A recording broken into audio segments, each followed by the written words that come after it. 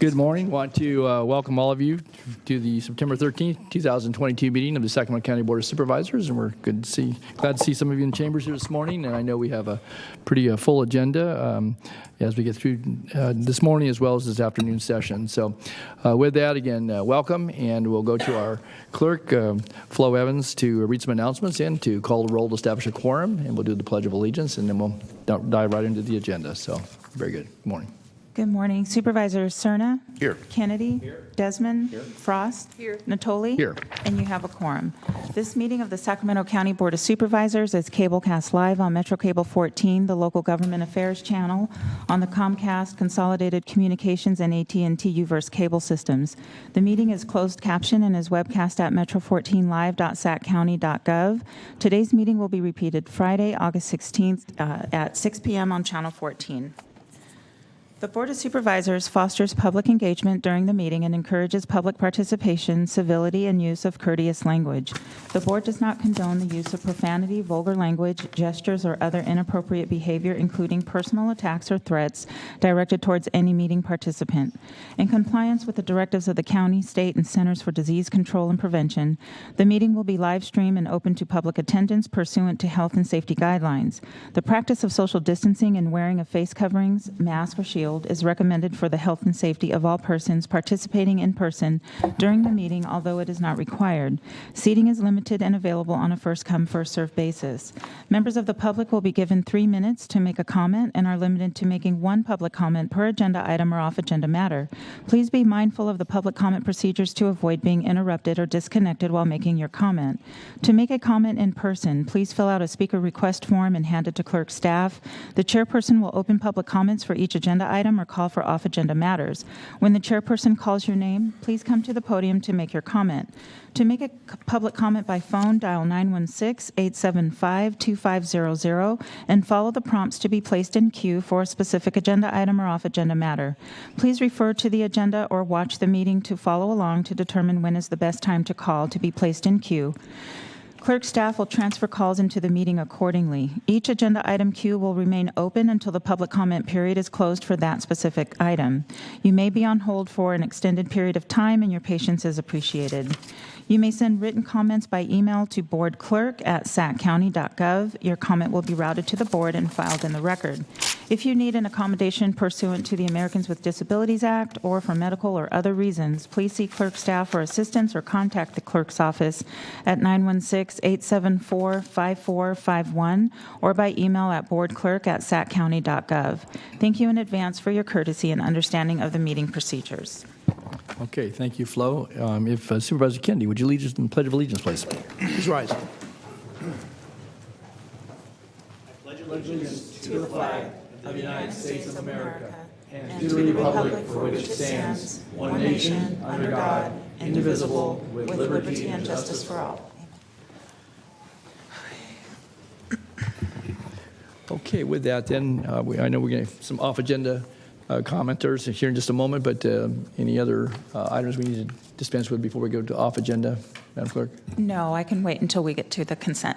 Okay, so we have some off-agenda folks to address items that are on the agenda, and so we're going to take those, and then we'll get into our regular agenda. So with that, I'll call the folks that have asked to speak. We'll start with Ryan Harris, followed by Mac Worthy, and then we have some folks that wish to, as a group, speak in a certain order, so we'll go to those.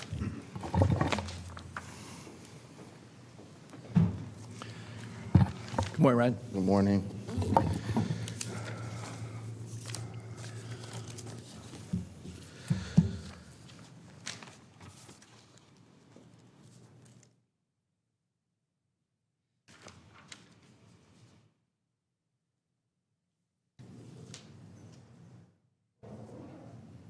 Brian, let me zoom in so that people, why don't you do that because we can't read that.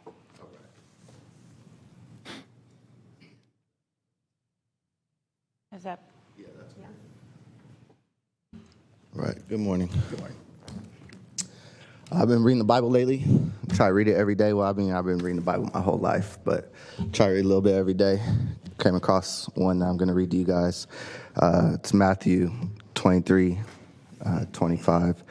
and 26. It says, "Woe to you, teachers of the law and Pharisees, you hypocrites! You clean the outside of the cup and dish, but inside they are full of greed and self-indulgence. Blind Pharisees, first clean inside of the cup and dish, then the outside will also be clean." So I've been coming here trying to help you guys clean the inside of the DHA cup and dish for about 3 years now. And I continue to get ignored, overlooked, ostracized, even laughed at by some of you up here. If you're wondering what it's for, it's you calling me Mr. Davis. Anyway, I came here to let you guys know about Ann Edwards, let you guys know how she paltered evidence against me, let you guys know how she exposed clients' information. I have documents where in the paperwork that she gave out, it does have their names and case numbers as well. So not only did it happen under the director of Ethan Dye, it's also happened under your past director of Ann Edwards. When I bring this information to you guys, again, you guys ignore it. Want to make that outside of that cup look good. So you ignore that and you promoted her to CEO, where she could do more damage to the inside and make the inside of that cup dirty. Then I came and told you guys about Ethan Dye.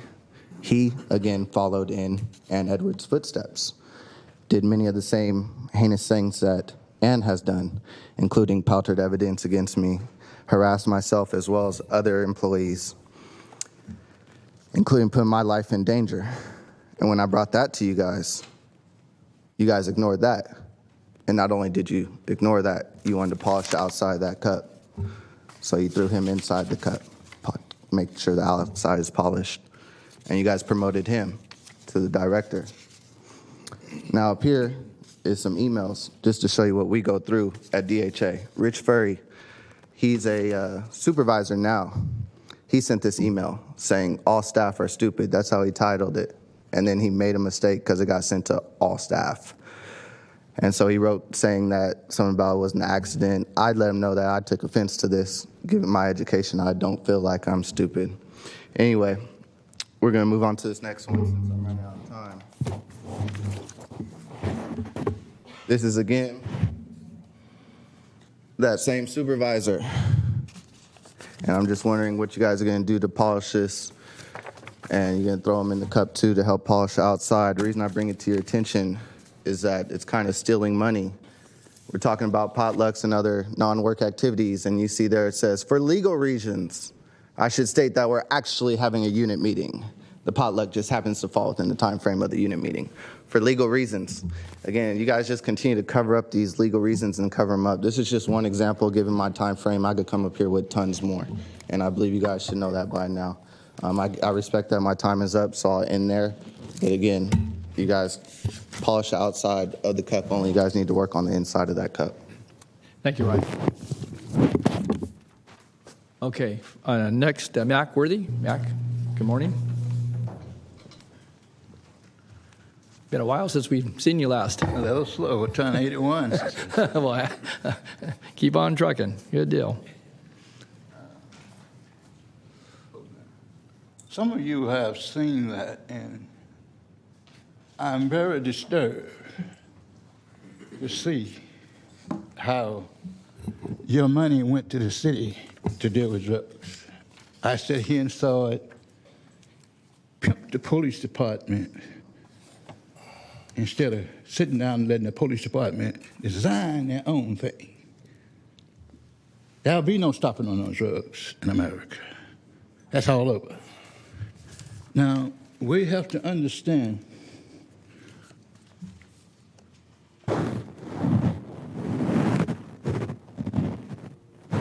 that's the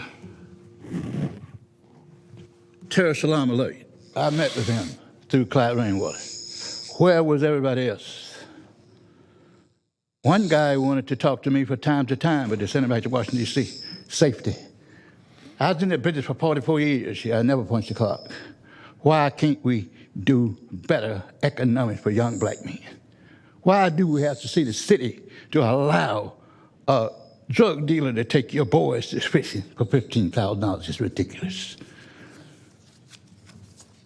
Here is a case I've been on over Black Mold.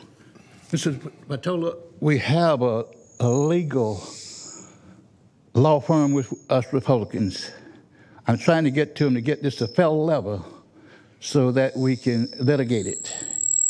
Now, that's in Elk Grove. Black Mo, and the woman is in L.A. now. I goes to and fro and serve. Every time we go, it's a different manager. All the way to L.A., it's amazing to see how many times he changed. We got violations out there.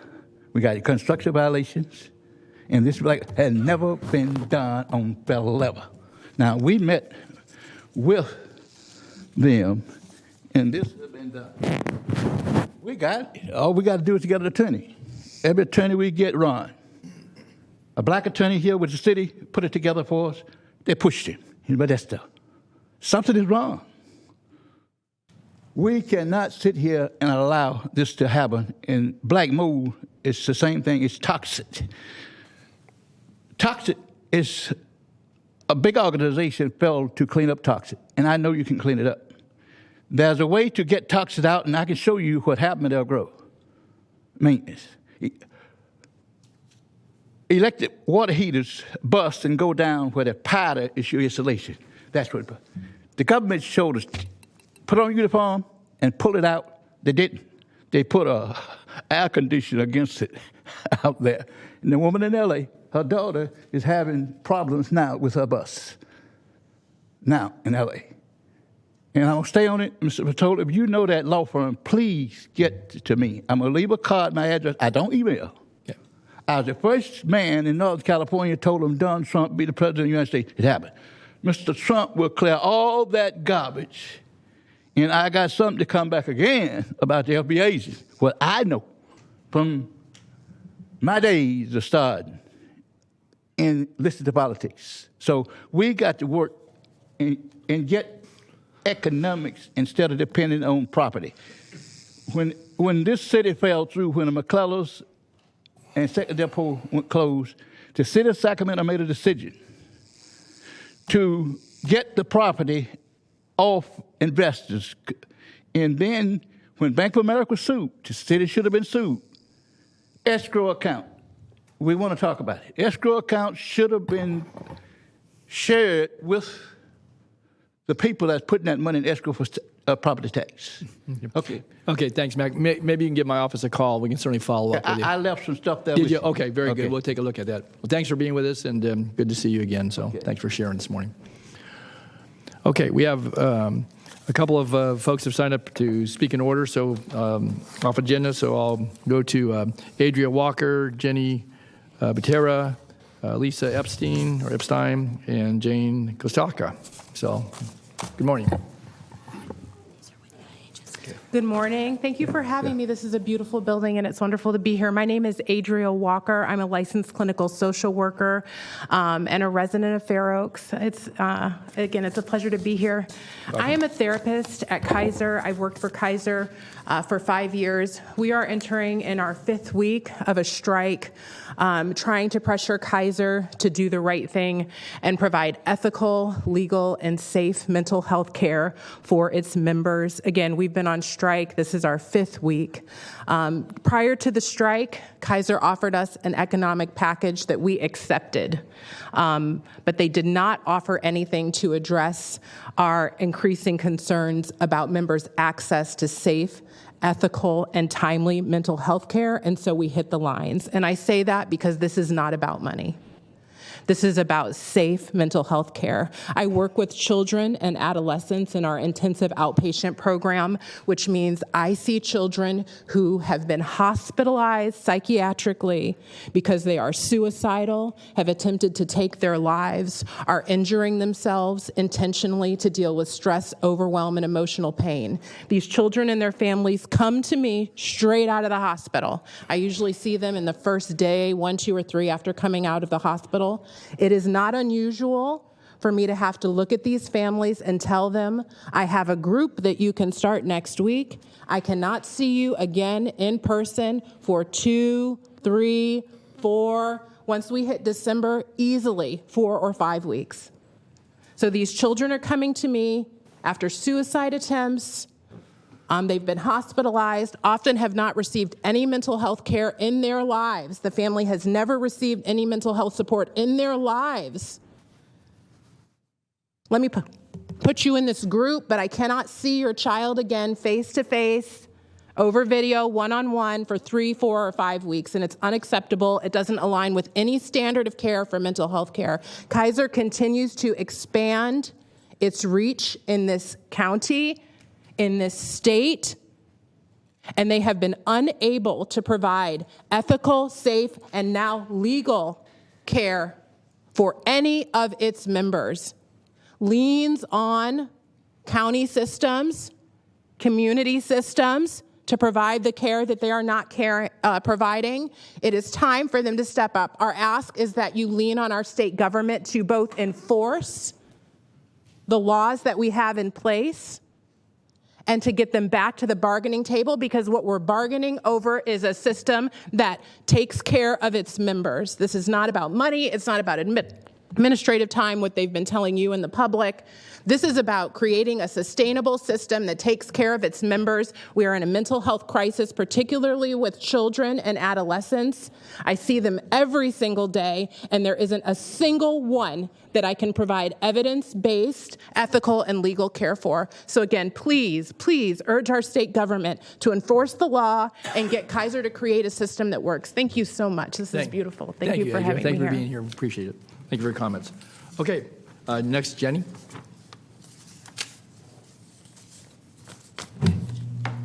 Good morning. Excuse me. My name is Jenny Butera, and I'm a licensed clinical marriage family therapist. I work at the Downtown Behavioral Health Clinic right here on G Street as a general outpatient psychotherapist. And after 11 years with Kaiser, I have yet to manage a manageable caseload. I am on strike with my colleagues throughout Northern California, still fighting for patient access. It is no new phenomenon that my schedule cannot accommodate the patients on my caseload. When our strike began on August 15th, my next appointment for anybody that was available was not until mid-October. That's always been the status quo, though. The most common report I hear each session from a patient is how much life happened between that appointment and the previous appointment, to the point that the patient can't even recall what they had talked about the last session. All the homework, goals, and coping skills discussed in the previous session is now old news, and now new stressors are the focus. It's as if I've been having to start all over again, trying to gain trust with the patient, convincing them that I'm not abandoning them, that I really am available, that there's some connectedness and still some therapeutic alliance to do some effective goals, to work on some effective goals. But how does trust get established when a patient waits 2 to 3 months to even meet me, and then I tell them it'll be 2 months for me to see them again? Already they don't trust me, they don't trust the system. And I often hear, what do I have to say, that I'm suicidal to get any help? After 3 contracts since I was hired in 2011, not one has yet seriously addressed the issue of poor patient access. Now there is finally a new law, SB 221, that directly addresses patient access, dictating that return appointments as well as new appointments are to be offered within 10 days. Despite this law in place as of July 1st, Kaiser's negotiations with us therapists have stalled in what is now the 5th week of our strike over patient access.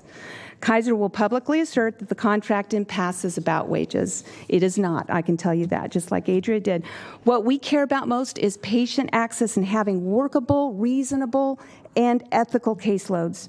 In fact, it is Kaiser's very own required yearly compliance training that I must attest to, committing to act with utmost integrity, take responsibility for my actions, and to pursue my work in an honest and ethical manner. In compliance with the principles of responsibility, Kaiser's policies and procedures, and applicable federal, state, and local laws. After years of Kaiser promising to fix the access problem, now they're saying it's a national shortage of therapists. And yet in my clinic, right over there on G Street, we went from 1 manager to 4 within the last 2 years. How is it that they've got no problem hiring managers who are licensed therapists but won't replace the therapist positions? At least 2 of those managers were taken from the general therapist population, leaving unfulfilled 2 vacancies of therapists who would actually see patients. Those positions, along with others vacated by therapists who have simply left Kaiser, are now unfulfilled because Kaiser tells us they don't have the budget to backfill. But they tell you it's a national shortage. Either way, I'm asking that you consider mental health as important as physical health. You have an agenda item today involving an amendment to increase money for the ER director's position to meet the increased compliance requirements within the ER system. Please urge Kaiser, the governor, and the Department of Health and Human Services to direct more money to hire more therapists for Kaiser and to comply with Kaiser's very own stated core values and ethics. Thank you. Thank you, Jenny. Okay, next, Lisa. And then it'll be Jane. Hello. Good morning. Thank you for allowing me an opportunity to speak. I'm going to just reference my notes so I can stay on track. Go ahead. My name is Lisa Epstein. I'm a licensed clinical social worker in the Department of Psychiatry for Kaiser Permanente in Sacramento. And I work with adults in our general outpatient program, and I've worked for Kaiser for 21 years. I'm here today to ask you to please consider calling on Governor Newsom to take immediate action and to consider the current state of affairs in the departments of psychiatry and emergency. 5 weeks ago, 2,000 mental health clinicians from Kaiser, Northern California, went on an open-ended strike because we could no longer, in good conscience, continue to practice ethically in Kaiser's broken mental health system. Be assured, we are not on strike for wage increases as Kaiser would have the public think. We have gone without pay for 5 weeks and are still on strike today because, and I struggle here because I fear that I will not be able to impress upon you with mere words how bad the situation really is in our department. We remain on strike because Kaiser has, for years, flagrantly ignored taking responsibility for its substandard psychiatric services, and things have finally reached a tipping point. Currently, patients wait 3 months for an initial appointment. Once seen, they wait anywhere from 6 to 8 to 10 weeks for a return appointment. Therapists see patients on average 6 times a year. The industry standards of care are every 1 to 2 weeks. This greater frequency and consistency is impossible at Kaiser. It's an egregious violation of ethical practice. As therapists, we are sworn to a code of ethics. As employees of Kaiser, we sign sworn attestations every year that we will adhere to and abide by Kaiser's own code of ethics. Sadly, not only are there daily ethical violations in care, but now with the passing of Senate Bill 221, which went into effect on the 1st of July, there are also daily legal violations. SB 221 states that patients have the right to be seen every 10 days.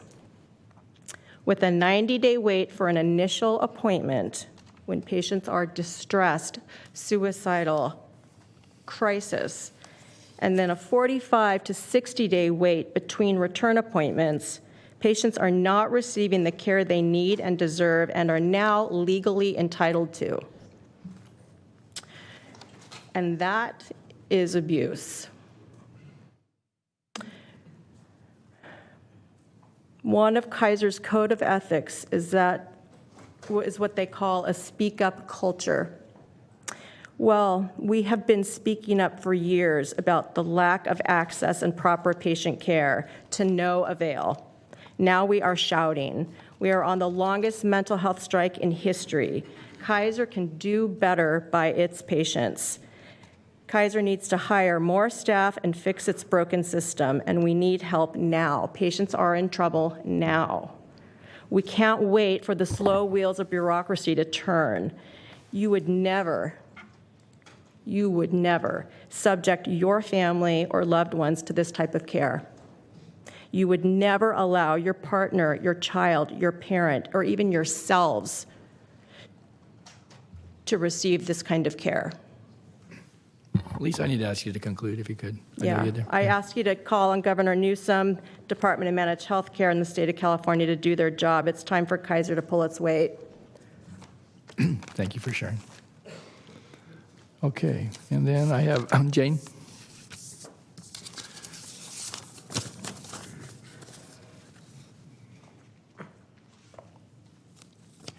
Good morning. Good morning. Good morning.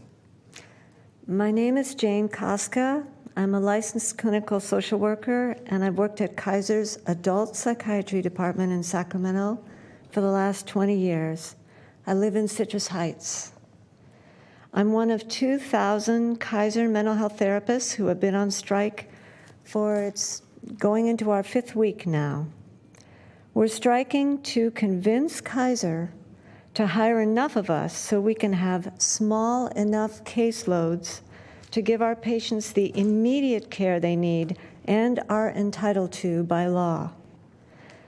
We're asking every official in this room to please urge Governor Newsom and state government to hold Kaiser accountable immediately to mental health access law that Kaiser is currently breaking every day, many, many times a day, with every patient that Kaiser keeps waiting for mental health services. When I am at work, our department is so understaffed and my caseload is so huge that my patients wait about 3 months for their first counseling appointment with me and another 2.5 months for each appointment after that. This means that instead of having a set of appointments that would comply with access law and fit professional standards, generally anywhere between 8 to 24 appointments for most conditions, held every 1 to 2 weeks, my patients are only receiving about 5 or 6 appointments per year. In medicine, we are supposed to do no harm, but Kaiser is doing harm to my patients every day by forcing them to wait so long between their treatment appointments that it prolongs their suffering and puts them at risk for their mental health to worsen, even sometimes to the point of desperation and suicide. This is especially devastating for many of my adult patients who have experienced abandonment, abuse, or neglect as children, and say they now feel abandoned, abused, and neglected all over again, this time by the very health plan, Kaiser, which is supposed to care for them and help them feel better. Kaiser has been violating the law for years, and the harm it does to its patients by doing so is only increasing. Patients are in danger right now on a daily basis. This is not something that can wait for bureaucracy to work on slowly. We are asking the Board of Supervisors to please call on the governor right now to insist that Kaiser use part of its huge profit of $8.1 billion last year to immediately increase staffing, decrease and actually cap our caseloads, and allow us to give our patients the timely, high-quality mental health care that we are trained to do and so very deeply want to do. Thank you. Thank you, Jane. Well, thank you to our speakers, certainly for voicing your concerns about patient care and for your dedicated service in your chosen profession. Again, for those in the audience, not just the speakers, on off-agenda items, we're not able to take any formal action or have any in-depth discussion about those items. We certainly have heard your requests and, again, certainly the concerns. I know you, several of you spoke, or all of you spoke from the heart relative to those who you serve and wish to serve and to better serve. So we thank you for being with us this morning. Okay, we have other off-agenda speakers. Yeah, I'm sorry. Oh, okay. Do we have other off-agenda in? Do we have other? Okay. Yes, we do. Yeah. Sorry. Was there something, would Board member wish to weigh in? I thought I heard something. That was, okay. Yes, we have some additional off-agenda. We have some folks on the IHHS issue, Sharon Duchessi, and then Singwin Barwand, and Samuel F. So.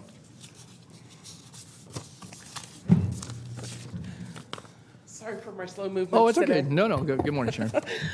My name is Sharon Duchessi. I've been an IHSS provider since 2009. We are going to start bargaining in December. And I want to bring our bargaining contract into your vision. And please educate yourselves on the IHSS program because you are the person that we bargain with on our contract. Like our sisters in the mental health care system, it's hard for us. There are 48,000 of us in Sacramento County. Our pay stays in this county if you're looking at it from a fiscal point of view. So a pay raise for us would mean more taxes for Sacramento County. For the providers like myself, we also want a safe space so that we have.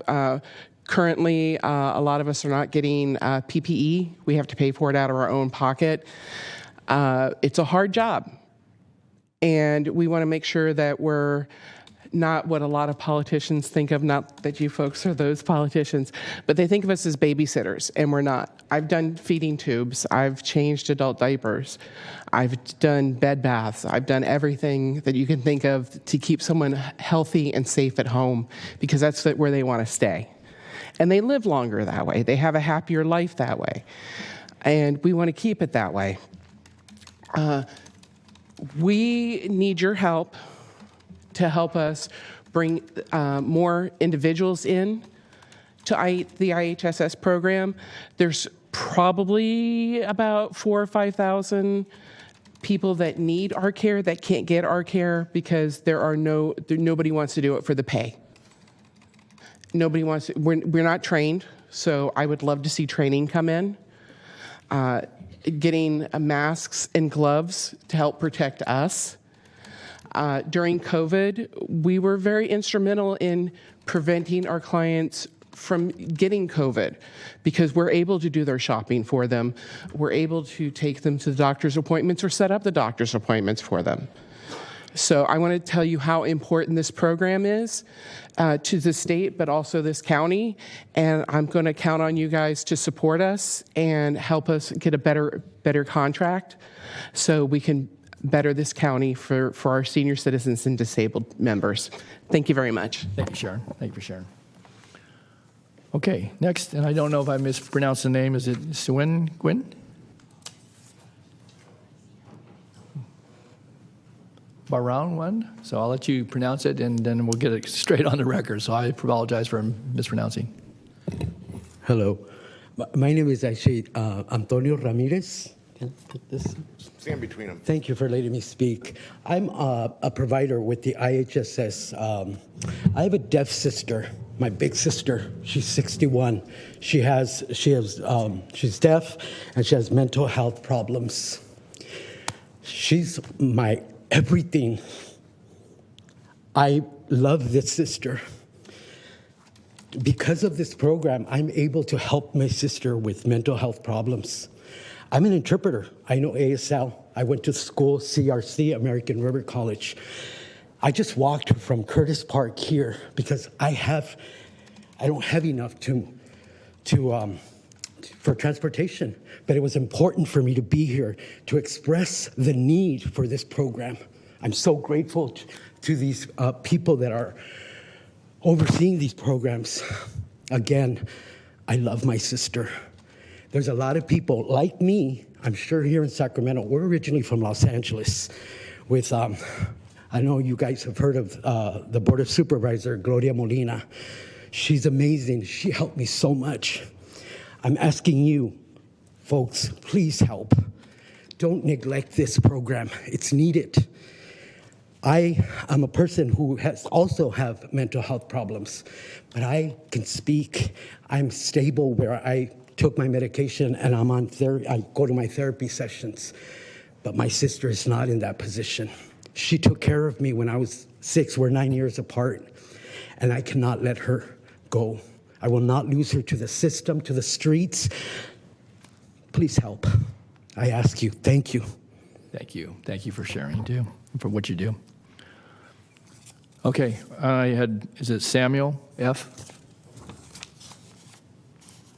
And that's the last person I have signed up to speak.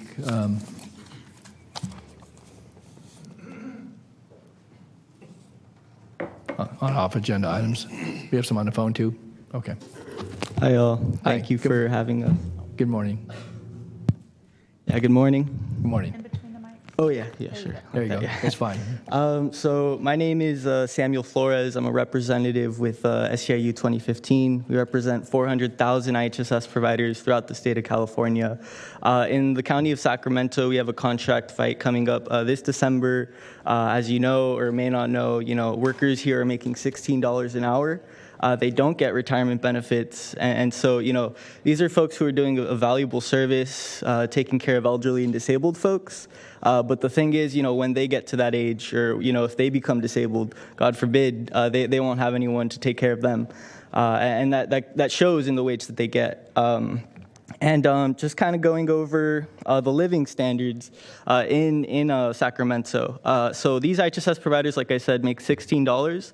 A family of four estimated monthly costs are $4,000 without rent. A single person estimated monthly costs are $1,167 without rent. And then say that you have children. A living wage, with children would be $39.50. These folks aren't even making half of that.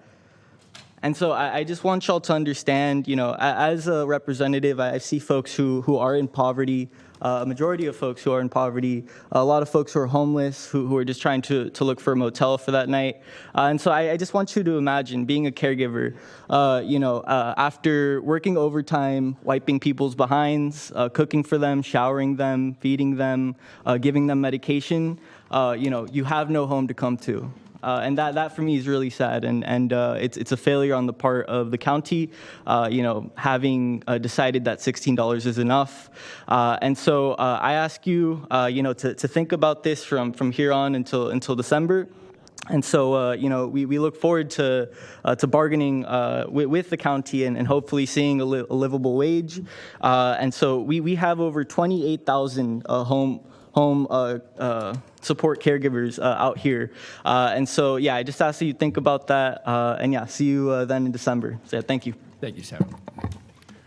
Okay, that was the folks I had signed up in chambers. We do have some on the phone off agenda, so we'll. So the caller is asking if we could extend a courtesy. They ended up getting in a car accident, and so they'd like to call back while they were on hold. They were.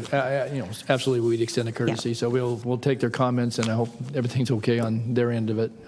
So we'll work with them and get them back into the queue at some point in time today. Okay. Thank you. All right. So again, thanks once again to our off-agenda speakers and for what you do. Certainly your help and care for people in our community, and we've heard your pleas this morning. So with that, then, that's our off-agenda. We don't have any other folks sign up on the off-agenda, and we'll go to our agenda. I know we have some presentations, so once we've dealt with the consent calendar, then we're going to do our presentations, and there may be a couple items pulled off the consent calendar. If we do, we'll hold those for a moment. So, all right, Flo, I'll go to you. Thank you so much. Okay, for your agendas, so you do have an addendum agenda, and you have one consent matter there. This is a retroactive authorization to add $36,401,467 of federal and state emergency rental assistance program round 2 funding to a contract with the Housing Authority of the County of Sacramento Housing Authority for a total contract amount up to $108,730,765 and extend the contract into fiscal years 2023, 24, 25, and 26 if all funds are not expended by June 30th, 2023, and approve wire transfers of any emergency rental assistance funding to the Housing Authority due to the expedited need of dispersing ERA funds with the federal and state mandated deadlines. When you guys do your full agenda and on your consent, we can take one vote for that will include the addendum and your consent matters. So moving on to your consent matters on your regular agenda, items 2 through 54. On item 4, you're adopting an ordinance of the Sacramento County Code amending sections 2.145.036, 2.145.040, 2.145.060, 2.145.082, 2.145.085, and 2.145.090 relating to Sacramento County Employees Campaign. And on item 16, you're adopting an ordinance amending chapters 22.10 and 22.130 of the Sacramento County Code relating to certificates of compliance. For item 17, I do need to read a statement into the record. This is to approve the Villages at Elder Creek Unit 1 large lot final map. There has been an ownership change on this final map. The map indicates that the subdivision is owned by Lennar Homes of California Incorporated, a limited liability company, and Kenneth F. Carher, I think I'm saying that wrong, is a single man. The listed owners will be changing in that Kenneth F. Carher will no longer be shown as an owner, and Lennar Homes of California will be the only listed owner. Also, the trustee statement on sheet 2 of the final map is no longer needed. The final map that will be recorded will reflect these changes. I have a few more notes. For item 21, you're introducing an ordinance repealing Title 16, Chapter 16.16, and amending Title 16, Chapter 16.20 of the Sacramento County Code relating to Sacramento Housing Code, and you're waiving reading and continuing this to September 27th for adoption. On item 32, you are adopting an ordinance of the Sacramento County Code amending sections of Chapter 9.96 relating to emergency alarms. For item 39, I do need a motion to drop this item. This is the authority to enter into single-year expenditure contracts with multi-year contract authority with Telecare Corporation in the amount of $20,095,770. And this was for the provision of mental health services to adults living with serious mental illness. So I can take a motion to drop item 39, and we can take a separate motion on the adoption of the balance. Okay. I have Supervisor Kennedy. You're punched up. Yeah, if this came up during our brief, I apologize. I don't think it did. But on that particular item, I'm just curious as to why we're doing this. Late notice schema wants to meet and confer, so we're going to meet and confer. I think we did talk about it. Yeah, thank you. Okay. All right, then do we have a motion on item 39 to drop that item? So moved. Okay. Second. Moved and seconded to drop item 39. It will come back to us. I have no one signed up to speak on that item. Any callers on that, Madam Clerk? Not on that item. Okay. All right. If nothing further, please vote. Unanimous vote. Okay. We do have a caller for item 33. Okay. What I think we'll do on item 33 is there may be, I haven't even gotten to board members yet to items they'd like to hold from the consent calendar. So let's do that and hold for a minute. So let me go to my right first. Any items you'd like to hold over? Yeah, just a quick question and a comment on item 44. Okay, so we'll hold item 44. Supervisor. Yeah, I had just a comment on item 22. Okay, so item 22 we'll hold. Supervisor Frost.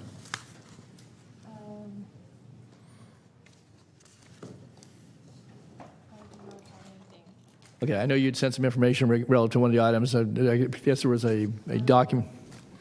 The arrival live, did you want to? I just wanted to comment on the item arrival live. Item 41? Item 41. I'm very excited that we were able to extend some funding for that program countywide, and it's going to be working with young students and bringing information regarding fentanyl and the dangers of pills that are not received from the pharmacy or the doctor's office. And so there was a video. I don't know if we had time, a short video. I don't know if we queued that up, but if we did, great. If we didn't, that's fine too. I just wanted to congratulate them and say I'm excited about the program. Is it queued up? Do we know? Okay, so it's not queued up, so, okay, on item 41. All right. Well, thank you for comments on that, Supervisor Frost. So we have items 22, item 33, and item 44. That's the recurring numbers theme that we'll hold. We can take the rest of the consent calendar unless we have any commenters on any other items on the consent calendar. Then I would like to go to the presentations, and we'll come back for those remaining consent items if we could. that make sense? I'm sorry. I'd like to take the consent calendar absent 22, 33, and 44. Okay. And then we can go to the present, so we can take the presentations because we got folks in the audience, Madam Clerk, and then we'll come back to those items. Okay. Unless you want to leave those on consent calendar, did you want on your items? I'm not asking a poll. I'm not asking. Oh, okay, all right. Yeah, So let's take the just a comments. comment. Okay, all right. So let's go to Supervisor Desmond and Supervisor Cerna. Item 44. Yes, item Okay, if 44. you could read that, Madam Clerk. Item 44 is the authority to execute a revenue agreement with the State of California Department of Public Health in the amount of $1,700,000 for the term October 1 through June 30th, 2024 for the Blue Zone Pilot Project. Thank you. And thank you. Just very, very briefly, just want to say how excited I am about this project.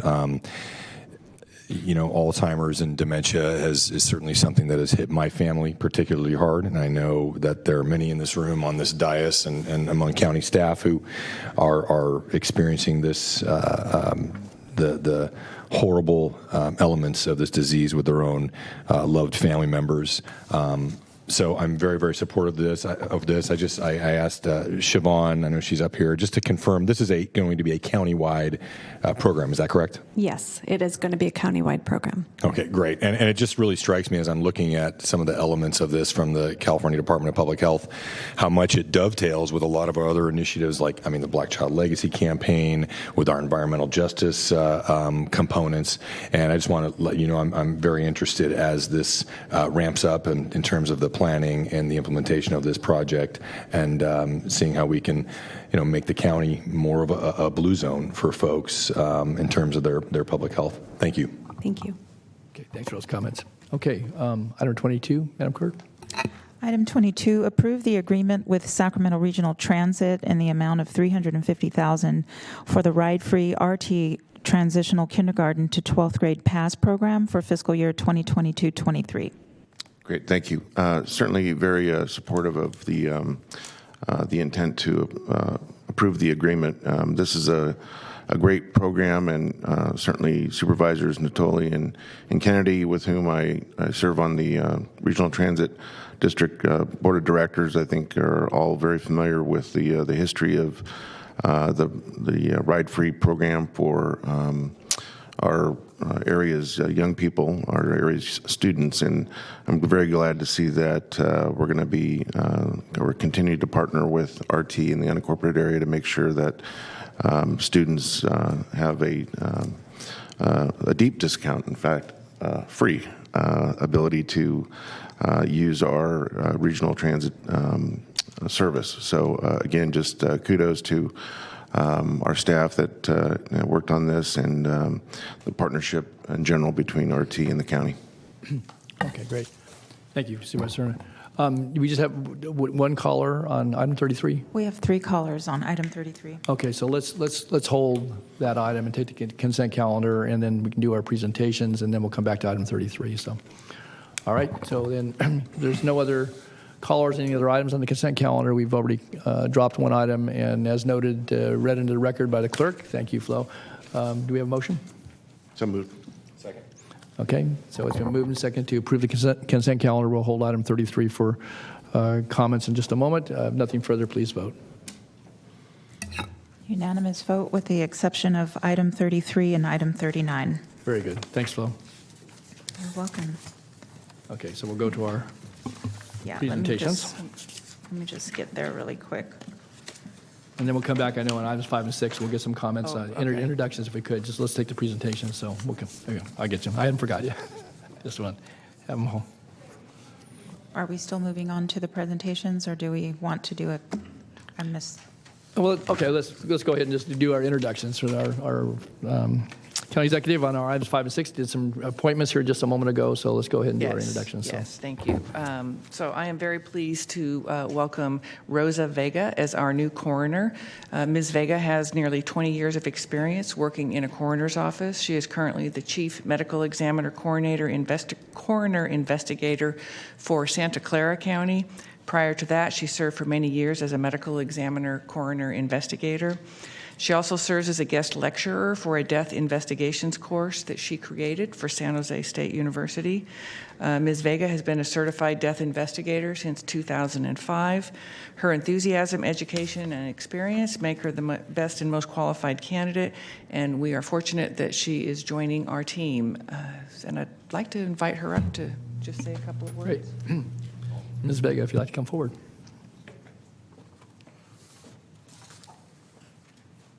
Good morning, Board of Supervisors. Good morning. My name is Rosa Vega, and I'm very excited to be here today. To begin with, I'd like to thank County Executive Ann Edwards and County Executive Eric Jones for believing in me and having the confidence in my leadership capabilities. I would also like to thank my husband, Rich, for his constant support. He's always by my side. Everything I do because of him and with him. I'm very excited about Santa Clara County. I've been working closely with Mr. Jones for a couple months now. Sacramento. I'm sorry. Sacramento. I'm sorry. Sacramento. I'm very excited to be here with Sacramento County. Eric Jones, don't laugh at that. Sorry about that. I'm a little nervous. It's okay. Very excited about this appointment. I'm looking forward to meeting my new staff, my new team. I'm looking forward to transitioning over to Sacramento County. I bring many years of experience, dedication, passion. I'm very dedicated to the field of medical legal death investigations. I know it's not something that you hear often to say and hear someone so excited about death, but here I am. I've been fulfilling a goal of mine since I was 12 years old. I'm very fortunate to be one of the few people that are actually living their dream and doing what they want for a career. And I'm just excited to meet you all, to get to know you personally, work together with you as a group, along with my team at the coroner's office to really strengthen our community and work for our decedents and improve decedent care to better serve their families, their loved ones who have unfortunately lost someone that they dearly love. Great. Thank you for the opportunity. Well, thank you, Ms. Vega. Thank you. Supervisor Stern. Thank you, Mr. Chair. Yeah. So first of all, I'd like to welcome you to the county family here in Sacramento. Sacramento. I noted in the introduction that you have spent some time lecturing at San Jose State. I would hope that you might consider offering your abilities in that capacity, perhaps with Cal State Sacramento here in the city and county of Sacramento. And there are certainly some of us that are, many of us that are proud alums and would love to help facilitate that or introduce you to some of the administration there, see if there's perhaps the ability for you to perhaps, continue with kind of the ancillary academic pursuits that you've already provided in the Bay Area. So welcome, and look forward to working with you. Thank you, Mr. Serna. I would definitely love that opportunity. Great, thanks. Supervisor Frost. Hi, Rosa. I just wanted to say I'm really impressed with your qualifications and excited that you're here, and I look forward to possibly meeting with you at your office after you get settled in, and welcome to Sacramento. Thank you. I'm proud to be here.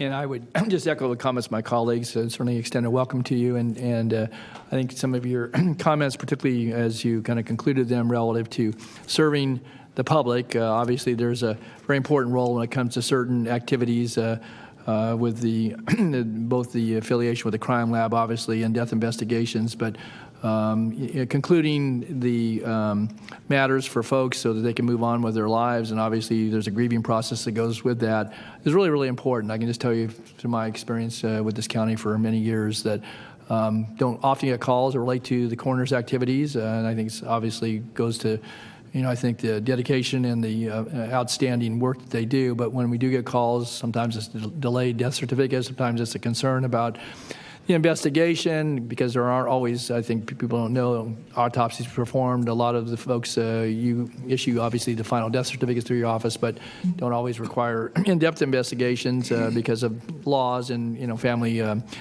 wishes and so forth. But I would just say that it's a very important role, and one that when it's done correctly, is fairly invisible to folks, but it's one, again, certainly working with law enforcement, public safety, but there's a whole component that relates to the cycle of life, and obviously, as you said, having a passion for that, and certainly having capable staff, which the coroner's office does, I think best serves the public here in Sacramento County. So welcome. Look forward to working with you. I have a brief time remaining on the Board of Supervisors, but I can tell you I know the coroner's work over the years, all those that have preceded you, has been very, very important. And again, I think people work very hard to serve the people, recognizing difficult circumstances at times that they're encountering, and I think you bring some confidence and help also close the book, that chapter for folks, which is that closure is very, very important, Rosa, and I know you know that from your work previously. So wish you well and look forward to working with you during my time on the board. So, Thank you, sir. you bet. Okay, very good.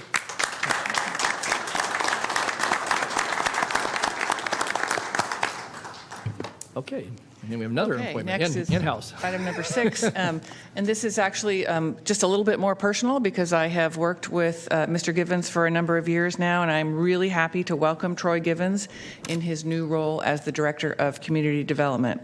We've all known Troy for years as he began his career with the county in 1991, and over the years he has served as a planner, senior planner, principal planning, and for many community services agency departments. He is currently the Economic Development Director, a position he has held since 2013. Troy has many years of experience directing the development and completion of projects that require the collaboration of county officials and external stakeholders. Those projects include master planned communities and high-profile commercial and industrial development initiatives.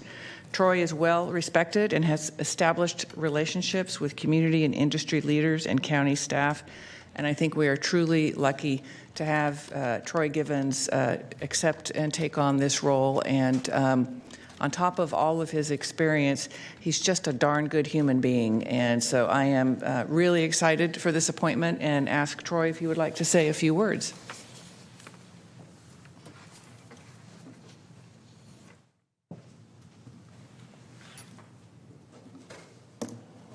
Thank you, Ann.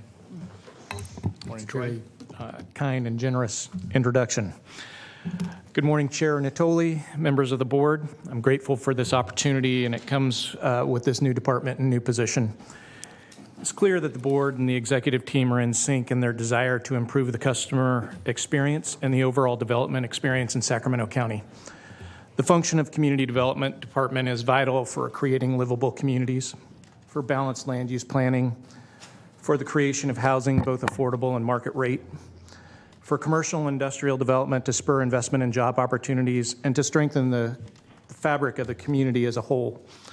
I've had the good fortune to work with excellent teams in developing and implementing strategies here, to partner with the private sector to improve processes, to advance projects large and small in Sacramento County. And I look forward in my new capacity to doing the same with our internal departments and our private sector to strengthen this portion of our economy as well in our development process. So thank you. Well, thank you, Troy. We have some folks in the queue here. Supervisor Desmond. Thank you, Mr. Chair, and thank you very much, Troy, and congratulations on your elevation to this position. I have no doubt you're going to be great, and I want to thank you for listening to me ranting for hours on end about the unique challenges faced by the unincorporated county. It certainly saves my colleagues here from hearing that as much as they otherwise would from the dais. But I know in this new position you'll still be very focused on that, and I have no doubt that you're going to do an outstanding job in serving our, especially our unincorporated communities in Sacramento County. So congratulations. Thank you.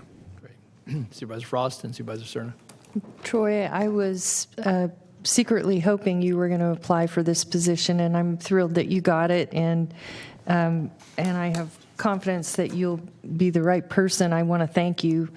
Over the years, you've done a lot to help me with some of the big dreams in my district. I'll never forget all we went through with the accelerator, incubator, all the plans that have taken time, but because of your expertise, we were able to pull some things together. And so I'm excited, and congratulations. Thank you. Great, thank you. So I, too, will pile on and certainly congratulate you, Troy. And you and I feel like we both kind of cut our teeth on Metro Air Park finally coming to fruition. And I know that you certainly had been very much involved with that prospect before I was even on the board, but to see it succeed the way it has, I think really speaks to your leadership. You've been with every move there in the last several years, you've been at the center of it. So really appreciate what you've done in your capacity as our economic development director. But I think you, along with Mr. DeFonte, really gives me a lot of confidence in that aspect of county service delivery. That's, in some respects, a really important hybrid service. It's a combination of planning, building, economic development, and along with some of the other, I think, spot-on decisions that our county executive have made in recent months in terms of reaching out to Mr. Carriage and really methodically trying to figure out how we can be more customer oriented when it comes to our planning, development services or building services. And now with your leadership kind of over it all, I think really bodes well for this county and for the future of our urban and suburban areas. And really am delighted to see that you've advanced to this position. I think you deserve it, and I think you're going to really excel at it. Thank you. Troy, I would just add, again, I've had a chance to work with you throughout your career with the county and different capacities, and certainly have seen your move through the various positions you've worked in. And again, obviously, I think you've been someone who's been dedicated to public service, to customer service, and I've worked with you on many projects, as others have noted, certainly with work at Mather, economic development. Oftentimes, we've had some challenging issues, but ones obviously that you've certainly brought your talents, your calm demeanor to the fore, and certainly I think your experience has served this county well and will continue to in your new role. And offer my congratulations, and you are a darn good human being. So, congratulations, Troy. I appreciate it. Thank you.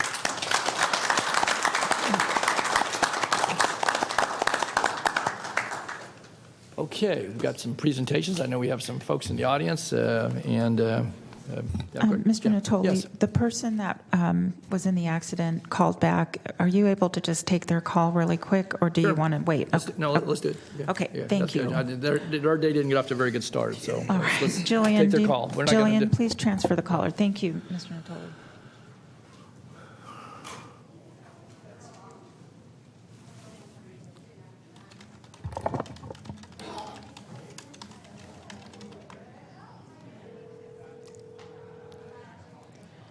Hi, caller. Please start with your comments. You have 3 minutes. Yeah, I was calling to just ask some questions of clarity as far as why Ryan is unable to get his questions answered and why he continues to be treated that way. I'm not sure how he presents this information and it gets ignored. So now I'm calling, and I'll probably be having others call to ask Ann Edwards, the lady in the white jacket in there, why did you discipline him for following the instructions that HR gave him? Because as I'm looking at this paperwork, I don't understand how HR told him to contact his program manager, but then Ann Edwards, you then disciplined him for contacting HR. So I don't get how you continue to glorify this woman that continues to hurt black men.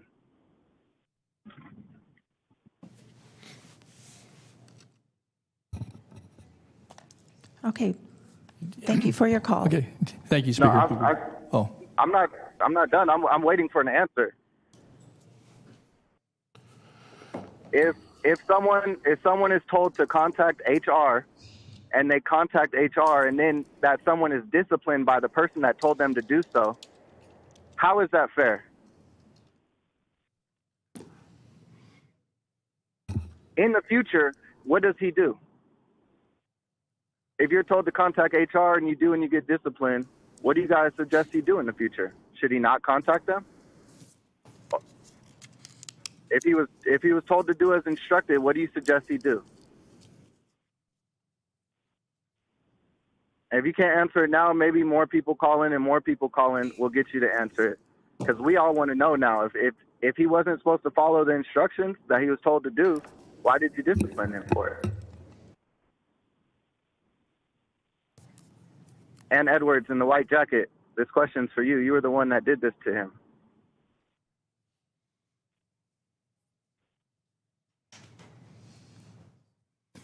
Okay, so this matter is an off-agenda matter. We've heard your question. Any other comments? Yes, it is an off-agenda matter. Yes. Okay, if you have nothing further, then we thank you for your comments and for your question this morning. So, I would like for it to be answered so we don't continue to waste the board's time, because it keeps getting brought up, which is now it's going to be a waste of time. So you not addressing it is you contributing to wasting time.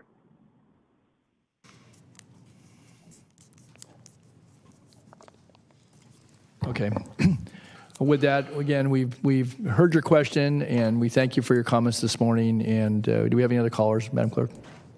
We do not. Okay, thank you very much, caller.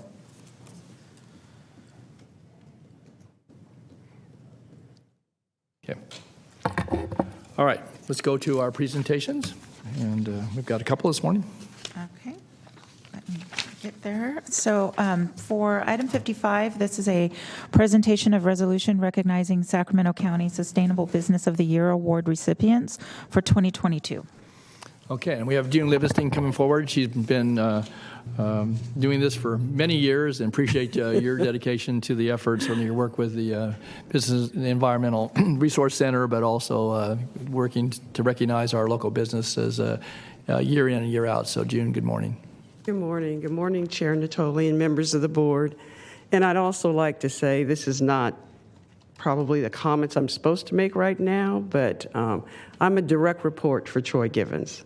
And it really was a proud moment to see that for him. And as everybody said, yes, he is a darn good person to work with and work for. So I just wanted to say that before I begin this morning. Thank you. Thank you, June.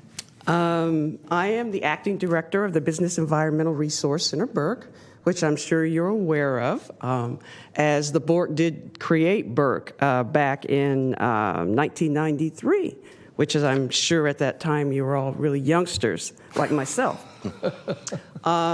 We always present the awards during National Pollution Prevention Week, which is September 19th through the 25th this year. And I'm here to recognize the award winners. Normally, we have the award winners here at the board.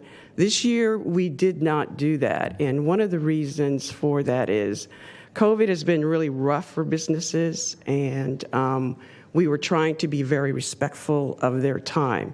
So they will all receive their awards and also their resolutions from the board at the award ceremony, which I'll get into in a minute. Burke was created, as I said, by the board in 1993. And our purpose was to help businesses comply with regulatory and permit procedures. And I think it was very wise of the board. I've been at Burke for many years now, and I consider it a privilege to be able to help businesses understand, because it's very difficult at times for businesses to understand all the permit procedures that are required of them, who to talk to, when to talk to them, what do I do first. So those are some of the things that Burke does. So it's a privilege to do that. So the Sacramento Area Sustainable Business Program is one of Burke's programs, and it has become the region's benchmark for sustainability. To date, we have certified businesses free and confidentially, 626 businesses, and we have honored 142 businesses with Sustainable Business Awards. Since the program began in 2007.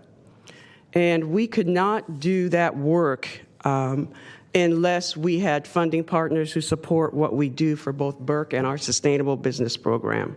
We have 9 funding partners, SMUD, the Sacramento Metropolitan Air Quality Management District, Regional SAN, and then the following 6 county departments: Waste Management and Recycling, the Environmental Management Department, Building Permits and Inspection, Planning and Environmental Review, the Department of Water Resources, and the airport system.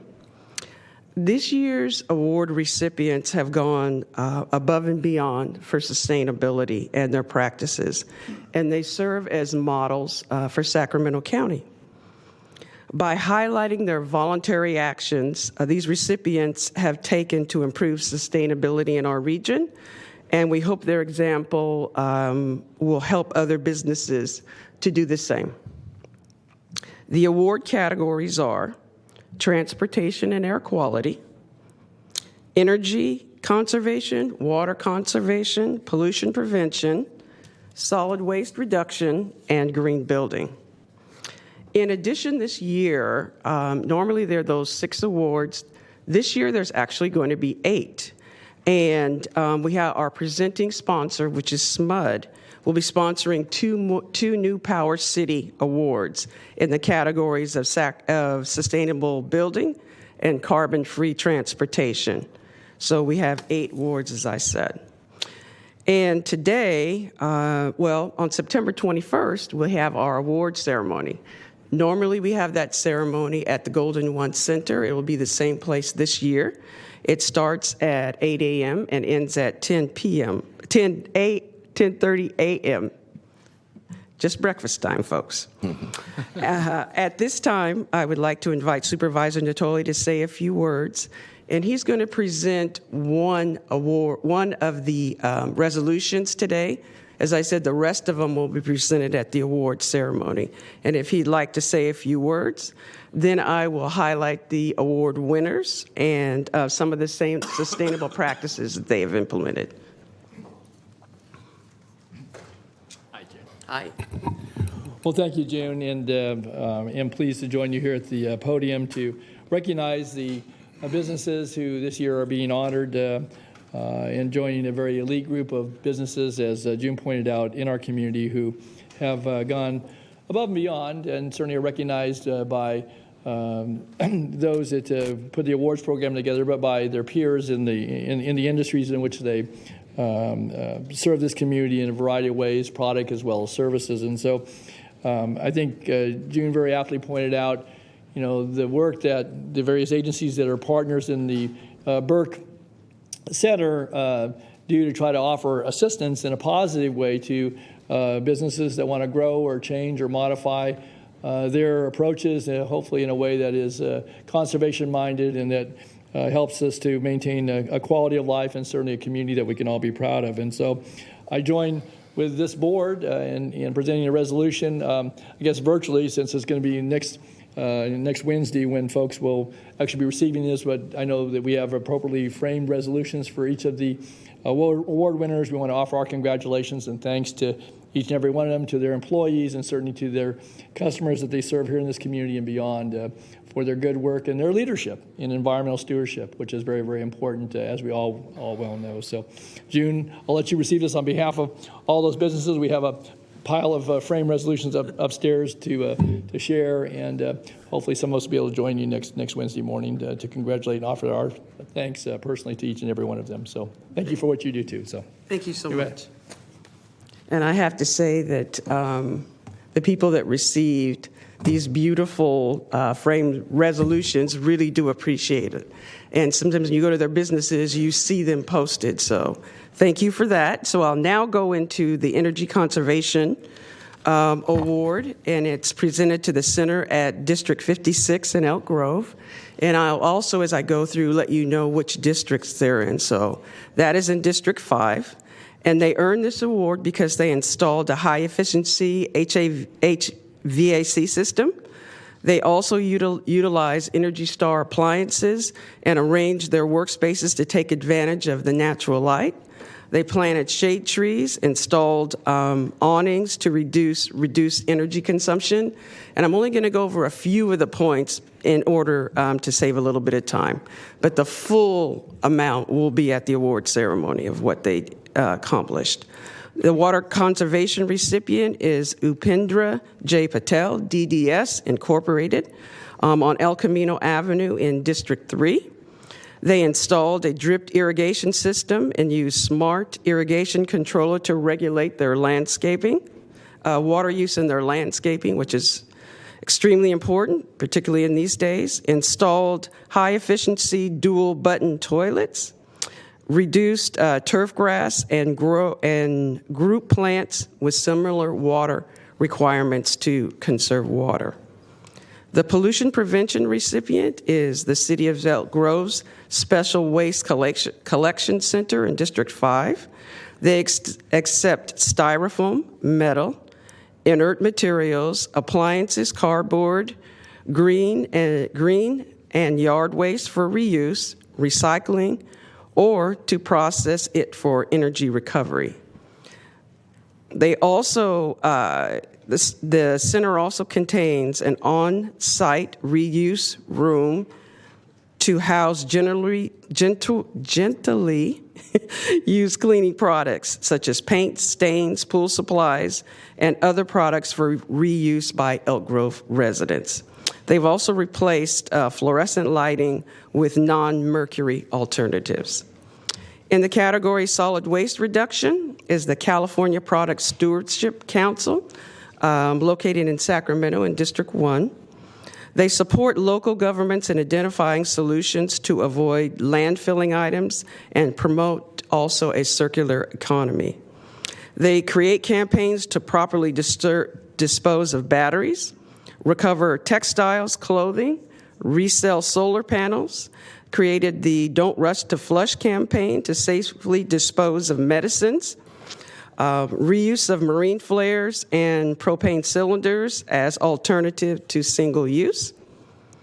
In the category transportation and quality is Lionakis. It's an architectural firm. They are located in Sacramento in District 1. They offer bike parking for customers, and they're half a mile from the light rail station, and they promote telecommuting and flex work schedules. They also encourage employee bicycle commuting by providing a fleet of bicycles for their staff, and they also secure storage and on-site on-site showers for those employees. They also planted shade trees to reduce the urban heat island effects. In the category green building is the California Natural Resources Agency located in Sacramento in District 1. They diverted 80%, which amounts to 4,924 tons of the project site's construction from landfills. They utilize low-emission adhesive, sealants, flooring, ceilings, and furniture to reduce the harmful effects of some chemicals and their emissions. This is a LEED certified facility, incorporated also advanced metering of energy and water consumption to maximize efficiency operation, and is powered by 100% renewable energy through SMUD solar shares. Now for the two new awards. The SMUD Power City Sustainable Building Award goes to the Alliance Property Group for Sacramento Manor, which is an apartment complex located in District 2. They installed in-unit heat pump mini split heat and cooling systems, installed variable speed pumps for their pool, installed LED lighting in common areas and exterior spaces along with upgraded electrical panels. So the eighth and final award goes the SMUD Power City Carbon-Free Transportation Award goes to St. Lutheran's Church. And I believe it's the first time we've ever had an award winner from a church, which is wonderful. They enlisted the support from SMUD and their partnership with the California Energy Commission and the Cal EVIP to install 9 electric vehicle charging stations in their parking lot to serve the church community and employees. And this site is located in a disadvantaged community, disproportionately burdened by multiple sources of pollution. So those are our 8 award winners. One of the things that Burke is also doing with SMUD is to help and try to certify businesses, particularly in underserved communities. So we have a contract with them, so we're working on that as well too. So we have reports on all that information if the board is interested. In conclusion, the award ceremony is next week on Wednesday, September 21st at 8 a.m. at the Golden One Center in the grand entrance. And we do encourage everyone to participate and come. We will have a light breakfast. It is free of charge.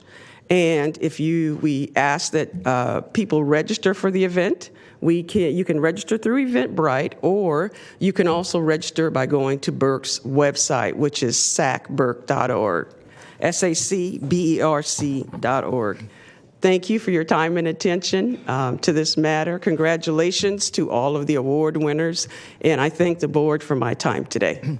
Thank you, June. How about a round of applause for all our award winners, and thank you.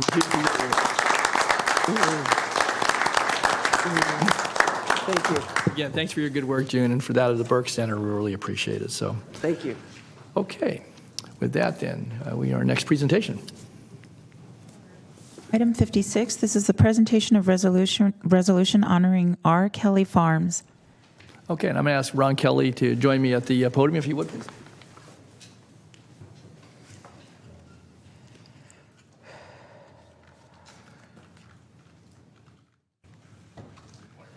Good morning. Good to see you. Good to see you.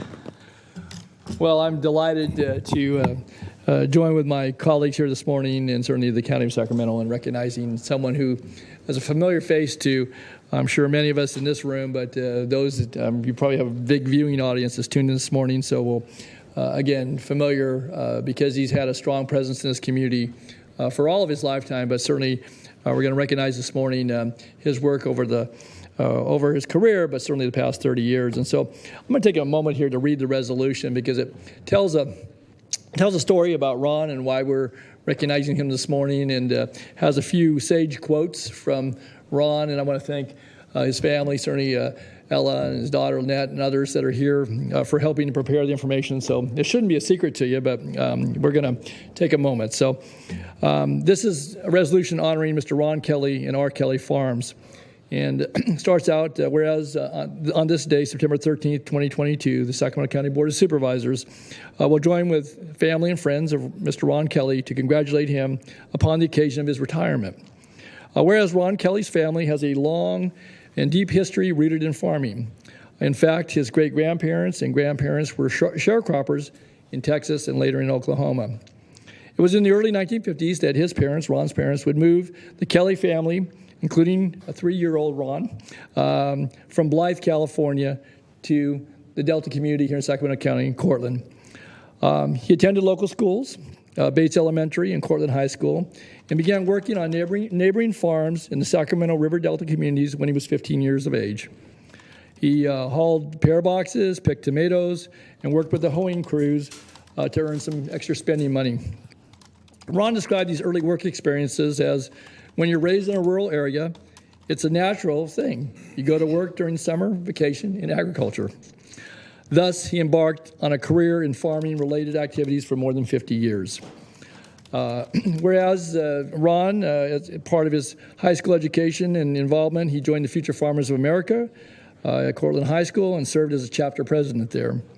He then learned during that time also how to drive a tractor, and he can tell us about how many hours, thousands of hours he's logged on a tractor since then, and worked following graduation for a fertilizer and chemical company in the Walnut Grove area, where he began to become very deeply involved in the industry in agriculture.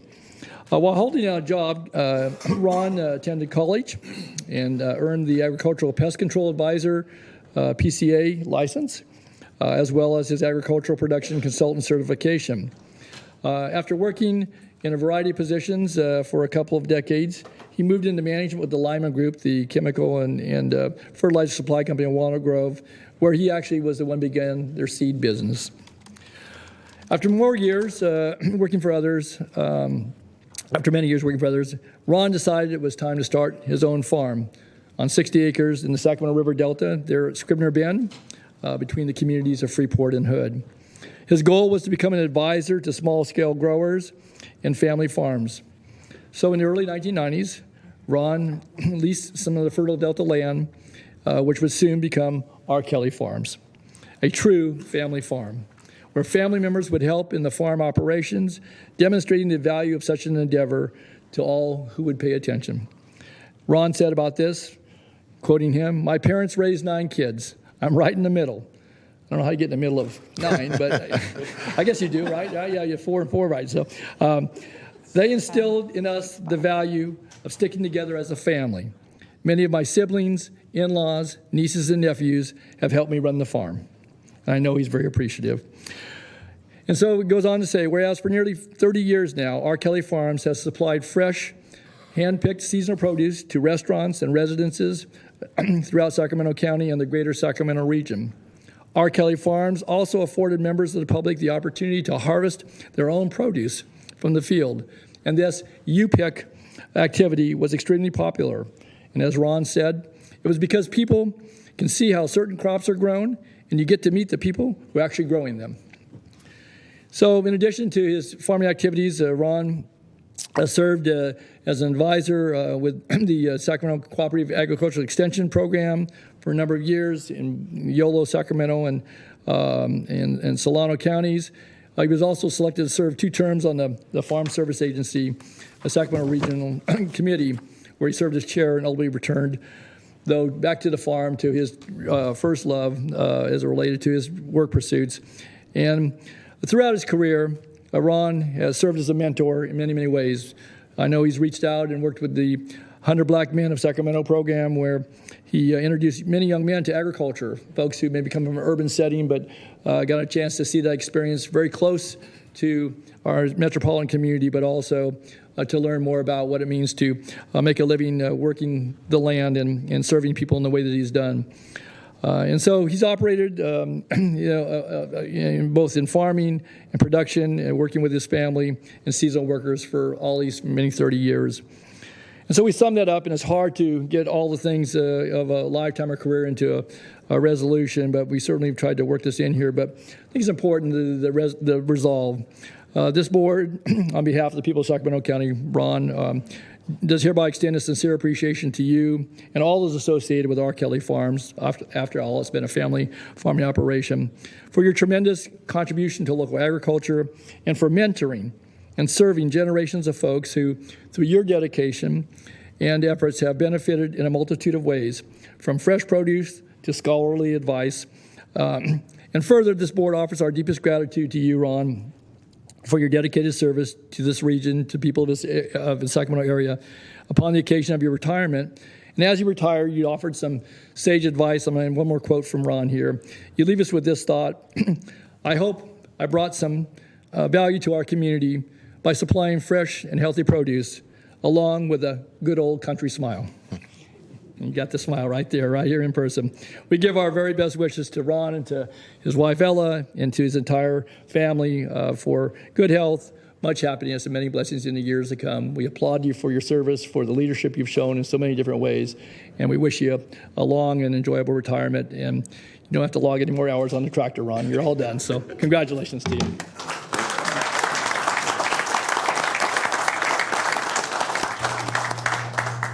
I just have a couple of words.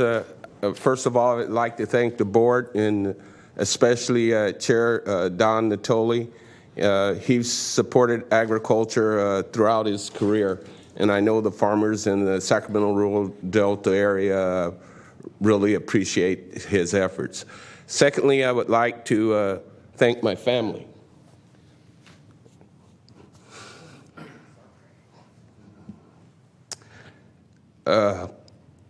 Because without family, nothing matters. And with their support, you can accomplish many things. So I thank my family. Thirdly, and most importantly, I would like to thank God for allowing me the opportunity to serve the community. And for this past 20 years, I've been a cancer survivor, so I don't take life for granted. And to be able to serve the community, and not only the Sacramento community, but other communities throughout California, I really appreciate it, and I thank God. So with that, thank everybody.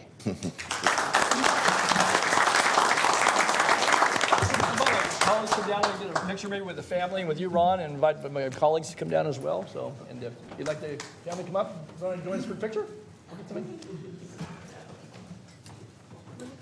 Oh, sure. You want to get it real quick? Okay. Real quick, whatever. If you want to introduce your family specifically, you're welcome to do that. All right, come on down and we'll want to do it maybe up in here in the well. Come on, let's do it here. Hi.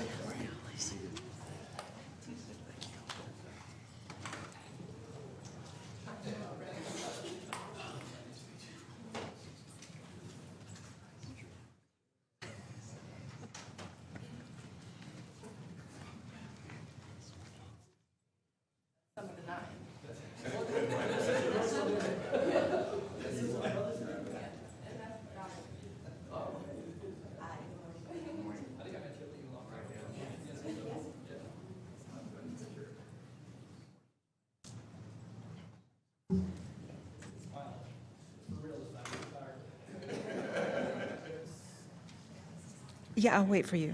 Yeah.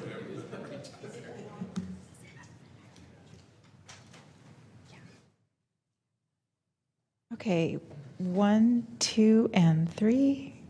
And just 1 second, let me get it. There we go. All right, 1, 2, 3. Okay, and I have a few. Okay. Let me get this together. All right, 1, 2, 3. Candid shots. Okay, I took a few on this. Yeah. It's their cameras.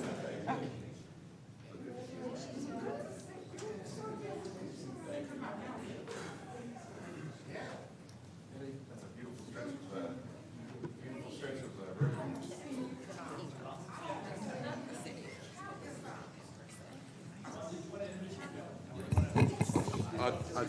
Yeah, I'll just mention their name. Yeah. Yes.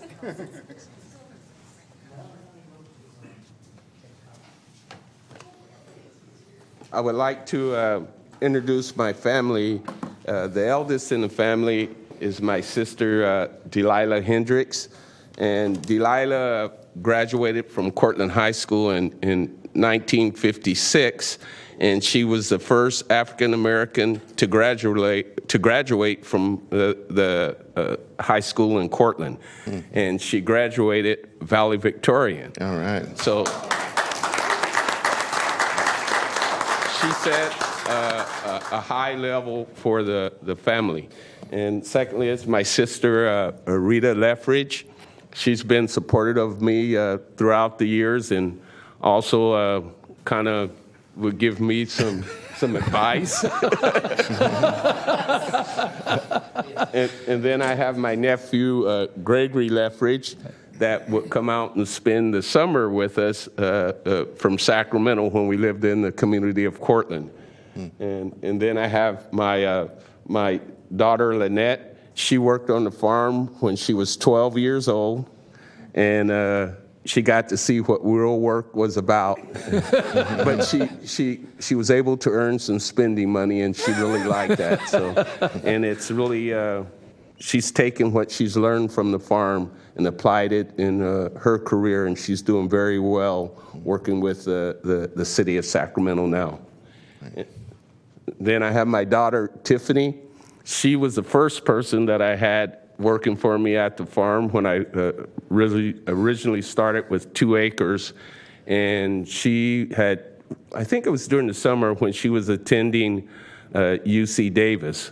She later graduated from UC Davis and then got her master's from Santa Clara and went on to be a special agent. She was a special agent, FBI agent for several years. Then she returned to Sacramento and decided she wanted to spend more time with her daughter. So she resigned as an agent, but she's very active in different businesses and things here in Sacramento. And lastly, my but not least, I can't forget this. But my wife, Ella Hall Kelly, has been very active in the Sacramento community throughout many years, and she's still very active. If you want to know who to contact, from the state legislator down to the county or city, she knows people because she's been in contact with them ever since she worked for Bill Green, Mervyn Diamond Lee, and some other legislators back in the 70s. So I thank you and I appreciate it, and I thank you for your time. Great. Congratulations to the whole family.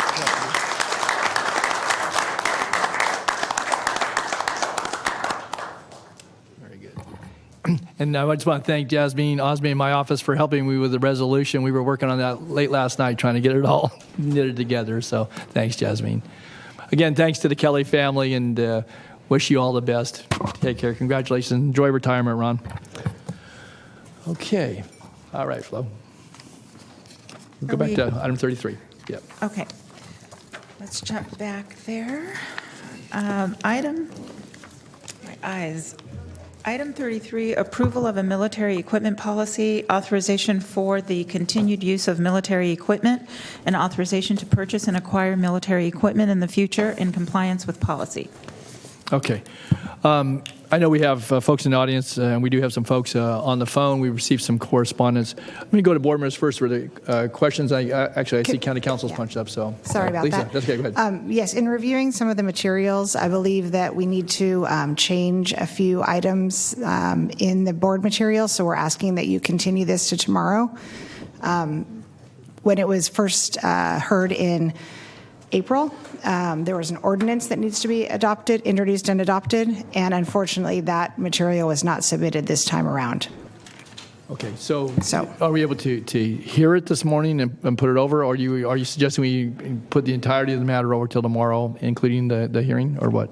I mean, either way is probably okay. It's probably best if you put it over to tomorrow so that people know exactly what the board is considering and will be introducing and adopting if appropriate. So Okay. I would suggest continuing it, Okay. the entire thing till tomorrow. All right. I don't have anybody in the audience signed up to speak on this. I think we had some folks on the phone. So what's being suggested here there is not in the packet for today's purposes. The ordinance, I guess, that would accompany this item. So that will be published ASAP. So Correct. Okay. And it was published last time around. Oh, but it wasn't included? It wasn't included for some reason this time, and the language in the board letter also needs to be revised to introduce, waive Okay. full reading, and then continue for adoption. Okay.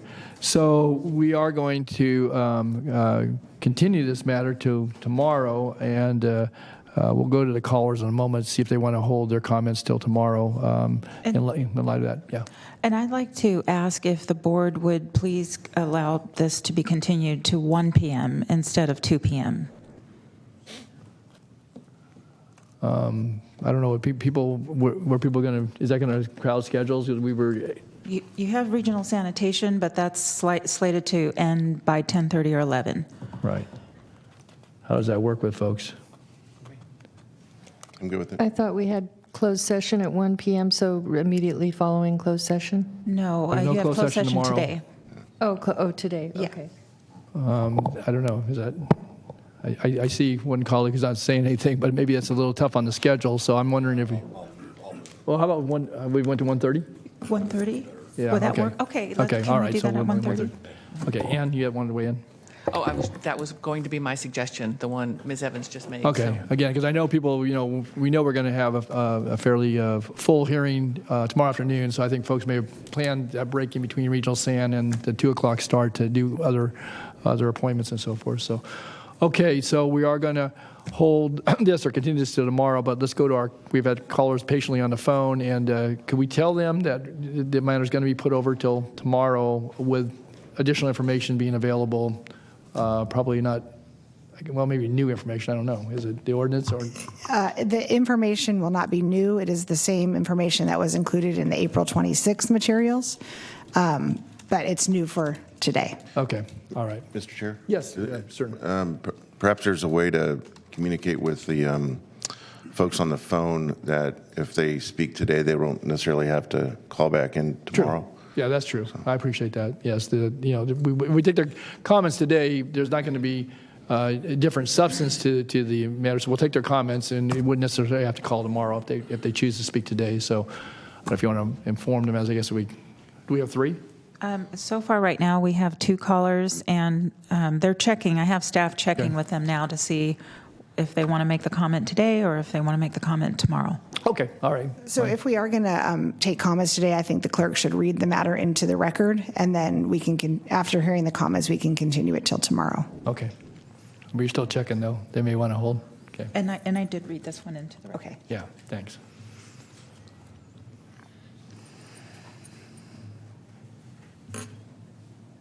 Okay, so go ahead and transfer the first caller who wants to make the comment Okay, now. very good.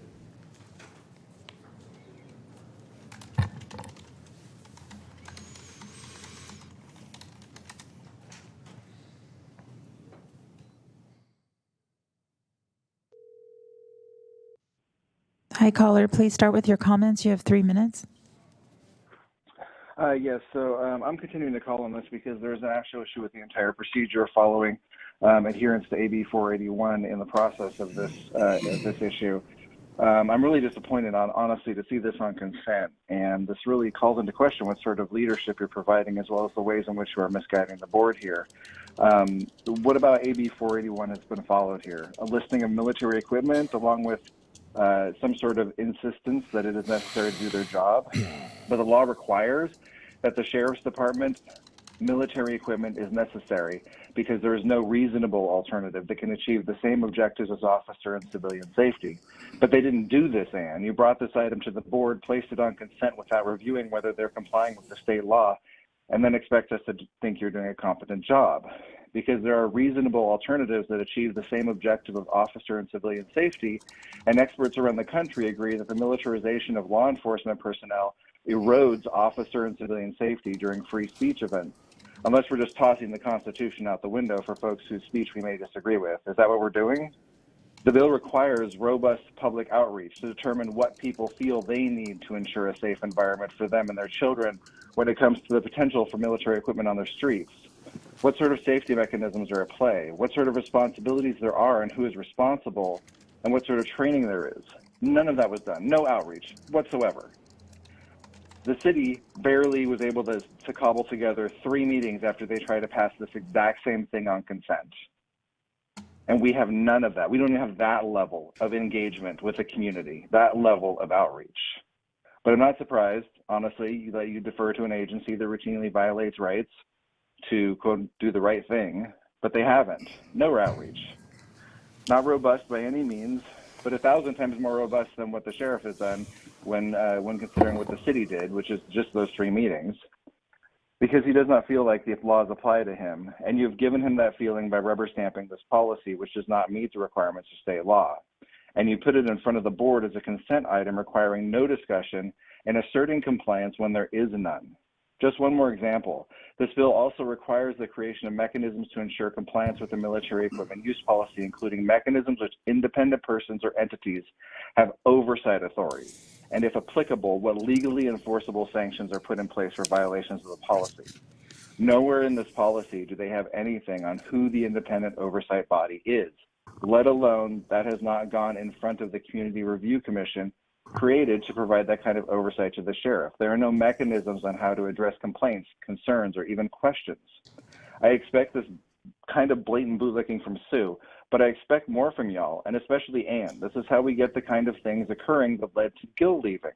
Poor leadership and deference to apparent power, rather than the power of the people through their representatives who crafted this law to ensure oversight, and which you have just danced around and acted like it's no big deal. It's also telling that when outlining previous use in their documentation, it includes uses in 2019, but it's really telling how they just kind of skip over 2020. It's really, really interesting. That's all. Thank you. Thank you, caller. Thank you for your comments. Next caller. And we have alerted them that this is being continued tomorrow at 1:30 as a timed item. Okay.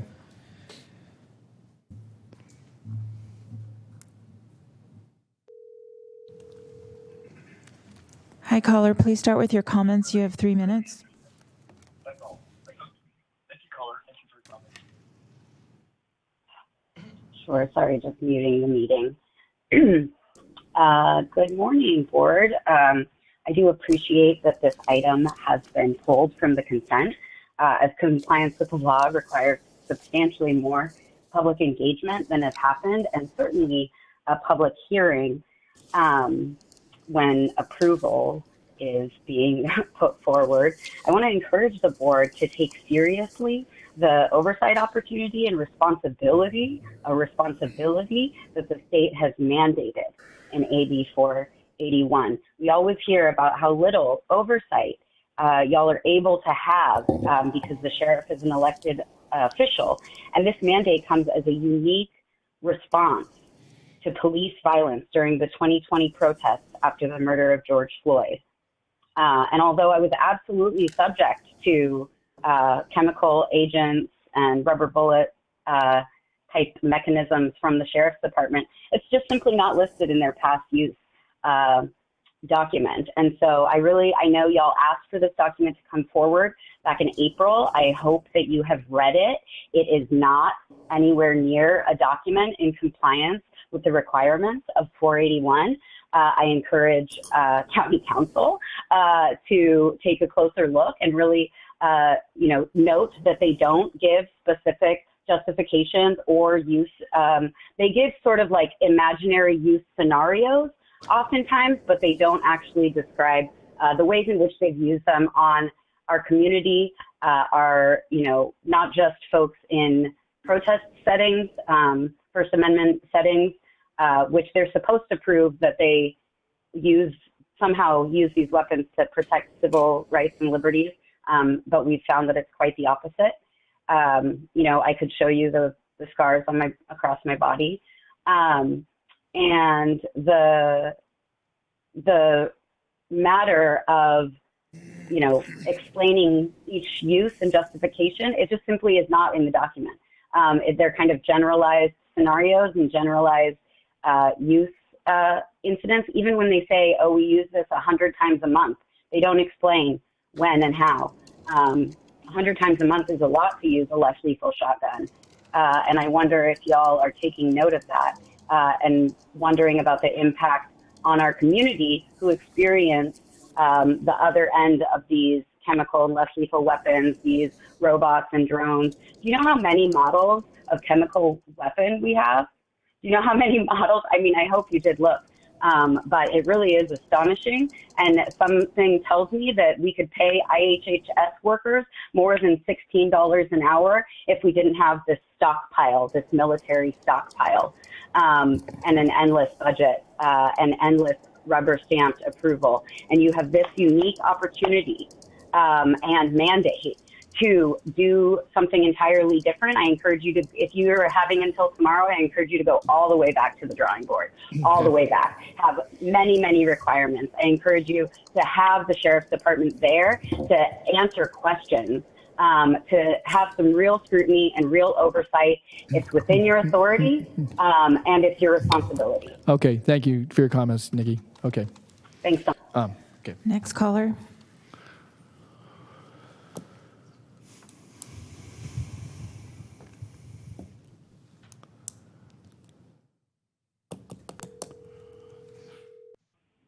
Hi, caller. Please start with your comments. You have 3 minutes. Thank you so much, Bill. Good morning, board. My name is Mackenzie Wilson. I'm sure you got a couple of my emails this weekend. I was absolutely trying to make sure that a lot of this information was in front of you before today, because I think I was terrified of what was going to happen if you all did not have this information. This is still such a very touchy subject for me. And because it will be moved to tomorrow, I will be coming in person tomorrow to 1:30 because I'll already be there. And maybe I could talk on, a good teacher friend of mine spoke about the use of violence and force and how it is psychotic at most, but absolutely lazy at best.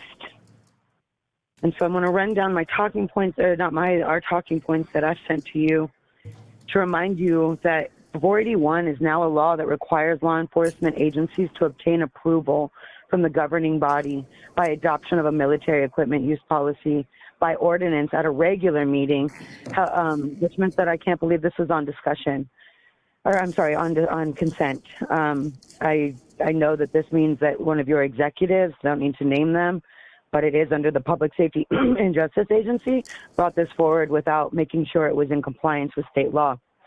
It's meant to give approval for the continued use of military equipment acquired prior to January 1st, 2022.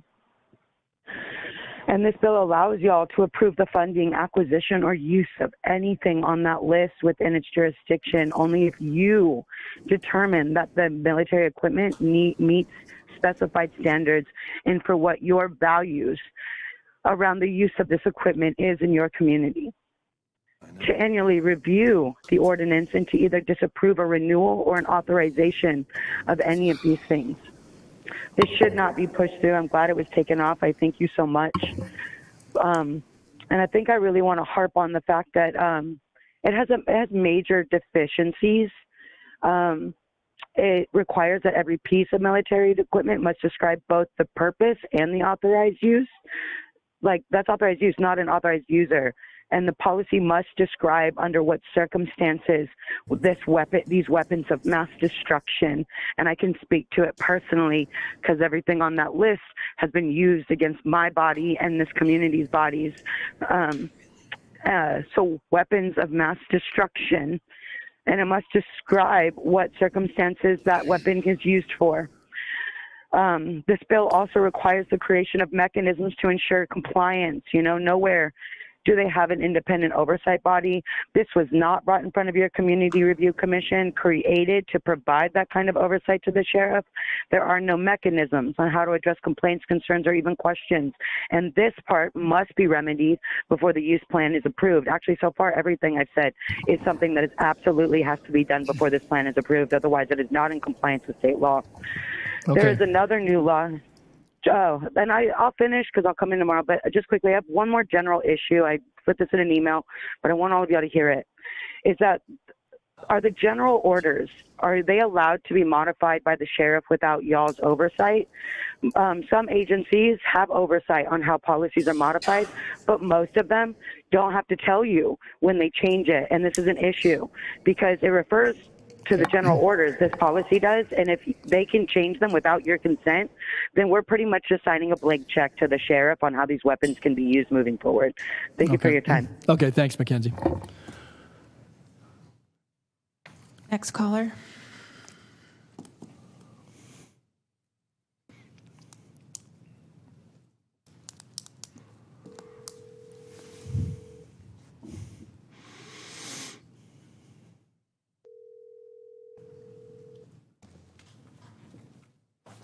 Hi, caller. Please start with your comments. You have 3 minutes.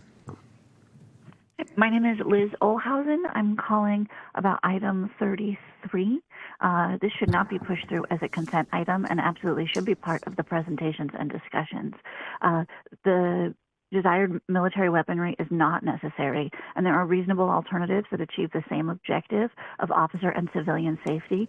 The draft policy will not safeguard the public's welfare, safety, civil rights, or civil liberties, and Sacramento residents, like myself, have repeatedly declared that we feel less safe with the presence of heavily armed law enforcement in our community. Third, the military equipment is not cost effective compared to available alternatives, so this is just generally a bad idea all around.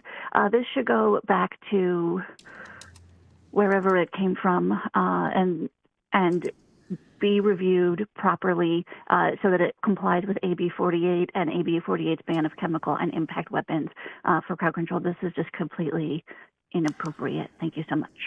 Thank you, caller. Next caller.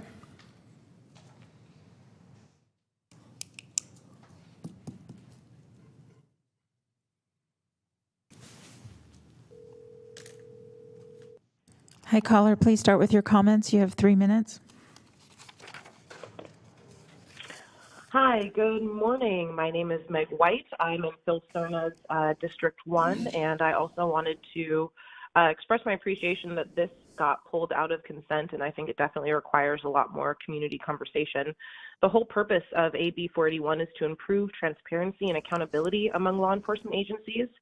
And specifically, it talks about them relating to the public with more public safety and less occupying force.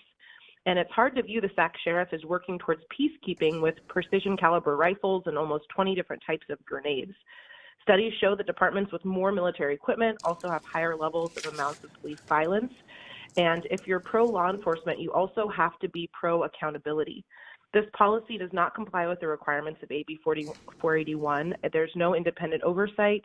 There has not been a significant amount or sufficient amount of community input, and they also haven't proved that they've complied with past policies or shown how they can change that in the future.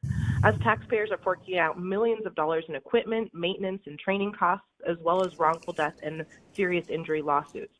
We need to improve police accountability and public trust by voting no on this policy until it fully complies with AB 481. Thank you, caller. Next caller.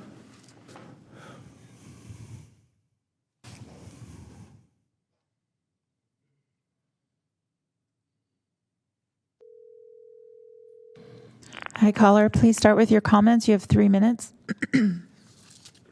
Hi, I'm calling from the National Lawyers Guild, Sacramento, and I'm calling for a couple of comments, but I really just want to urge County Council to really go through the 48 and 481 to really make sure y'all are within the requirements. We are watching. We see that you guys are already not within those requirements, even by the reasons of having to pull it off consent. We haven't seen any meaningful engagement from the SAC Sheriff about these policies, which is also included in these bills. So I just wanted to strongly urge County Council as well as the board to really go back and see what is required, and you'll see that you guys have not done what is required. And so some of the comments that I have is I really, again, says the law says law enforcement must determine that military equipment is necessary because there's no reasonable alternative that can achieve the same objective. And Sacramento Sheriff's Office has not done this with their line of reasoning. Requirement 2 says that the proposed military equipment use policy will safeguard the public's welfare, safety, civil rights, and civil liberties. The department, again, has not proven they comply with this requirement, given how Sacramento residents and victims of police violence, many who have called here today, many who have spoken out for years against this, have repeatedly declared they feel less safe with the presence of heavily armed law enforcement. Requirement 3 says that the military equipment purchases must be reasonably cost-effective compared to available alternatives that can achieve the same objective. And requirement 4 says the police department's prior military equipment use compiled the military equipment use policy that at the same effective time or prior uses did not comply with the accompanying military equipment use policy. Corrective action has not been taken to remedy this. And we've seen these incidences as far back as 2020 during the George Floyd protests, where a lot of your officers, your SAC sheriff officers, were responsible for injuring some of our legal observers and just lots of other innocent bystanders, lots of your constituents. So it's just really just we encourage y'all to really go back. These laws were created for a reason, and we really, not for the sake of, for the community and everyone's safety, but just for your own selves, that these are laws, and the National Lawyers Guild Sacramento will be using our resources to hold you guys accountable.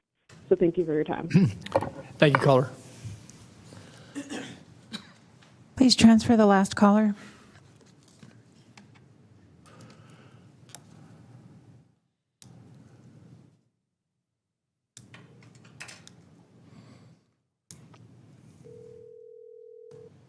Hi, caller. Please start with your comments. You have 3 minutes. Hi, I wanted to call in on this item even though it's being pushed through till tomorrow because I don't think people can hear enough that if you put this through, you will be breaking the law.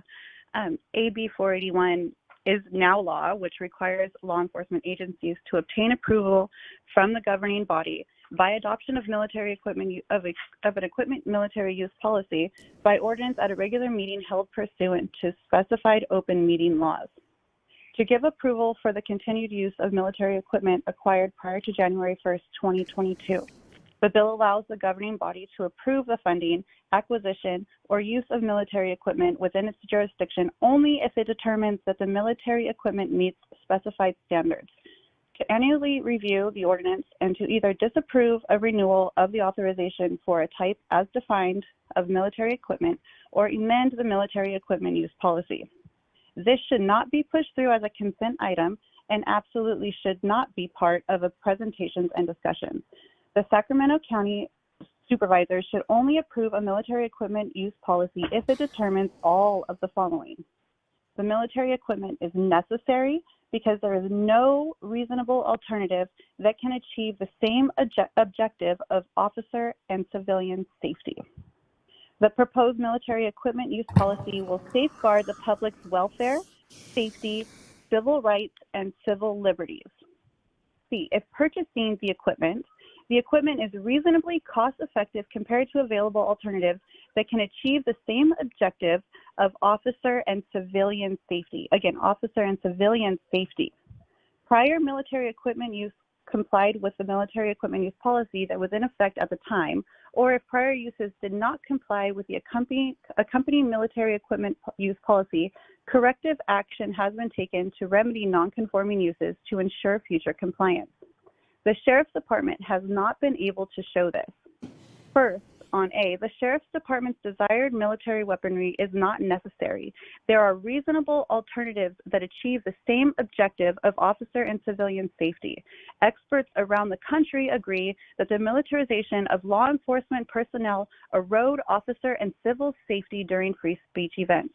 Second, on B, the draft policy will not safeguard the public's welfare, safety, civil rights, or civil liberties.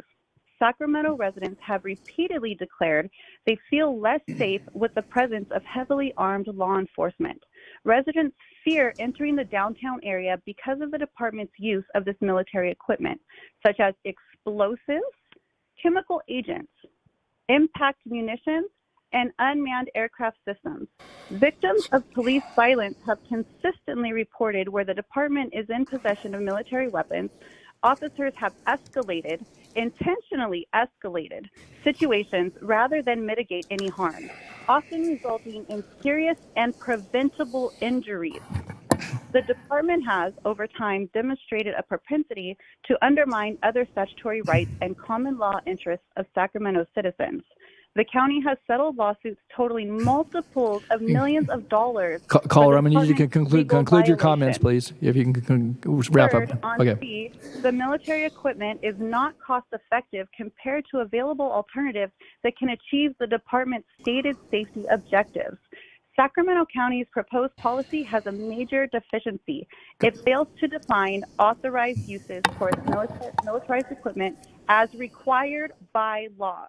Required by new law AB 481. You will be breaking the law. I want to reiterate, you will be breaking the law pushing this through. Okay, caller, I need you to conclude your comments. Thank you. Comments concluded. Okay, thank you very much. Appreciate your comments. Okay, thank you. Is that all the callers? Yeah. Okay. I have a question for council. on this. Have you reviewed this to determine compliance with, as some of the commenters here? And there was also a question raised as it related to a couple questions. One, to general orders that are under the sheriff's authorities and for use of the actual equipment. Secondly, as it relates to oversight, I guess I would like to know, maybe you'll have to research it for tomorrow's purposes. But we do have a community review commission. This board obviously has a responsibility as stated in the statute. But I guess I'm curious about, because again, if the ordinance doesn't reflect any changes from when we had the hearing in April, then I don't know what consideration has been given to any of the comments that were received that both today, but subsequent to that or at that hearing. So Lisa, I guess those questions, there's a couple of them bundled in that comments. And before I answer your questions, I would like to suggest that we actually continue this for 2 weeks. Sorry. Okay. And I'll give staff a time to address further the issues that are raised again today, which are very similar to what was raised last time. And to answer your question regarding, I think it's attachment 4 is what is new. Yeah, I have it. I have reviewed it. And I believe we can work with Mr. Jones and my office to address the concerns that the public have raised today regarding compliance with AB 481, specifically Section 7107D is what the callers were reading. Because, as I mentioned at the last hearing, the board, in order to adopt the policy, needs to ensure that each piece of equipment meets that section. And I know that's what I think it was Supervisor Kennedy asked to be done last time. Right. And I will reserve judgment as to whether or not that is done with the attachment 4. I think that was the attempt of attachment 4.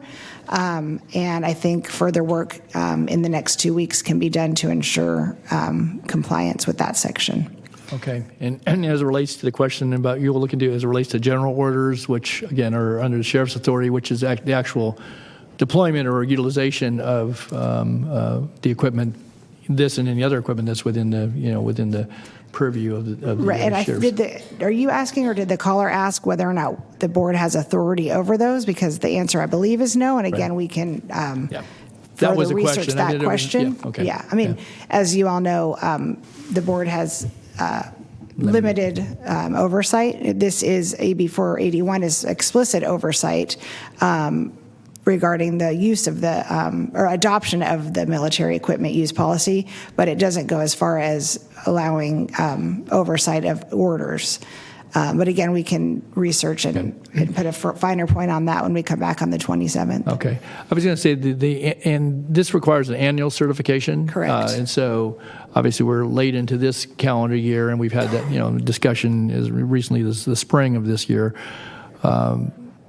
So this will come back to the board in the early part of 2023. The law doesn't say when it has to be done. It just says it has to be done once a year. Okay. And in reviewing the ordinance that was submitted in April, I think it would be helpful for us to add a section saying that it should come back once a year. It's required to, but I think it's a good reminder to put that in the ordinance, and I made that note today. And timing of it is whenever. It doesn't have to be a specific time of year. It just has to happen once per year. And what about if this board thought it were appropriate in consideration for the Community Review Commission to have a role at least to have the matter go before them, say before the board, but actually have its item before it that would require an actionable item? Is that something that we have the authority to do? Yes, I need to go back and look at the resolution for the Community Review Commission because I don't have that memorized. But I mean, certainly that is something that if the board would like to happen, we could always, and it's not currently included in the duties of the Community Review Commission, the resolution establishing it could be amended to allow for that as well. Okay. But there's nothing in the law that requires that. No, I know not required, yeah. but I guess I'm just asking whether or not we could actually look to do that. So, okay. Can I just address one more Sure, thing? go And ahead. it's not necessarily, it's just a point that I'd like to raise for the future.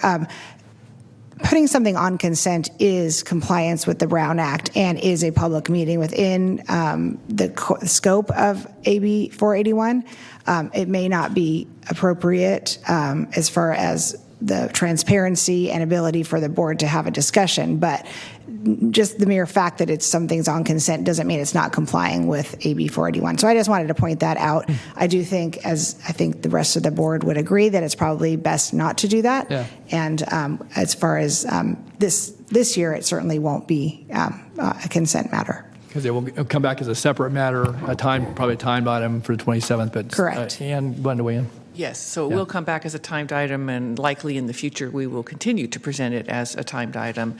I just wanted to comment on the Community Review Commission. If you are wanting that to happen prior to you adopting this, should you choose to adopt it, there isn't time to comply with the time frame on getting this adopted, should you be considering that. Yeah, So it couldn't happen this time, but we could certainly build it into the ordinance. That was my for question, the was future. looking forward, as we're looking Yes. at policy framework and what the matters before us, obviously, that was at least the essence of my question was to build it in going forward, certainly with transparency, but also for the consideration of, the body that this board is appointed to assist us in matters that relate to community interface with public safety and law enforcement. So.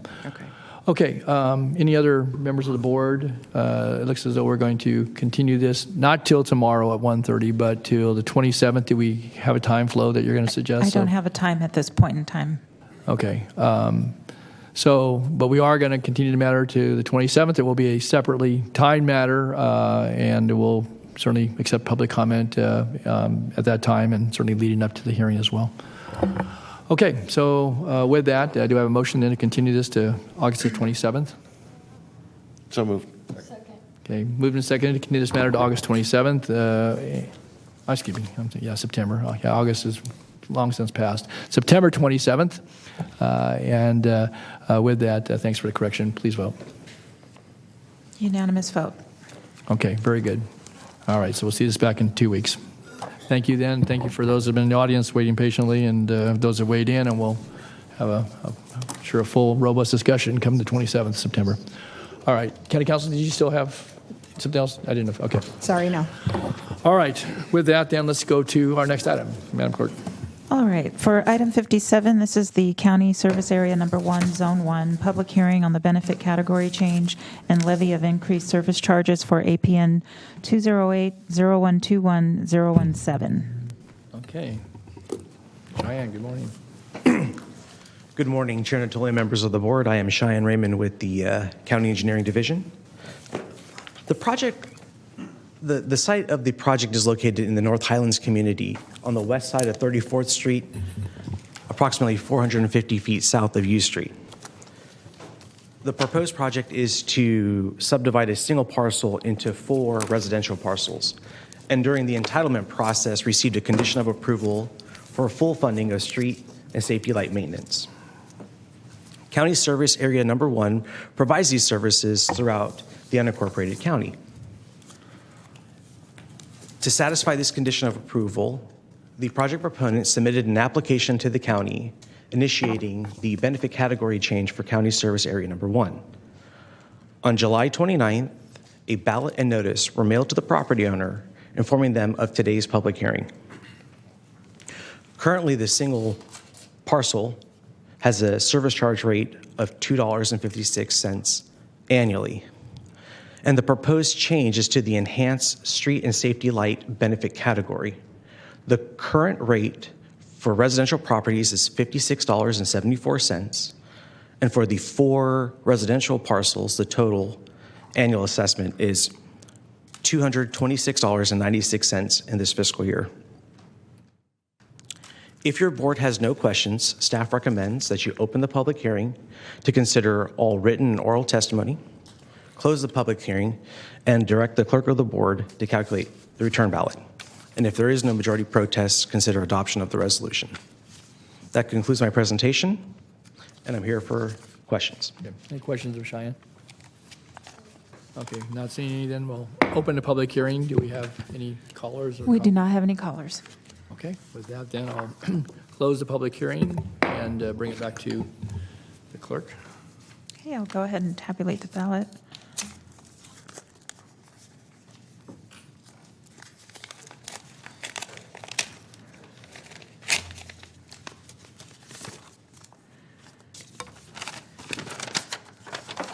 Okay, so we've received one ballot from the legal owner, Anatoly Saramet and Nikolay Timchik.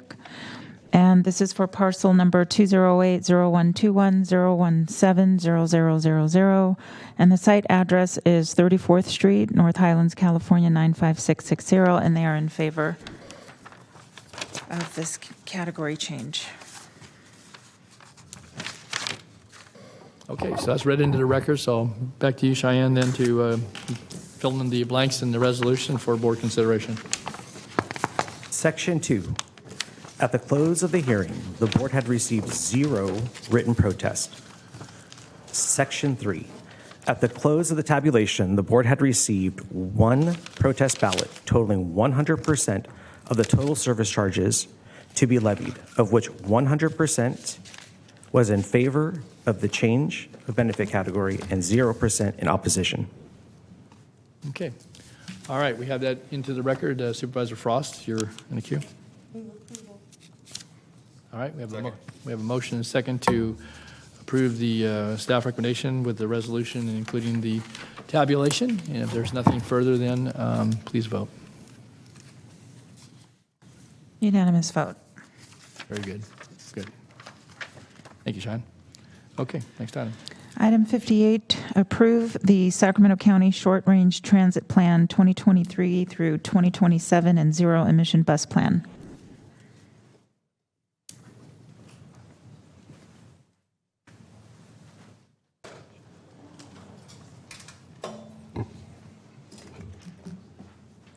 Good morning. Good morning. Hello, I'm Mickey McDaniel. I'm a senior planner at the Department of Transportation. I am joined by Ron Vicari, our Director of Transportation on the line, Matt Darrow, Chief of Planning in Transportation, and David Verabich, our Senior Associate who works with Stantec Consulting right here. Hi, David. This presentation is an overview of the planning process, results, and recommendations from the Short Range Transit and Zero Emission Bus Plan. Next slide, please. You can change it with that. Oh, I can change it? Okay, thank you. The little... Okay. The Department of Transportation is responsible for the funding, planning, and oversight for SCT Link, which is a bus transit system based in the city of Galt. The city is our funding partner, and Store Transit is our contracted operator, which performs all of our bus operations at our transit facility, also in the city of Galt. We have 4 bus routes, Dial-A-Ride, which is our curb-to-curb appointment-based service. It runs within the city of Galt, and on Tuesdays, it can go out to Herald. The Highway 99 Express, which runs along the Highway 99 as far south as Lodi in San Joaquin County and as far north as South Sacramento. The Delta route is an hourly service which runs from the city of Galt through the Delta out to Isleton and back. And the Galt-Sacramento Commuter Express, which is a commuter line running from downtown Galt to large employment centers in downtown Sacramento. This route uses motor coaches, the big buses that you see pictured here, and the other 3 routes use smaller cutaway vehicles. Just for some background, in 2019, the service carried 150,000 passengers, ran 13 vehicles in peak service, and had an operating budget of over $2 million. Since the pandemic hit, we have carried 36,000 passengers, just 34% of pre-pandemic ridership. In East County, the Department of Transportation funds Amador Transit Route 1 to stop in Rancho Murrieta. So that route goes from Sutter Creek in Amador County out to downtown Sacramento. The stops in Rancho Murrieta are what we call our East County Transit program. Amador Transit Route 1 provides AM and PM service, 2 round trips on weekdays. Mickey, can I ask you, doesn't it also connect to the light rail station? I thought it connected to the light rail station on what? It comes directly to downtown now? It stops at the 65th light rail station and N Street and 10th Archives Plaza. So it stops at 2. Okay. But it doesn't catch any light rail station before it gets to 65th? I don't believe so. Okay, all right. Next slide. The purpose of this project is to develop a short-range transit plan, a 5-year plan, to guide service development, infrastructure investment, and capital needs. This is a requirement of Transportation Development Act funding, which the department receives.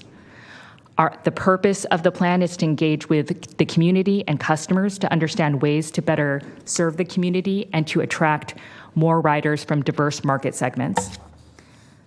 We want to identify ways to provide more effective services as we emerge from pandemic-induced disruptions, study zero-emission alternatives, and develop a zero-emission bus rollout plan for SCT Link's goal of zero-emission buses by 2040, and to plan for compliance with CARB's innovative clean transit regulation beginning in 2026.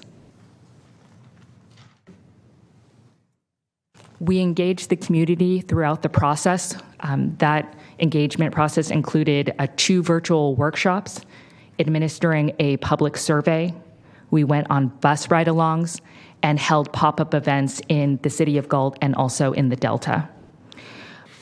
We heard from the community that they wanted to see weekend service and later weekday service across all SCT Link services. For the Delta route in particular, microtransit was the most desired alternative service delivery, with fixed schedule receiving only slightly less support. Can I ask you on that? I know you got some other charts, but I can't tell you how many times I've followed this short-range transit plan for a number of the 5-year cycles over my career, and we've gone back and forth. Demand dial-a-ride, fixed route service. It seems like every 5 years we're changing the service model down the Delta. You're going to have low ridership because you have, obviously, small communities, but nonetheless, this is a lifeline for folks. So I guess I'm curious, Mickey, again, both of you are probably fairly new to this project, but I can't tell you how many times. I mean, I was thinking to myself, it's got to be at least 3 or 4 times. We ping-ponged back and forth. We do the community surveys. And and maybe this, again, what you're recommending is the right fit for where we are in time. But again, I just consultants, and this time is Stantec, but others that have assisted us, obviously staff that have preceded you, coming before this board, on this regular cycle after we do all the outreach, and we end up changing that service. You could go back and look at the reports. I mean, I'm sure Department of Transportation has records on the short-range transit plan go back into the 80s.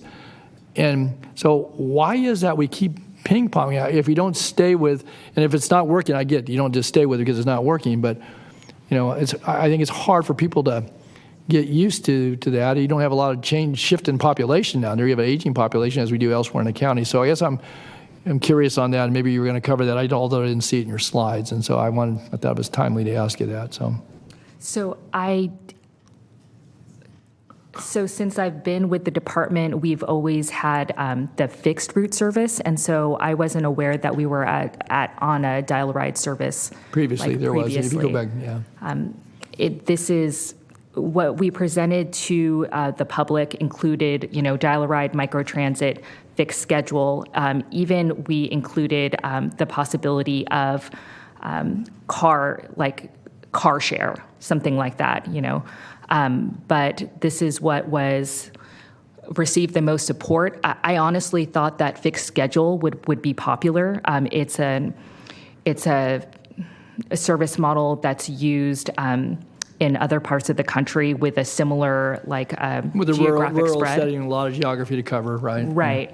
And so a fixed schedule basically means that you would say everybody who's in Walnut Grove on Tuesdays, you can go directly all the way to Sacramento. One of the things that we found through our travel survey is that people don't actually desire to go to Galt from the Delta. They actually want to go straight to Sacramento. The only reason they're going to Galt is because that's how we've set up the service. And so it was an idea, one idea that we put out there to see if that would be more popular, but it didn't receive. It received slightly less support than microtransit. So what did the riders tell you 5 years ago? Did they wanted the service to Galt? And you're saying now they don't? Because it used to be that there were some medical providers there. You could connect, obviously, to the corridor, either to Lodi and or to, because previously we ran to Rio Vista, we ran to Lodi directly from the Delta. Now you funnel. That was a change I know we made 5 years ago, I believe, where we took everybody into Galt, and then they could depart south or north from there, versus providing service that then looped at one time to Rio Vista, but also then to Lodi, primarily for doctors' medical appointments, but maybe for some other services as well. I guess I'm just curious. I mean, it's just a lot of, we spend a lot of time and money and effort, and obviously you're charged with this. It just seems to me, and I guess the other thing I wanted to call out here is on your chart upcoming, that you're looking to go to a volunteer service. So you're looking to eliminate bus service in the Delta in 2026? Is that what I... No, the volunteer service incentive, that was one of the models that we brought to the community as a possible change to the Delta route. So San Joaquin, RTD, and other, believe the Grape Line in Lodi, right? Mm-hmm. Yeah. Well, I don't believe that it's the Grapevine, but there are multiple volunteer incentive programs where you can, like a transit agency can be involved in asking for volunteers to serve as drivers, and they can get a mileage reimbursement for giving someone else a ride. And so we described that service, and I think it ranked the lowest. Mm-hmm. Okay, continue. I found it kind of curious that we keep changing this from time to time. So we also, this is, I believe, the recommendation for microtransit is in the middle of the planning period. We would continue to do outreach and hold hearings before any recommendation actually is implemented. So we still have some time to revisit this recommendation.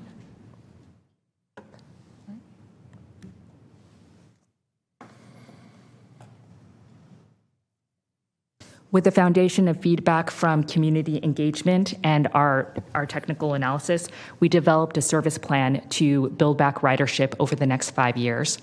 For the Galt-Sacramento Commuter Express, we propose to restore service levels to pre-pandemic levels, which at this point would be adding one more round trip.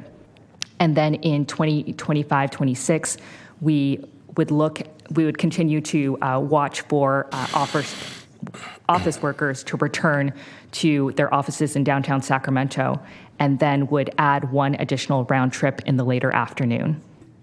Right now, we are seeing, I believe it's 25% of pre-COVID ridership on the Galt-Sacramento Commuter Express. For Dial-A-Ride, we have retained 82% of pre-pandemic ridership. So for that route, we propose a phased plan expanding service both in terms of schedule and service area. In 2023-24, we propose extending weekday service until 8 p.m. and piloting extended service for medical trips on weekdays. Right now, you can do the extended service just on 2 days a week.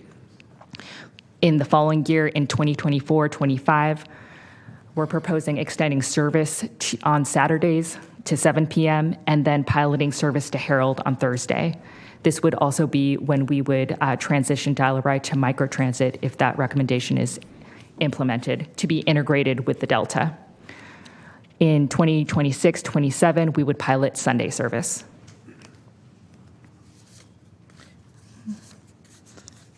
For the Highway 99 route, we are currently at 55% of pre-COVID ridership. For this service, we are recommending that we pilot Saturday service, an hourly Saturday service. And then in FY 2024-25, we would extend weekday service until 8:20 p.m. And then in 2026-27, we would increase frequency to 30-minute headways between 9 and 4 p.m. And then in 2027-28, we would pilot Sunday service. So for your weekend service, do you bring them to Light Rail Casuma's River College? Yes, it would be the same route, yes. Okay, so you wouldn't go any deeper into Sacramento. You basically would connect them to the Blue Line. That's correct. We would just be extending. Right now, it's only going on weekdays. We would also go Saturdays. But you coordinate with the service, the train schedules for weekend, correct? We would also look at that. And we have the universal card, so where people can use SCT link and get right on RT. Can you say that one more time? You have the universal linkage where people can just use your smart card. Yes, the Connect SCT card. link. That's right. Okay.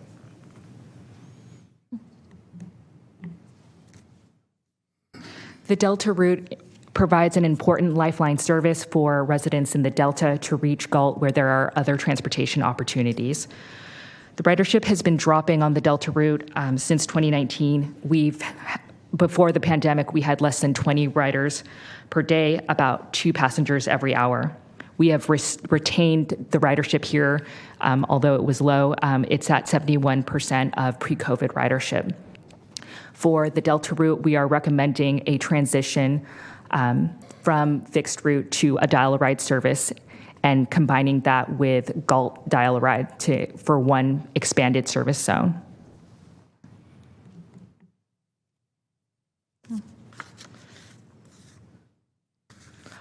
Our recommendation for East County Transit, Amador Transit, is to discontinue service here and to reallocate operating resources to South County. Ridership here is low. It's about 3 riders per day, which translates to less than one boarding per hour. It costs us $203 per boarding right now.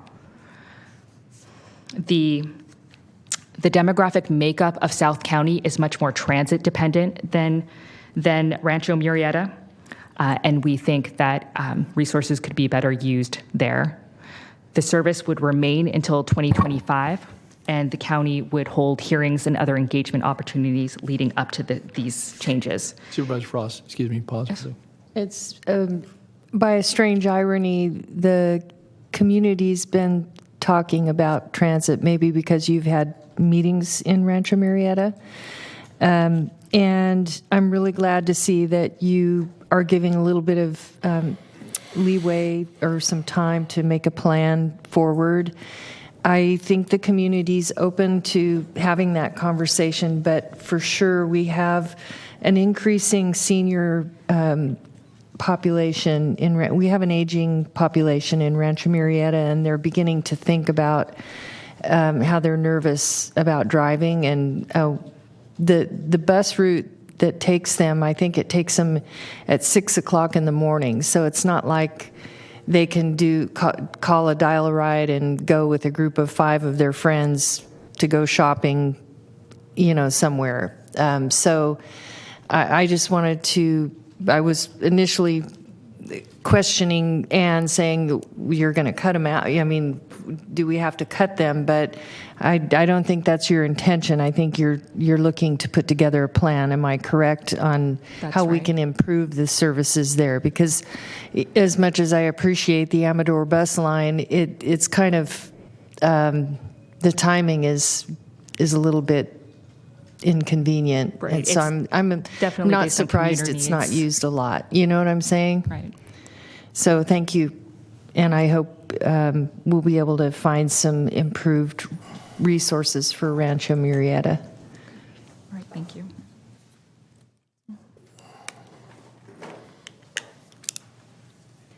The second part of this project is to develop a zero-emission bus plan. Our goal is to get to 100% zero-emission buses by 2040.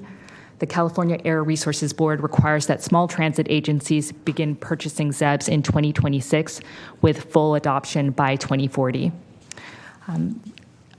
Our agency needs to submit a board-approved plan by July 1st, 2023. This plan serves as that requirement. And CARB also exempts cutaways and motor coaches, the types of vehicles that SCT Link uses, until 2026 and later if no Altoona-tested vehicles are available. If implemented, our zero-emission bus plan, we would be at 100% by FY 2028-29, which is ahead of the 2040 deadline. Modeling for predictive power and energy was completed to understand SCT Link's how SET Link's fleet can be transitioned to zero-emission vehicles. The results of the modeling led to the proposal of battery electric buses for both cutaways and motor coaches. Next, we needed to develop a fleet transition plan in order to meet the zero-emission needs of our future service that is being proposed by our short-range transit plan. We would start acquiring ZEBs in 2026, and then we would phase in capital improvements just prior to the purchase of the first zero-emission bus. The plan details vehicles, chargers, and infrastructure required in order to implement the zero-emission bus deployment. Transitioning to a zero-emission fleet comes with many benefits. The reduction in greenhouse gas emissions that will come from implementation of this plan is the equivalent of removing 3.8 million miles driven by an average gasoline-powered car, which is also the equivalent of taking away 1 year of electricity use by 300 homes.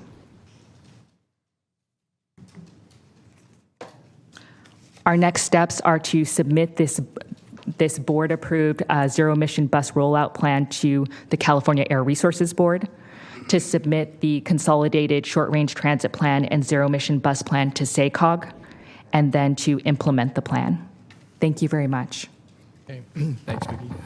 Questions, Ms. McDaniel? I have one question. So has this gone before the Galt City Council? It has not.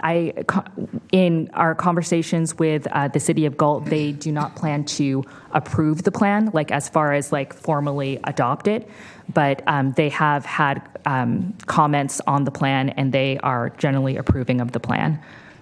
I checked with SACOG as well, and apparently it's not a requirement for them. Certainly their involvement's integral, though, because they're a funding partner, but they also house the store buses. I think don't they provide the corporation yard or the Yes, no, they're our funding partner, and we meet every month for SET Link, and we have discussed it at all of our meetings, and they have been sent all of the drafts of the plan, including the final plan, and have had an opportunity to comment. What about the Ileton City Council? Have you given a courtesy copy to the Ileton City Council? I have not, but I will. Yes, that's important. Okay. Again, they have a fixed bus stop right there at City Hall in Ileton, and if we're going to look to change the service, and certainly they're the elected representatives for that particular city. So just so you know, we did do outreach to include them in the workshop, so they are aware of the effort, but I will do that. Yeah, it's a small city, and I think working through their city manager, Chuck Burston, and certainly their city council, I think, offering them if they'd like to have a presentation, I think it would be useful if they were interested. So, okay. Supervisor Cerna. Thank you. Thank you for the presentation, Mickey. Is there underway, or is it anticipated that there'd be some conversation with SAC-RT in terms of that agency's intent and directive to begin to swap out the natural gas fleet for battery electric vehicles, so that there's maybe some economies of scale that's achieved relative to the charging infrastructure? So as SAC-RT begins to deploy chargers at various locations, I guess what I'm asking is there an opportunity for us to look at some cost sharing or other means to make it more efficient, because both agencies are aiming to do the same thing? Okay. So I'll tell you what I know, and I'll probably hand it over to David Verbich from Stantec, since he knows more about the zero-emission bus part of the plan. We read SAC-RT's zero-emission bus rollout plan, which was completed prior to our plan, and they outline where they plan to build out their zero-emission infrastructure. One of the issues is that their locations are at a point in our route where we've already come from Galt and are only pausing to stop and drop off passengers. We're not actually able to do a quick charge and to go back. So our plan is to charge within, like, overnight. That's what what Right. I'm speaking to, is really the overnight opportunity for charging. So I don't believe, do you want to come up here? I don't believe we looked at that, I think. Yeah, do you want to- So location-wise, I'll echo what Mickey was saying. Location-wise, there isn't really the opportunity to overlap, just because of the differences in where the vehicles are housed and where the routes go. But I will say that based on our work with other agencies, sometimes there are opportunities to leverage, for example, procurement materials and look at ways to do group procurements of things like chargers to take advantage of discounts or economies of scale. If you're buying, I think it's like 6 chargers, but they're buying a bunch more, it could make sense, if the requirements of the specs are the same, to coordinate with them and see if there's an ability to leverage that. I appreciate that. But assume that RT has the space to accommodate other zero-emission bus fleets or cutaways in addition to their own. Is there an opportunity, though, to overnight those? Is there an opportunity to overnight our electric buses at their locations, regardless of where they are deployed the next day, I guess is what I'm thinking about. Because I don't know that there's anything special about, one bus barn versus another bus barn. Well, I'm just, if I could note, I mean, there's the physical location in the city of Elk Grove, in the southern part of the city, adjacent to Highway 99, as you're well aware, where RT has the yard when we took, when we merged with the regional transit.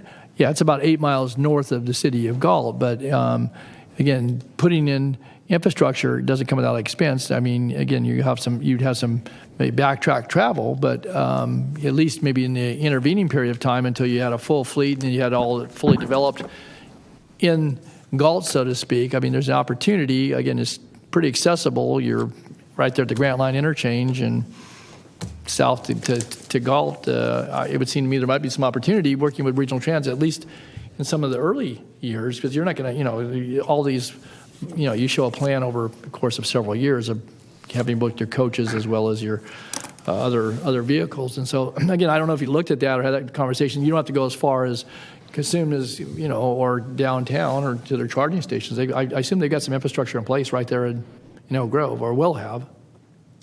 Is that accurate?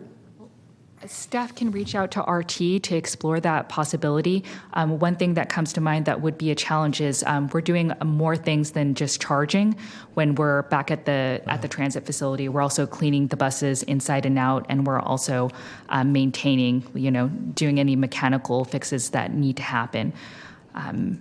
Also, we got to get the driver back to the facility. So I'm, there are things to sort out there, and I think we can reach out to RT. Our first purchase of a ZEB wouldn't be till 2026, so we do have time to explore that avenue. Thank you. Okay. Supervisor Frost. I'm wondering regarding the project purpose and goals and the idea of identifying zero-emission alternatives and developing a zero-emission rollout. Does that mean all electricity? And the question I have relates to our heat wave that we just had a few days ago. We had some loss of electricity, at least in my neighborhood. We had heard news that we were supposed to minimize the amount of electric charging of cars during that time. So is there, as part of this plan, is there a plan B in the event of a failure of the electric grid, which could potentially bring us to a screeching halt and a clogged transportation system? Like, are they going to save a few of the natural gas driven buses so that we can have a plan, something to fall back on in the event of an emergency? So the strategy is to have a backup generator that's diesel powered, and that's factored in the analysis here to power the chargers to charge the buses in the event of a brownout, power outage, emergency, et cetera.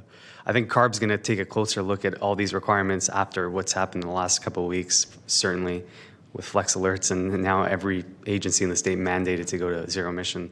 It'll be interesting to see what CARB, I think it's a good idea to incorporate a Plan B always. That's what my mom always told me. Thank you. Make sure to tell CARB, yeah. Thank you. I would just note on that point too that it also takes electricity to pump gas. So. I have one other question. So what sort of conversation with Amador Transit have we had? Amador Transit staff came to a virtual workshop, our second virtual workshop, and when we discussed the recommendation for East County Transit, 2 members of the public supported the recommendation, and Amador Transit staff didn't support the recommendation. They said that they thought that ridership was coming back. And while it may be going up for the entire route, what we're seeing on just from Rancho Murrieta is that it's quite low. So that's mainly the conversation. We work with them regularly, but they haven't had more input than that. So, well, there are partners. So I guess I would suggest, Nikki, virtual meeting is obviously designed to be a part of the overall process of, developing a plan. But I guess, you're asking us to adopt this, and if we adopt this going forward, then it basically says that 25, 26, we're not going to be doing that particular arrangement. That decision is embedded in, when we were talking about here, you may recraft the plan as relates to service delivery for Rancho Murrieta, but the arrangement with Amador Transit is that they pick up folks and then transport and then get reimbursed for that, if I'm not mistaken. That's correct. So I guess I would ask, and whether it falls to you or someone else, that I think that, we're now moving out of the period of time where people can't meet face-to-face. I think it's always important, and I think that they are obviously struggling with ridership, as are we and a whole lot of public agencies, and trying to, meet the, demand of the current riders and build on that. But I would suggest that we have that somebody meet, in person if they're willing to do so with them and have a discussion, because, they're still our partners for the next couple of years, but also I think going forward, they may have some ideas about how their service might be, best integrate with whatever we look to recraft, and they certainly would be invited to that. But I just, my recollection is when they came to us some years ago to ask to have this instituted, they were actually connecting with Tuolumne County, and I don't know, even counties to the further to maybe Mariposa County. They were actually having riders. Now that's a long way to come in when people can go to Stockton or elsewhere, Modesto and so forth, if they needed medical services. But that folks were working in Sacramento. There was a small number, and so whatever their makeup is, again, we're looking to serve folks within our the service delivery area. But I would just think that we would want to be thoughtful, and not that you aren't, with our work with our partner, because we've had that arrangement with them for better than a dozen years, going back probably 15 years now, I think, with Amador Transit. I will ask for an in-person meeting. Just so you know, I have been engaging them since the beginning of the short-range transit plan. I asked them to join our steering committee and to the monthly meetings, but they declined. Well, thank you. You made the offer, and I appreciate you pointing that out. So that's important, again, because it shows at least you asked to include them, and and so they've for whatever reason have chosen not to thus far. But this is going to get real pretty quick. So we'll do the adoption here today. All right, thanks. Okay. Do we have any? I don't have anybody signed up in chambers on this. Do we have any member of the public on the phone? We do not. Okay. Mr. Vicari's on the phone, is he not? I heard him rattling there a little while ago. Hi. Hello, Ron. Okay. Very good. Okay. All right. Supervisor Cerna. Thank you, Mr. Chair. If there's no questions or comments by colleagues, and seeing no comment from the public, I'll move adoption. Okay, it's moved and seconded then to approve the staff recommendation. Thank you for the good work. Nothing further. Please vote. Unanimous vote. Very good. Thank you, Mickey. Thank you, David. Thank you. Thanks to the rest of the staff. Mr. Chair? Yes, sure. Just a point of order here. I know that we have some folks here for item 62 in the audience scheduled for 2:15, and there may be some other folks here for item 61 scheduled for 2 o'clock. I don't know if you wanted to maybe let them know, or maybe just by way of me making the comment now, maybe they have an opportunity to go get lunch, because we will be having a closed session, will we not, after the morning session, and then likely a very brief time for our own lunch. So just want to be respectful of their time. Thanks. If you are here on item 61 and 62, those are slated for 2 o'clock and 2:15 respectively. And as Supervisor Cerna correctly pointed out, we will be having we're going to hear items 59 and 60, but we will then go into closed session and return after a brief lunch for the afternoon session. So, and with that then, folks, okay, good. All right, item 59. Okay, item 59, introduce an ordinance amending Sacramento County Code sections 22.40.035 and 22.40.045 related to the reestablishing of factors in calculating area of land dedication for neighborhood and community parks, and amending the acreage dedication requirement for the Sunrise Recreation and Park District. Waive full reading and continue to September 27th for adoption. Okay. All right. Good afternoon, Board of Supervisors. Todd Smith, your planning director, here presenting this item, and as just read into the record by the clerk, this is a request for a Sacramento County Code amendment. And so we are looking at sections 2240.35 and 2240.45 related to land dedication factors for neighborhood and community parks, as well as amending an acreage dedication requirement for Sunrise Recreation and Park District. Just by way of background, Sacramento County implements the Quimby Act as called for in Government Code Section 66477 for recreation dedication and fees in Chapter 2240 of the County Code. And then a subsection of that code, 35, provides a method for calculating area of land dedication for neighborhood and community parks by new residential development. And so the county minimum standard is 3 acres per 1,000 people. There are 4 factors that determine how much land is dedicated by the development of 4 types of dwelling units that are identified in the slide here: single family, multifamily, apartment, cluster, condominium, and mobile home. Definitions of each of these types are in the details of Sacramento County Code. I'm not going to go into that in depth here. But I will say this is a process that's also stipulated in County Code that we do this at the completion of every federal census every 10 years. Last federal census, meaning the 2010 census, there were so minor changes we didn't formally make any adjustments to the county code. So they haven't been changed since 2007, based on the 2000 census. That's the existing data that we have. What we're proposing today is based on the American Community Survey, the 2020 ACS. And there are some differences over 20 years in how the census is done and how the data is aggregated. And that data reporting changes is detailed in attachment 1 of the staff report package. Fundamentally, we're grouping detached and attached together, and that is reflected in the calculations. The calculations here are attachment 3 of the package. I'm just going to real briefly go through how we do that in a couple of slides, but first, I want to touch on the Sunrise Park and Recreation District aspect of this because it's a little bit unique. So Section 2240.45 of the County Code provides this alternative calculation method that allows park districts to apply for a new standard neighborhood and community park acreage dedication requirement. In this case, it's justified based on the Sunrise Rec and Park District's master plan of 2014 to 2024, which the board did approve in October of 2015.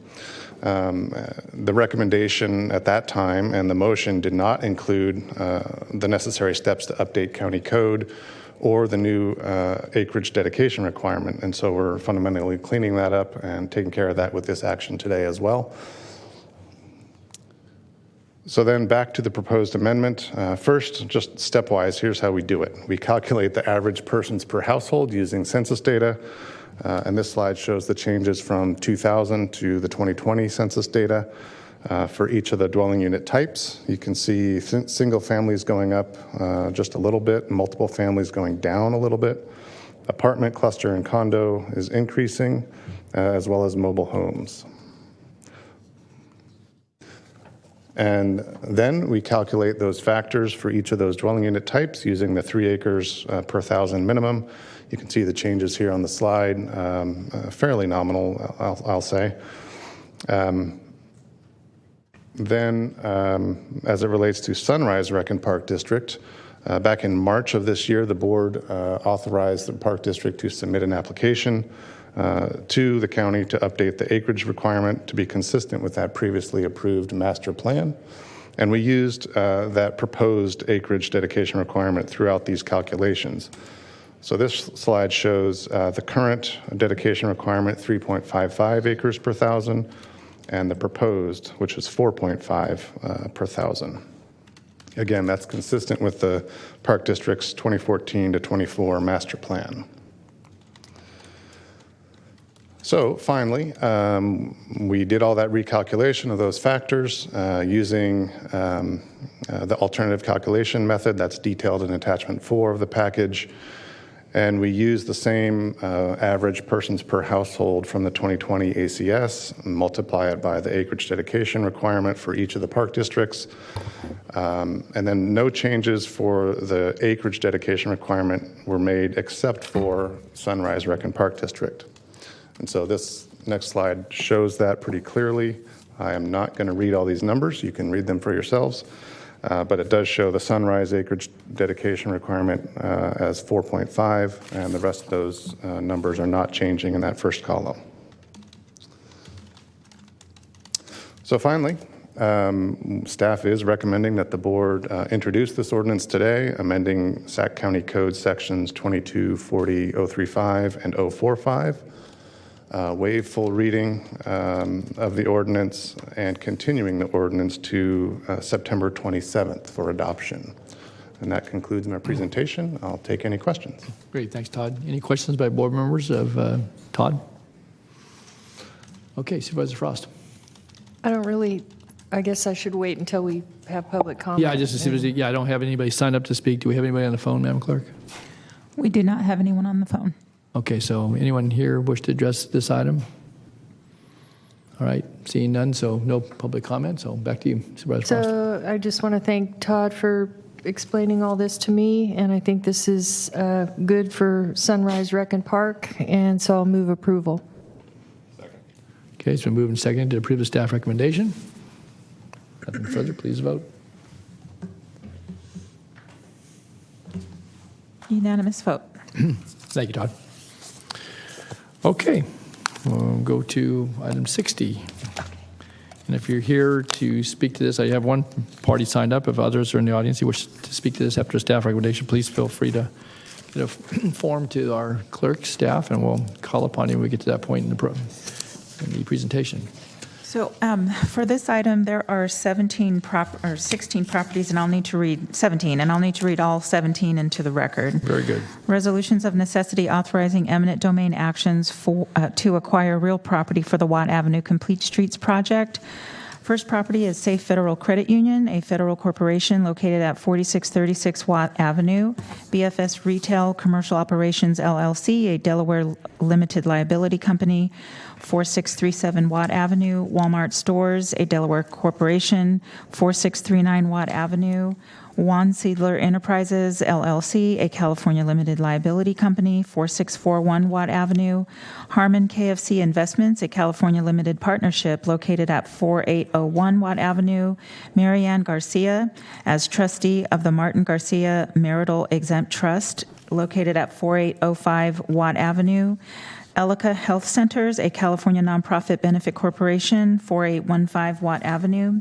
Augusta Legacy Properties, located at 4830 Watt Avenue. That's also an LLC. Terra Properties, LLC, a California limited liability company located at 4834 Watt Avenue. Terra Properties, LLC, a California limited liability company, 4838 Watt Avenue.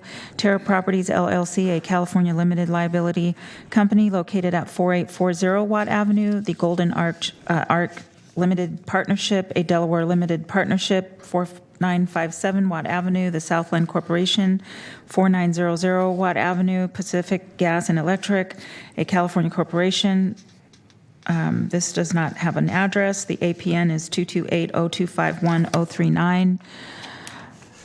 Property number 15 is IMC GC Real Estate LLC, a North Carolina limited liability company, 4940 Watt Avenue, Pacific Gas and Electric Company, a California corporation. Also on Watt Avenue, the APN is 228-0251-040.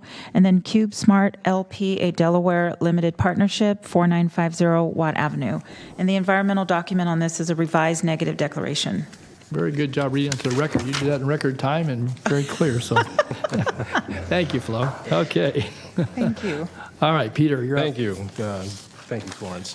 Good afternoon, Chair Natoli and members of the board. I'm Peter Hannon, Program Manager for the Acquisition Sections in the Real Estate Division, and I'm here today to introduce this item, which recommends board approval for 16 resolutions of necessity authorizing eminent domain actions to acquire real property interest for the Department of Transportation Watt Avenue Complete Streets project.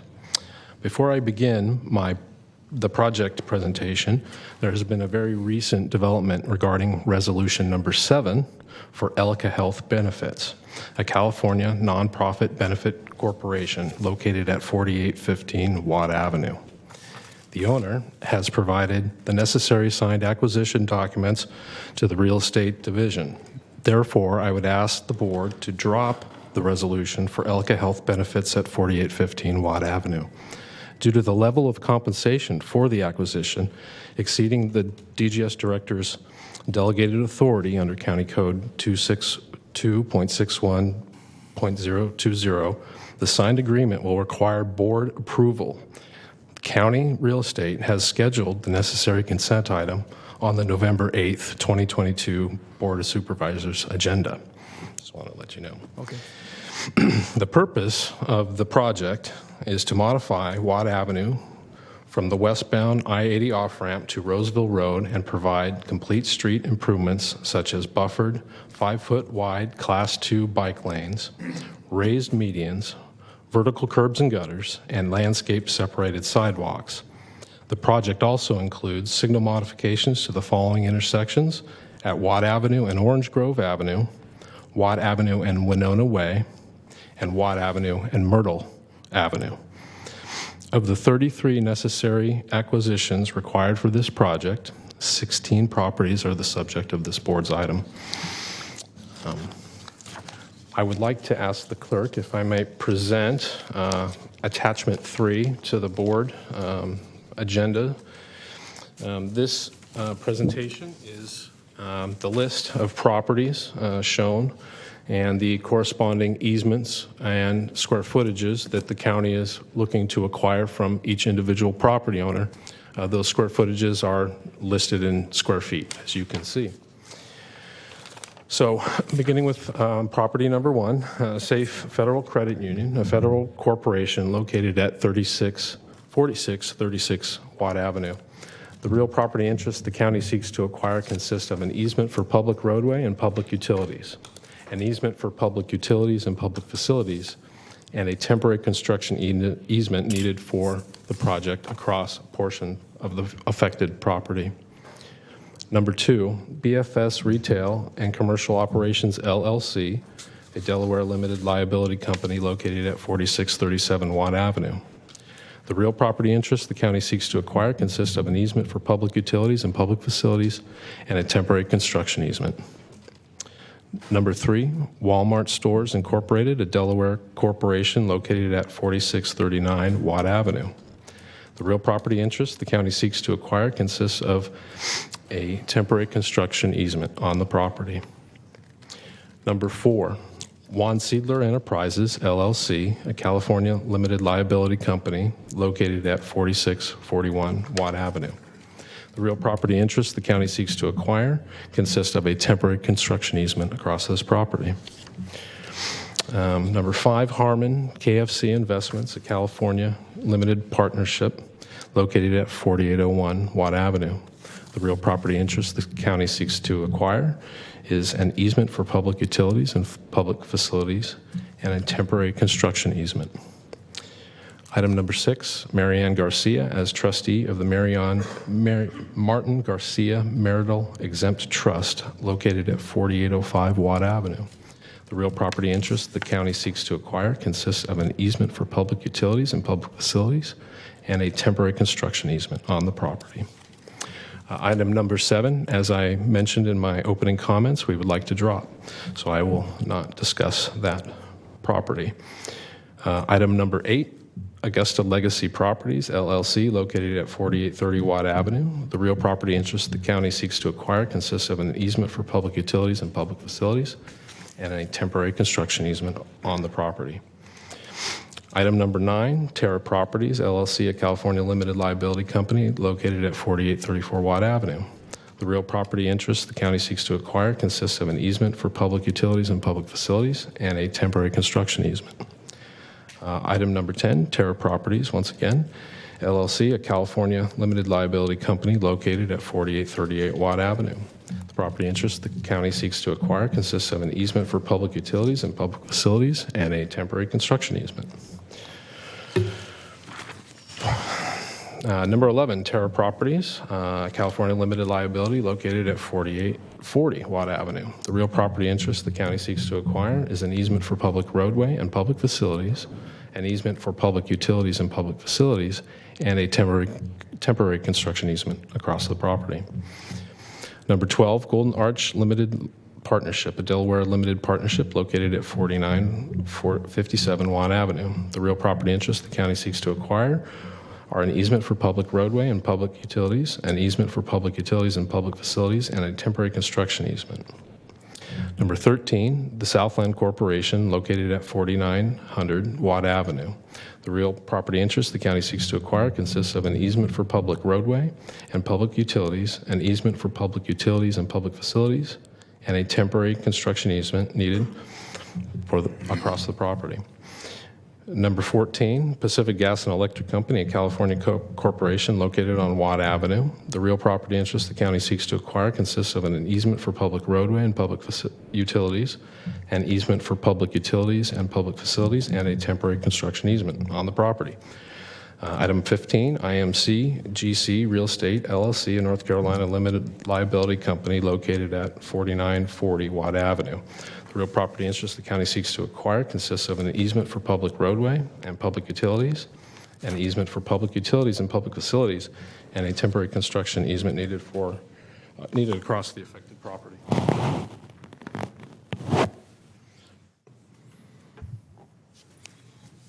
Okay. Number 16, Pacific Gas and Electric, a California company located on Watt Avenue. The real property interest the county seeks to acquire consists of an easement for public utilities and public facilities and a temporary construction easement needed for the project across the affected property. Lastly, number 17, Cube Smart LP, a Delaware limited partnership located at 4950 Watt Avenue. The real property interest the county seeks to acquire consists of an easement for public utilities and public facilities and a temporary construction easement on the property.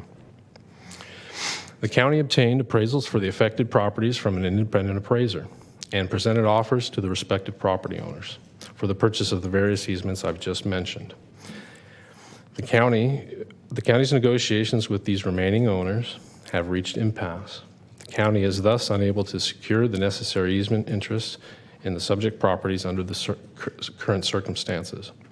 Today's resolutions of necessity and anticipated eminent domain actions will provide for possession of the required real property interests and construction of the project while the county proceeds to acquire the easements through eminent domain if necessary. Information to support the required statutory resolution of necessity findings is contained within the staff report included with the agenda packet along with owner contact histories. Notices of intention to seek approval of resolutions of necessity were mailed to respective property owners by registered mail and standard mail at least 15 days before today's hearing. If you have any questions regarding the project or any of the properties in question, I or other project team members currently present are here and available to address your questions. Thank you. Okay.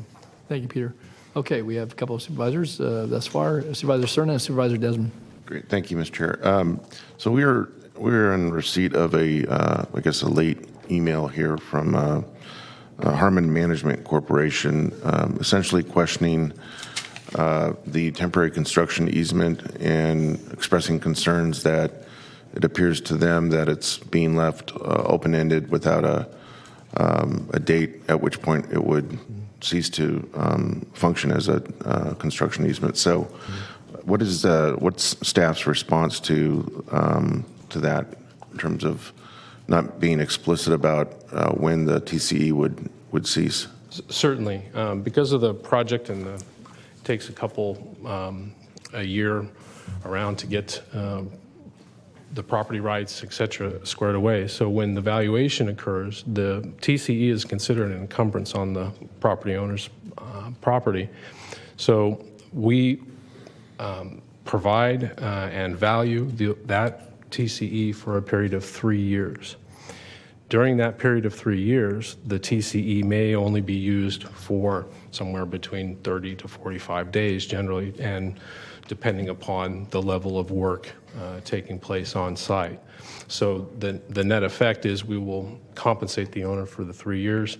When it gets closer to construction time, my understanding is the contractor, once awarded, will be issuing notices, et cetera, to the affected properties and tenants, and they will essentially, they're directed to maintain one half of the driveway open at all times. So again, on the Harmon KFC property, there's a driveway off of Watt Avenue, as well as, I believe, on Winona Way, there's another driveway adjacent to the KFC. So the plan would be to only close that driveway while the work is being done for the shortest period of time possible and with the least impact to the driveway and the business. And I suspect that that's a common practice when we deal with TCEs on other projects, to have them kind of, as far as I understand what you just explained, to have them exist for a fairly lengthy period of time, measured in years, in some cases or many cases, but within that window of time, it's practically implemented in smaller chunks of time, correct? That's correct. Okay, yes. All right. Thank you. Okay. Same question. Yeah. I just wanted to follow on because some of the correspondence talks to obviously the point that was raised by Supervisor Cerna and alluded to by others, but business disruption. I mean, we've done projects in the past, but and a lot of concern about driveway access and maintaining free flow of traffic, and it seems like in this day and time, I mean, just with I think some of the interrupted work patterns and so forth that some of these construction projects go on. I don't mean this one, but we all drive around the community, and so we see projects that seem to go on for years at a time. And when you're at street level, it's one thing to have freeway projects that are very complex and require lane changes and so forth. But this one, where obviously you're going to do additional curb gutter and sidewalk, replace and/or install landscaping and so forth. So that window, if I read the correspondence correctly, it was that concern about the TCE kind of having open-ended or 3 years. But does our documentation cover that? Again, I know contractors get rain days. We should be so fortunate to have rain these days. But in a lot of other things that can interfere with a schedule, and then you get into an extended period of time, and meanwhile the cones stay up and they get knocked over by motorists and so forth. And I guess I'm just curious, having had experience in doing corridor improvements over time, are we able to provide any additional assurances? And maybe it's not for so much for you, Peter, it might be for DOT staff to folks that their businesses aren't going to be unduly, and their customers, it's not just their business, it's their customers, inconvenienced, and we look for safety issues and so forth. So try to guard against those. What other assurances besides we buy the TCE and say we're going to do our best? I guess that's you know. I believe that I'll allow Melissa Yeah. Wright from the department to speak to some of that. Okay. Hi, Melissa. Good afternoon, Yeah. Chair, Supervisors. Melissa Wright, Principal Civil Engineer with DOT. So with regards to the temporary construction easements access, as we've covered already, we always try to maintain driveway access, access to the business. If they have multiple driveways, we only allow one to be closed at a time. We always work with the property owner ahead of time during design, and also once the contractor's on board, we let them know as well to follow standards. Regarding cones being set up, length of project, this obviously will be a long one like Fair Oaks Boulevard. It's a big project. So we always try to enforce with the contractor, only limit your work to the area needed on that property. We don't allow any storage of materials. We don't allow them to store equipment on the property within the TCE or beyond. We always make that clear, and if we're in violation, we always want the owner to let us know so that we can make sure we rectify that with the contractor and make sure they're aware. Because they get compensated for that. I mean, that's part of it. You can see if they have to move from offsite, they can't leave stuff stacked in front of somebody's parking lot. I mean, that's part of what they have to build in their contract. Correct. When they bid the job, they Right. have to keep in mind of where they're going to be storing their materials and equipment. Okay. All right. Thanks, Melissa. All right. There's no other questions. I do have a speaker signed up on this, and thank you. Peter, stand by. David Keenan. David. Do we have anybody on the phone? One person on the phone. Okay, sure. Okay, we'll get to them next. David. Hello, and thank you for letting me speak with you. My name is David Cunin, and I am the operator of 4741 Watt Avenue. I also represent the ownership, which just happens to be my dad and his business partner, so it's nothing, even though I'm not technically an owner, I represent him, so bear with me. Two things. Number one, my property and myself, has not been noticed or engaged by anybody in the property division about the property they'll be taking from me. The only discussions I've had is with planning related to a different matter, which is a permit matter coming at 62. None of that has anything to do with any real estate exchange or any offer or anything like that, even if whatever their offer is. So I just thought this board ought to know that me as a property owner right in the downtown, right in the central, I haven't been engaged. I'd like to be engaged. I'd like to know what the opportunity or options are, because I'm like, I believe my property, and according to the streetscape that I have in my head of what the vision is with the turnout, it's me, it's our property, and Safe Credit Union have these massive bus turnouts that are taking substantial land. So I thought you'd at least know that, and whatever direction you take off, that's up to you, but we have not been engaged. We'd like to be. Okay, thanks, David. I know a couple of supervisors have questions. Supervisor Cerna, Supervisor Desmond. Quick question for David. Somewhat familiar with the operation that you run, and I think I know the answer here, but is it true that your property does not immediately front on Watt Avenue? It fronts Watt Avenue. All the way to the back of sidewalk? All the way to the, we have about 150 feet of Watt Avenue frontage. Okay. On that. Except for that corner, right, with the AM/PM? The AM/PM has that little corner right there. Okay. So then the frontage goes to us, and then the next frontage starts with the Love Laundry facility that's right there. Okay, great. So thank you. I just wanted to get clear on that. Thanks. Thank you. Rich. Any others? Thank you, Mr. Chair. Thank you, David. I just had a question for maybe DOT. Could you come and respond to that, the statement by Mr. Cunin as to why he was not included in this resolution and in these negotiations? Steve White, Chief Engineering and Design, Department of Transportation, Chair Natoli, members of the board. First, David, I apologize. I didn't recognize you in the hallway. I think we met on a Zoom call once to the pre-bid when we were presenting the project. Yes. Anyway, the reason that we did not engage in the real estate process with the recycling industry's project parcel is because they actually are in for an entitlement with planning. And as one of the conditions of that entitlement, they are actually on the hook to dedicate the right-of-way that we need on Watt Avenue. That being said, we're going to work with David to make this as painless as possible as we go through construction and deal with some of the things that Supervisor Cerna and others have brought up earlier. But that is why we have not engaged with them in the traditional real estate process. So, and I guess a follow-up maybe for council is, I mean, I understand, and I know we're going to be discussing specifically that issue in item 62 this afternoon.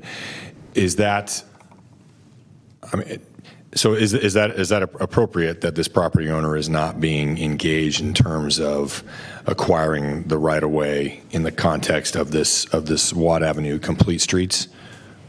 Yes, I think as staff has suggested, there was a reason for doing that because they are in the entitlement process, so that's why it's being kept separate. Okay. I guess I'm kind of puzzling over that. So what if they decide? Yeah, you know, if they decide to slow their application down, or for whatever reason, you know, processing time hasn't been all that quick over the years on stuff. But we take it for granted at the staff level that the conditions, that it may be a standardized condition. I get it, but we have a project before us that actually has proceeded to a certain level where we're now taking RONs or proposing actions. I guess I'm a little curious, Lisa, because again, I get it. The timing may fit or not, but that's a presumption that one, that the board would approve what the entitlement request is, that we would approve those conditions, which are fairly standardized. But this project is moving on a separate course, and so again, I get it. If his project gets approved, the use permit and the changes, that conditional will be discussed this afternoon. I don't want to mix the two, but I guess I see that's a little bit of assumption on our part that you're on that track and we're going to get your property. We don't have to buy it because you're going to have to give it to us because that's what the law would require if the board were to take this action, versus engaging and keeping that in front of the consideration. And so I guess I turn to you, Lisa, because it is a little interesting. Again, you know, it's not that we wouldn't, you know, when we're going to talk about this afternoon. Can I just add something Sure, to that? yeah. And I guess the broader question, in addition to that observation, is what harm does it do to simply notify the property owner? I mean, I understand I think I understand the interest in trying to keep things separate, but what's the harm in at least engaging with a property owner that has immediate frontage on a project like this, despite the fact that there'll be some expectation for the property owner to provide property for the project? I think just being aware and talking to the folks in our planning department, knowing the timing of the entitlement, we were pretty confident that it was going to be going through ahead of ours. And you know, the reality is, if the applicant withdraws his application or the board takes a different action this afternoon, we would certainly engage with him. But with our limited resources being what they are, you know, the decision was not to go through that costly process of acquisition and starting that process, knowing that the timing was such that he was going to be in here ahead of us and there was a nexus. And I was going to just follow. I mean, I was basically going to say the same thing. If for some reason the entitlement process stopped or the board did not approve it, then the Department of Transportation would have to start the process down the eminent domain path. So it doesn't foreclose or forestall the ability to do so, but as staff has said, there was a conscious decision based on the thoughts of the timing and also the cost to make a multi-track approach. So I would follow up to that specifically. I mean, don't we lose out? Say that happens. Say something happens with the entitlement process. Either it gets delayed, because I believe, I know we'll be talking about it later on, but I believe that process was started nearly 3 years ago. If it gets delayed even more, shouldn't we have preserved the ability to proceed with an eminent domain action by including it in this RON? I mean, in other words, do we lose something by not including it? Again, I can defer to staff on the timing of it, but I don't think you lose anything. You just have to start the process from the beginning. But obviously, it's quite a bit shorter than the entitlement process. Right. We essentially lose time. Okay. Okay. Well, that's important for me to know, because I mean, none of us want to delay, obviously, the project. It just, yeah, it's not lost on me, and obviously some of my colleagues here, that, but for this application process for the entitlement, this property owner would have been engaged, just like we would engage any other property owner for a taking, an acquisition along Watt Avenue. Is that right, Steve? Yeah, that's correct. And I would just like to clarify when I say we would lose time, if things didn't go through today, we would engage with the property owner. We would issue notice of decision to appraise. We'd make an offer. We would actually be able to potentially catch up as long as we don't reach impasse. If we could have an amicable settlement, it could catch up and we could get possession in sync with the other RONs that we have going through today. Well, I would certainly suggest that, and maybe staff talk with the property owner before item 62 comes to us this afternoon. It would sure be nice to be able to come to some kind of resolution on this, so we don't have to go back and then pursue an acquisition specifically through a resolution of necessity. Well, I want to ask a question, just take a little bit of a deeper dive, though. So acquisition is one thing. That's paying for whatever improvements would have to be relocated and or for the appraised value when you get a settlement. But is, by virtue of what's going to be considered later today, it's not just the acquisition. Is the property owner here, or as representative of the property owner, going to have to put the new improvements in at their cost and not at the cost of the overall project? So we're getting a little off track from the that goes run. Beyond the value of the property. It goes to what would be required, because you're going to have a project where you get the benefit of doing that, in the public, arena, bidding it all as one project. If they're conditioned to not only dedicate right-of-way, but then to install the improvements per whatever this new plan is, there's quite a bit of additive cost to that. If the entitlement went away this afternoon, we would make an offer to buy the right-of-way, and we would construct the improvements as we already planned to do. So the only additional cost to us would just be staff time to go through the acquisition process and whatever the right-of-way value is. Okay, so let me ask you simply. If the right-of-way is dedicated, if we had the right-of-way, is the property owner still responsible then to pay the share of whatever improvements across that frontage versus the public project? Right now, that's not even a condition on. Again, we're getting off on item 62. So it's just the dedication of right-of-way. Right now, we're just asking for the right-of-way. We're building the improvements. That's what I want to be clear about. That's my question. And to answer, a lot of these questions, I know staff for all the affected departments will be here for item 62. So I think it's probably best to defer to that. And I know our office has been working with staff and the applicant on possible solutions to those things, and so you'll be able to ask more in-depth questions at 2:15 or whenever the next item comes back. Okay. But can I ask one more? Sure, to the bottom line is, though, no decision we make or do not make on item 60 right now would affect our ability to then subsequently go back, if we needed to pursue an RON for this property. Is that correct? Okay. Correct. Okay. All right. No further questions. I don't see any other board members in the queue, so thanks, Steve. All right. Okay, we have a caller on this as well. Please transfer the caller.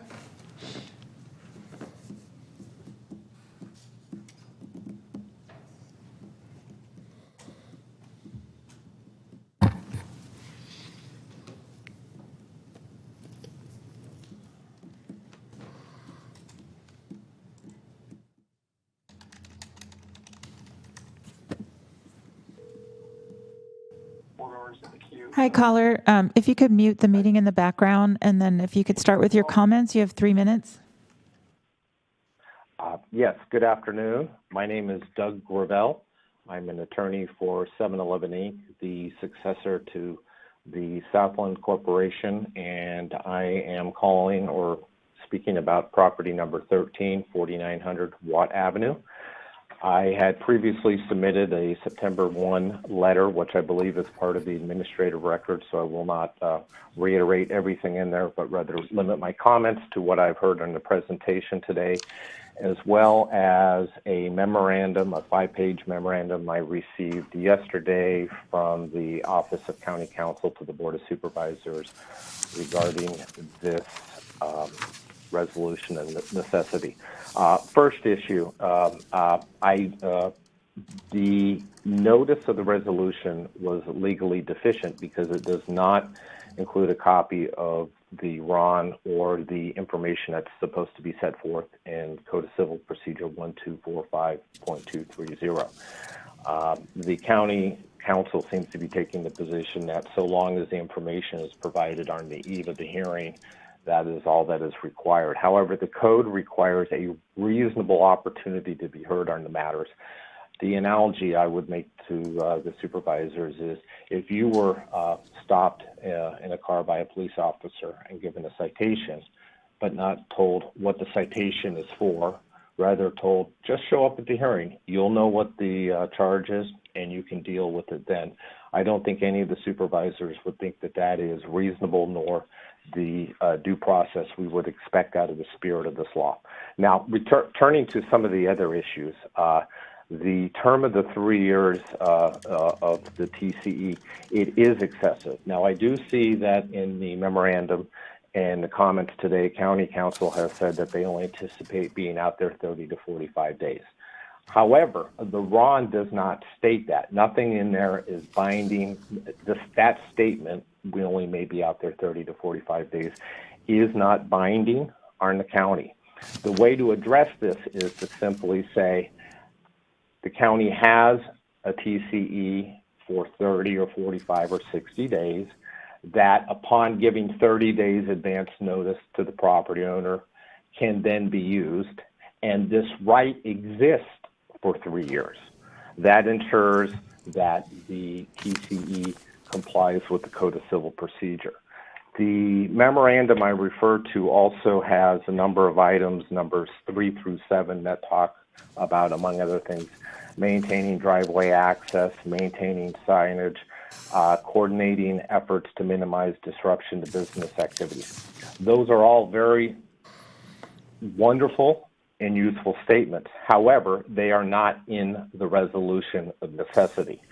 They are not binding on the county, and hence the resolution is defective and deficient for that reason. My suggestion to the Board of Supervisors is that they have the county renotice this with the RON, and when the RON is prepared or amended, that these provisions in the memorandum be included in the RON. The pitch I would make to the supervisors is if we get to the point where litigation ensues, and that is not the goal here, of course, but if we do get to that point, the county, their case survives or fails based on the four corners of the RON, not what these statements are being made orally or in memorandums. And nothing in the RON talks about these efforts to minimize disruptions to business activities and so forth. Mr. Gravel, that concludes my comment. Okay, very good. Thank you, Mr. Gravel. Appreciate your comments. Do we have any other callers? Okay, we do not have any other callers. Okay. Lisa, anything you want to add? Nope. Okay. Okay, I'll bring back to the board members. Mr. Desmond. I was waiting to be recognized. Thank you. Thank you, Mr. Chair, and I appreciate the conversation with staff about this, and I know we'll be talking a little more about this with item 62. I'm very supportive of this project, and I really hope we can work out the differences with some of the remaining property owners. As you know, I'm looking at you, Steve, and DOT. I mean, that's always my number one objective. I've said a few times, my father was a condemnation attorney for about 60 years, and whenever I approve a resolution of necessity, he's rolling over in his grave. So, but I am confident in DOT and very supportive of this project. It's extremely important for this part of the county, this Complete Streets project. It will really benefit this area. And with that, I'm move approval of the staff recommendation. Okay, so moved and seconded, and then that would reflect that all the things are read in, all the properties read into the record. Correct. Right, okay. All right, so we have a motion and a second to approve staff recommendation as outlined. I didn't catch who made the second. I'm sorry. Supervisor Kennedy. Okay. Got it. Okay, all right, please vote. Unanimous vote. Okay, thank you to our speakers, thank you to our staff. Sounds like we'll have a continuation of portion of this a little later this afternoon. So that does take us through the morning agenda. We have a closed session. I would suggest that we come back at around 2:15 to give us a little extra time for lunch after closed session. Okay, so with that, we'll stand in recess to closed session till 2:15.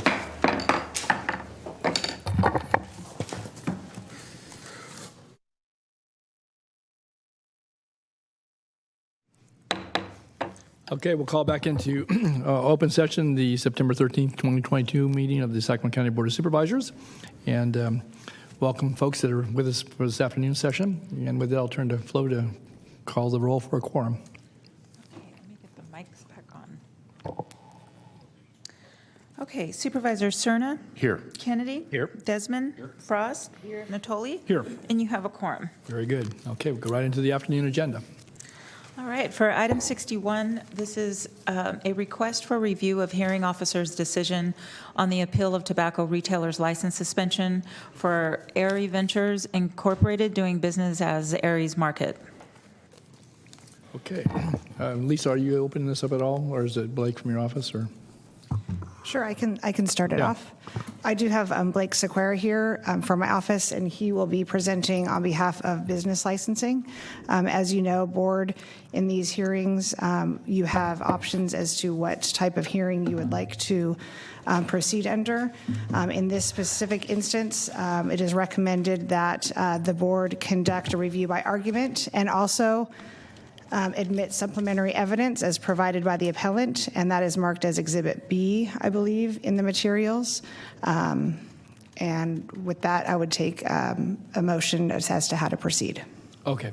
So as we do in these proceedings, we need to decide how we're going to proceed, and then we'll get into the hearing itself. So you've heard the council's recommendation. Is there a motion to that effect? So moved. Okay. All right, it's moved and seconded, and this is just on the point of conducting the hearing by argument and allowing for admission of supplementary evidence provided by the appellant if they so choose. And with that, that's the motion, so please vote. Unanimous vote. Okay, very good. And for those that are in the audience, I don't have any speaker request forms. So we do have the appellant here. We're going to hear from county council, so we'll give you an opportunity to speak if you so choose following county council's presentation.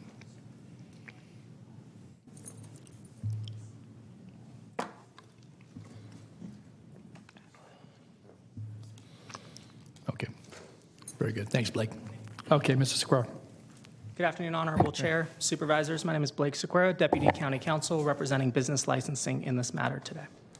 Before you today is an appeal of a hearing officer's order suspending for 30 days the tobacco retailer business license belonging to Mr. Harpinder Singh, CEO of Aries Market, doing business as Aries Market at 4710 Auburn Boulevard in District 3.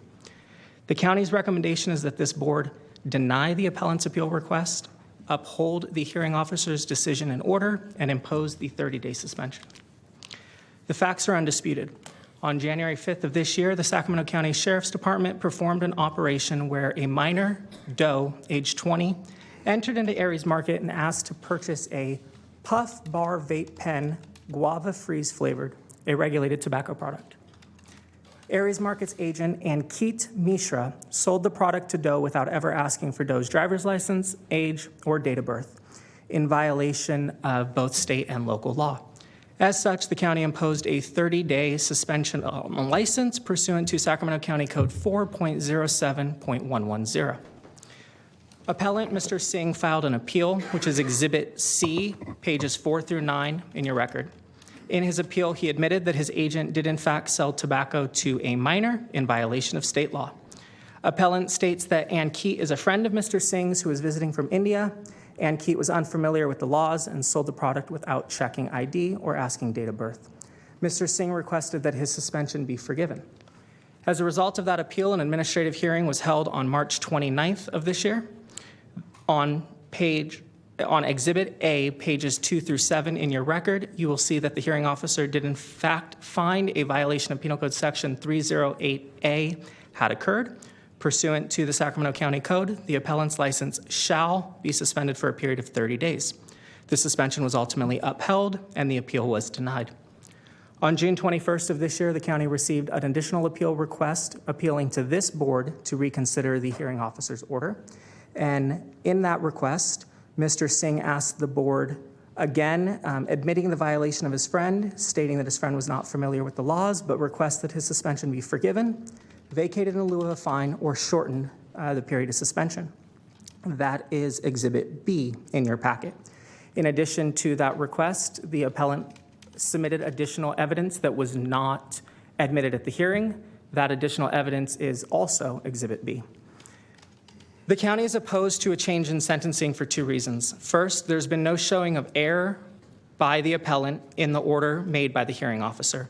The only request for an appeal to the board is for a reconsideration of sentencing. However, pursuant to the Sacramento County Code, the sentence that shall be imposed is a 30-day suspension. That's noted by the use of the word shall in the ordinance.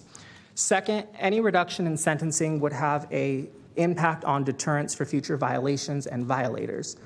The law section, Sacramento County Code 4.07.110, was enacted to prevent tobacco retailers from violating state law, specifically selling to minors under the age of 21. For those reasons, the county requests that this board deny the appellant's appeal, uphold the hearing officer's order, adopt the hearing officer's findings as that of this board, and impose a 30-day suspension on tobacco retailer's business license, TRB 120200015. Thank you. Okay, thank you, Blake. Let me turn to board members first. Any questions about the information that's been submitted thus far? Okay, seeing none, then we don't, no questions. So this would be the opportunity then for the appellant, if you chose to come forward, just identify yourself and offer your thoughts and comments regarding the presentation.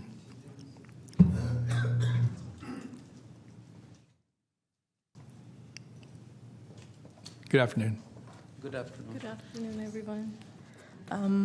So just You have to speak up just a little bit. Kind of stand in front of the two mics. If you stand in front of the mics, it'll pick you up pretty good. There you go. so we're here today to request if we can. Please tell us your names though, so we know who we're sorry. talking to. Yeah. I'm Razia. Hi, Razia. Aries from Aries Okay. Ventures Inc. I'm Harvinder Singh from Aries Market. Okay, Harinder, good. Good afternoon. Okay, go ahead. So basically, we're here to ask for the 30-day suspension to be forgiven or lowered or fined or something, because the 30 days, it'll be really hard on us as a business, as a small business. The financial hardships will hit really hard because it's not just the tobacco suspension. It'll affect our other merchandises that when customers come in, they just don't buy the tobacco products. It's a gas station, so they come in for gas, they come in for other, snacks, sodas, and other stuff that they need. And so it's gonna drastically put us in financial hardship. That's our main concern. It is a small business, and we've been in there about a year and a half, and so we're basically starting on it too, and we're trying to improve that property, and we've submitted before, and we have plans that we have already submitted to the county too, for the improvements. So that will be another hardship it's going to put us back in trying to improve that place. And just when this violation happened, it wasn't because of us or our employees. How it happened was is my husband, he works at the store most of the time, and that day he was there from like 6 in the morning to I think it was like 10 p.m., 8 to 10 p.m. So his family came over from Canada, and it was one from Canada and one from India. So they basically were talking in the back, and they ordered dinner because he didn't go home all day. So he had ordered dinner, and they started eating. And one of the person who was at the register, he had asked him to let him know if somebody comes, just let him know, and we'll take care of it. It wasn't our employee, because we tell our employee, we train our employees to make sure you card the person, you ask the person, whoever comes, to buy any tobacco or liquor products, and they know, and they do. And we've also got a letter that the last time our employee or one of us was there, that they couldn't get the minor could not get the tobacco product. They got a certificate. We got the certificate from the sheriff's department. So when the minor came in, Just on that point, so previously they tried to do a buy, but you you carded the person and you denied the sale. Yes, they give us the certificate for congratulations, you guys did good job. That's What was the date on that? February 26th. 2021. Okay, so the year before all this occurred, or just a little less than a year before, in February 2021, you got a commendation on a attempted purchase, and then in January of this year, though, you explained the situation. And Okay. again, it wasn't either of us or our employees. Your employees, right? Yes. Okay. So that person who was behind the counter, he was supposed to notify my husband, but he knew how to use the register, so but he wasn't. He don't know the laws. Yeah, he didn't know the laws of this place. So he just, she pointed at the product, and he just rang it up and gave it to her.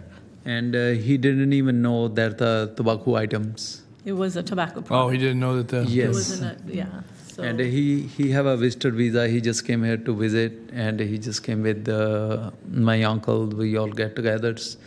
So that's why that happened. Otherwise, I'm very careful. I know that's mistake. That's our responsibility. That's our license, our business. We run that, but that mistake not from us, and we just want.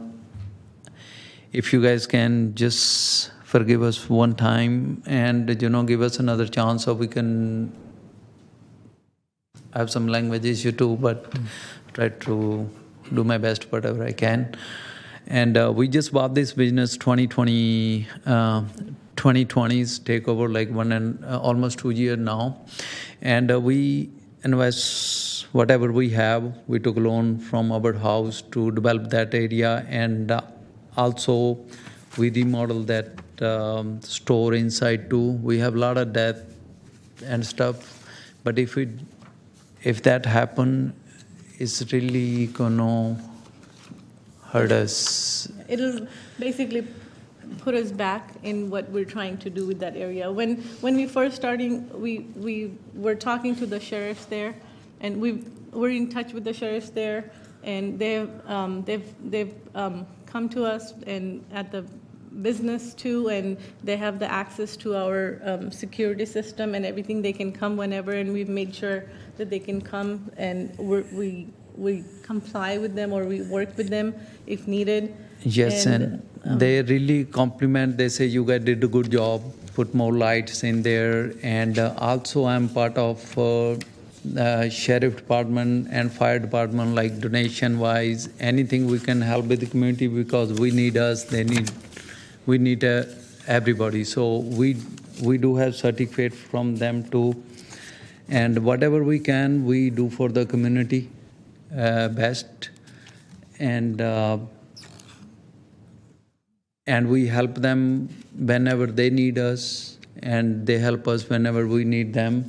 And I talked to their sheriff over there too. The other day we went to the office, and we tell them, anytime you guys need something, so let us know. We always there for you guys. And so, as they were saying as I was saying, when we were first getting this place, they're concerned about the surroundings and the business, the place itself. So I wanted to give you guys the plans. You can show it on that white screen that's just to just to his left and the right there. Yeah.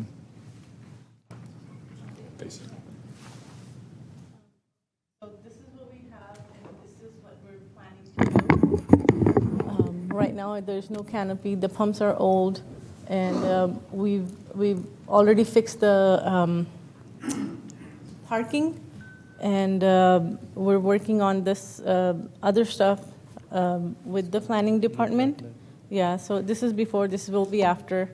And as I was saying, like, they're concerned about the area. So we're trying to make it better, make it look better, make it more, and we've put up lighting, we have surveillance system that, it covers not just our property, but the streets. So that's why they've been, they came to us a few times already, just for any, for if they needed any more help.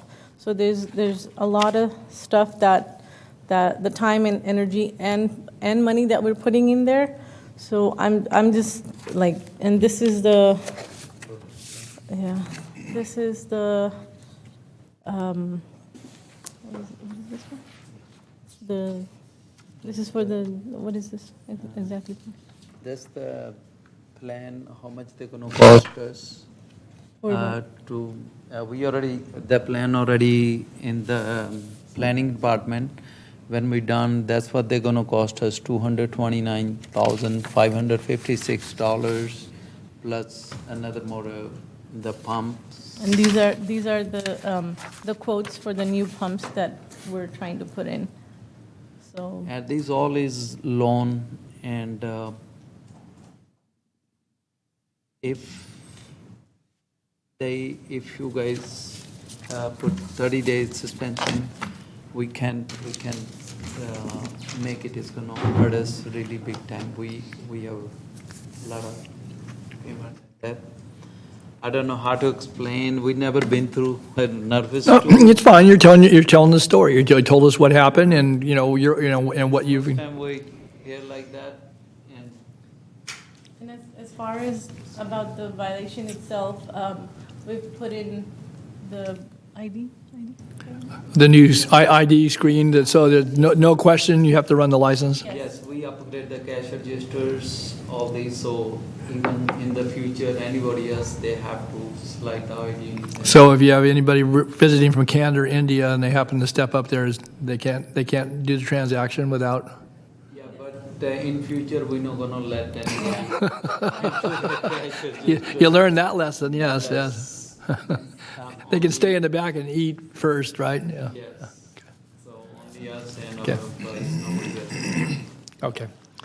So, is there anything else then? So I think you certainly described, what transpired. You actually, in the record, Mr. Sequeira referenced that in the exhibit. So we had that, and we had some of the exhibits showing the Sinclair signage and so forth. So, well, let me ask board members. I see Supervisor Cerna's in the queue. Maybe others want to ask questions, so stay there for a second. So, Thank you, Mr. Chair. Yeah. So you mentioned earlier that your friend or family member that was visiting that happened to be stationed at the cash register, who was the one involved with the transaction, that he didn't even know it was a tobacco product. Is that, ironically, is that because is it a vape cartridge or a vape pen or something? There's a vape pen, I believe. Okay. Is it because, but is it because it wasn't marketed, it wasn't branded like a traditional tobacco product? It was No, branded sir. more like candy? Yes, they look like a toy things. They don't even say there's a tobacco product on top. Well, They it never probably does. mention It's probably not real obvious, I'm guessing. Right. That's what I was. But it was colorful packaging? like- Yes. It has fruits on it, so. Yeah, okay. All right, thank you. Okay, Supervisor Desmond. Thank you, Mr. Chair, and thank you for coming today. I appreciate all the efforts you've made to ensure something like this doesn't happen again, and appreciate you being a small business owner in the community. It's obviously been a very difficult time. I mean, I struggle with this because obviously it's no small matter to sell tobacco to minors, and this board has been very stringent on the sale of tobacco products, flavored tobacco products to minors in particular, and has made it very clear where we stand in terms of the public health aspects of that. And I think this ordinance is a reflection of that, certainly. I guess my question really is for Blake, and I know we've had this discussion before in prior situations like this. Can you discuss a little bit what options? I mean, you make it very clear. If we uphold the hearing officer's decision and deny the appeal, we have very little latitude in what we can do, if any. But what are some options that we do have, if any, in terms of the suspension? That is correct. So the way the county code is written, it's a shall impose a 30-day suspension, so it doesn't really give the board discretion once the board upholds the hearing officer's findings and order. However, in the past, this board has upheld the hearing officer's order, imposed the findings as their own, but has allowed the appellant to work with staff in entering a settlement agreement to break up the suspension time. So in the last case, instead of a 30-day suspension, it was 2 15-day suspensions. The departments would take the same position as previously taken, that splitting up that suspension significantly hinders the department's ability to perform inspections to make sure that during those 2 15-day periods that the applicant is in fact not selling tobacco. My understanding is licensing is short-staffed when it comes to inspectors, so breaking it up would impact their ability, and additionally the cost would increase. So the department would be against that or would object to it. However, this board has done that in the past. So the board does retain that discretion. Yeah, and I would just add the last hearing that Blake is referring to. I believe the settlement agreement was to include increased inspection fees, because they would have to go out at least 2 times instead of just the 1 time. So if the board is amenable to or desires to enter into any kind of settlement agreement, I would advise that it is consistent with how the board handled it last time. Okay. And, I appreciate that. Yeah. and just for the record, I don't believe that agreement was ever entered into with the last appellant, but that's something that is not super relevant today, but just as an aside. Right. Okay. Thank you. And how much are those additional inspection fees, Blake? Did you quantify that the last time? How much it would have been? Or If you give me one moment. I believe last time it was roughly 600, but I will say that County Council, myself, spent numerous time preparing that settlement agreement. So those were additional costs that weren't included the first time.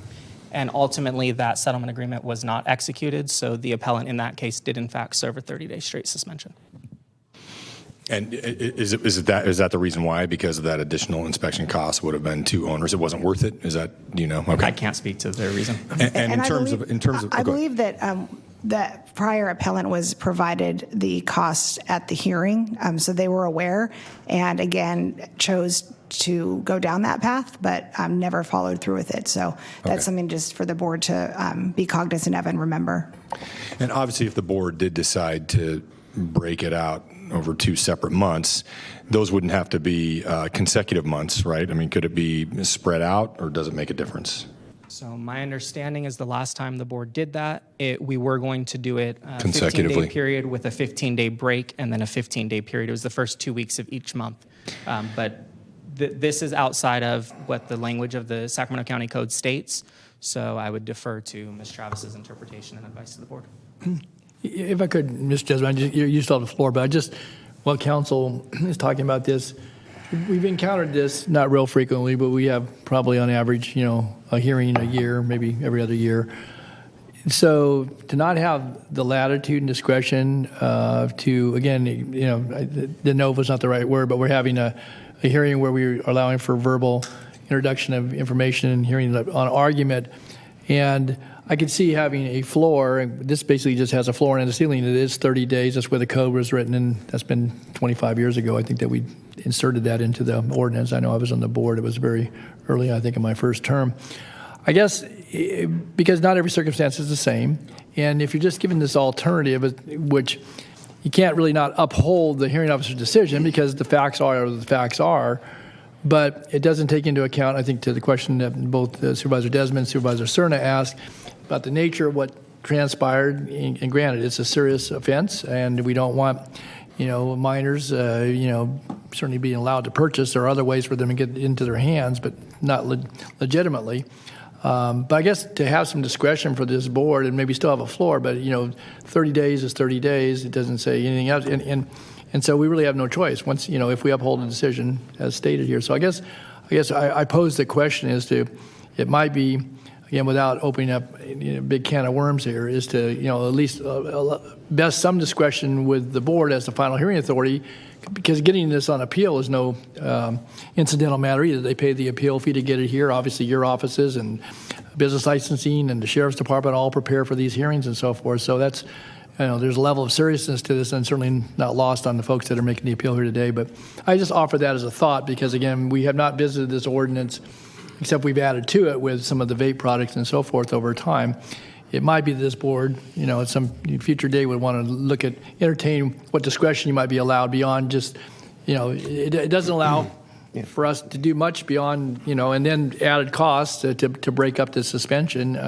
Otherwise, it's kind of setting false expectations of us. Yeah, I mean, on the appeal, you're right. So, expectations of us and for the appellants too, because really they can come here and argue their case. But, Yeah, I mean, That's one thing we. Hold just one second. Let the county council. Just go ahead. Yeah, I was just going to say you're correct. There is not a lot of discretion granted to the board in this ordinance.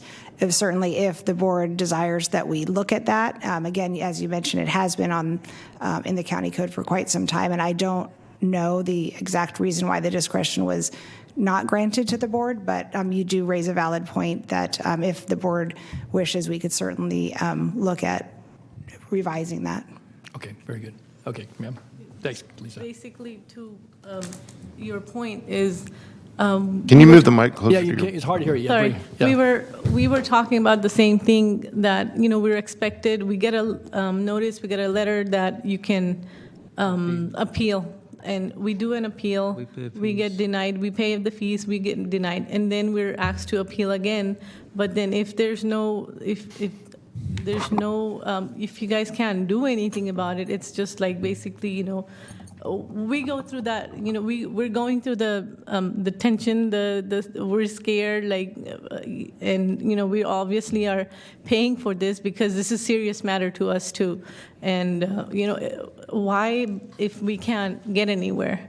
If it's written like this, then why are we being asked to appeal and appeal again? Well, you weren't being asked to. You were given that opportunity to appeal, Well, but again, yes. with some hope that you would have the ability Yes, to overturn yes. it. Mr. Chair? Yeah, sure, Mr. Go. So to that point, though, when you learn from our staff that, yes, there's an appeal process, and you have that opportunity, as the chair just mentioned, it's an opportunity, was it made clear to you at that point about what very limited discretion the board has? No, because the letter we received, it just says you can make an appeal to the Board of Supervisors, and it doesn't say on there if, pay the fees and, do the appeal, but it doesn't say what you guys will be able to do or not. It just, it just asks you to. So I guess I'm looking at county council to ask if you can confirm that is in fact the case, because if that is the case, that's really broken. That's I think grounds for kind of dismissing the appeal cost. That certainly gives the impression that we would I'm there be looking some for the discretion. letter, and I don't know if it's in here or not. Maybe Blake could help me out, but I assume that Exhibit B. this code section that is relevant would be included, which shows what the board can and can't do. So while it may not be explained in layman's terms, it certainly provides notice to the applicant in order to know what the remedies that they seek could be. No, fair enough, but I think in the normal nomenclature of what an appeal means to most people, it means, at least it means to me, that there's an opportunity to overturn something, to overturn an action. And if, in fact, because we don't have that authority, I think it's a misrepresentation of to the appellant of what they can and can't actually achieve. And if there's a cost involved, it's that much more unfair, at least in my opinion. Well, I mean, the board can grant the appeal. If I may jump in on that part, the letter is Exhibit B, page 001 in your record. It does cite to the Sacramento County Code. In addition, licensing mails out a copy of the relevant sections in the notice to appeal. And turning to the de novo review, in essence, Supervisor Cerna, there are two types of reviews that the board can do. The board can, in fact, conduct a de novo review, which is the county putting on all of the evidence once again, the appellant putting on their relevant evidence, and us having full argument. At that point, the board could make their own decision and impose a sentencing. However, this board, previous to my speaking, voted to introduce additional evidence, but only hear this appeal based on argument, not to do a complete de novo review. So that would be the board's discretion at that point. Could I follow on to that? So if we chose to do a de novo hearing, then we restore the authority for us to then have a shorter period of time?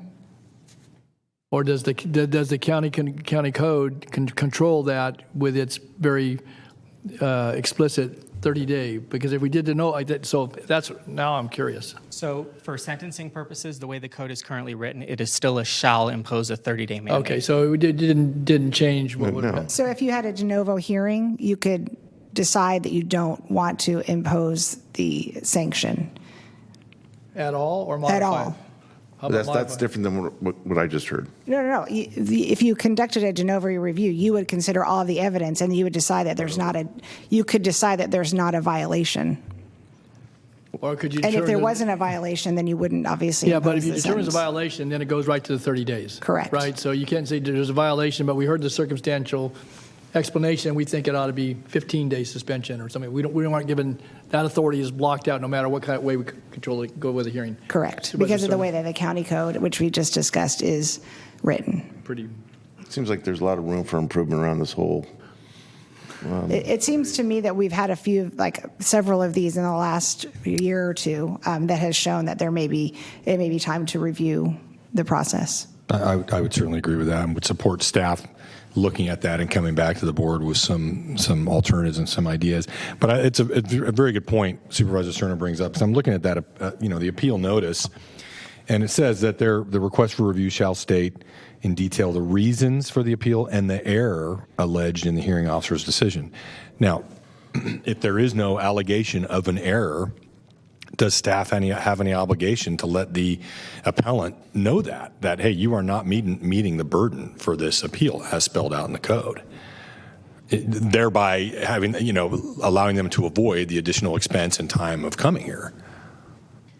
So Do you know what I'm getting at, Blake? I do. Okay. My understanding is the board can deny hearing the appeal if the board doesn't believe that burden has been met, that there has been a showing of error. I would have to go through the So code. the onus is on us as the hearing body to make that determination, whether it's met even the grounds for an appeal. Correct. Is that what you're saying? Currently, staff does not have that discretion. Can I ask one other question? So we have the county ordinance, which I think even preceded some of the more specifics in state law, but there are prohibitions in state law relative to sale of certain products to minors. Is this product that was sold, is that now included in the umbrella of the products that the state regulates as well? That is correct. So Exhibit C, page 38, you can see a photo of the decoy holding the product. Yeah, I have. If you look closely, it's not the best photo, but if you look closely, you can see that the bottom part of the product has that danger tobacco warning that makes it a regulated tobacco product. And under Penal Code Section 308, subsection A, all tobacco product and cannot be sold to minors under the age of 21.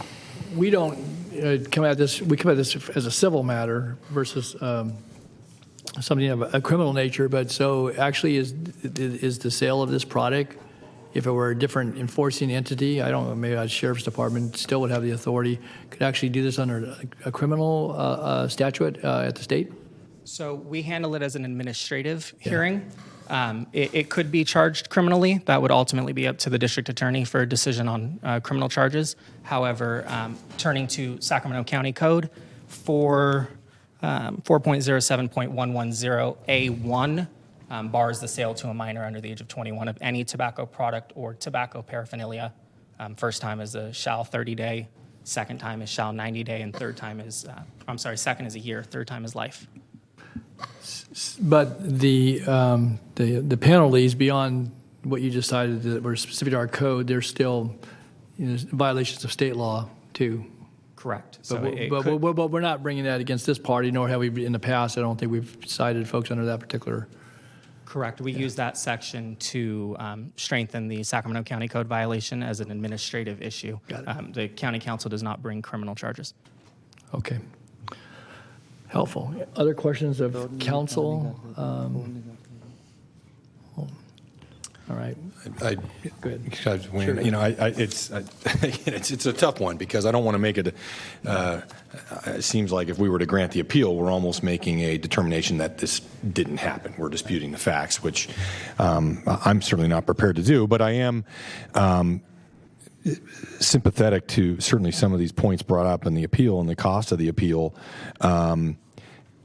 And I certainly, I want to add, so I don't know if you were following what we were discussing in terms of breaking up the 30-day penalty. If that were broken up, 15 days, 1 month, and then a few months later, another 15 days, that is something that is within our discretion to do. I just would ask you, would that mitigate the impact on your business?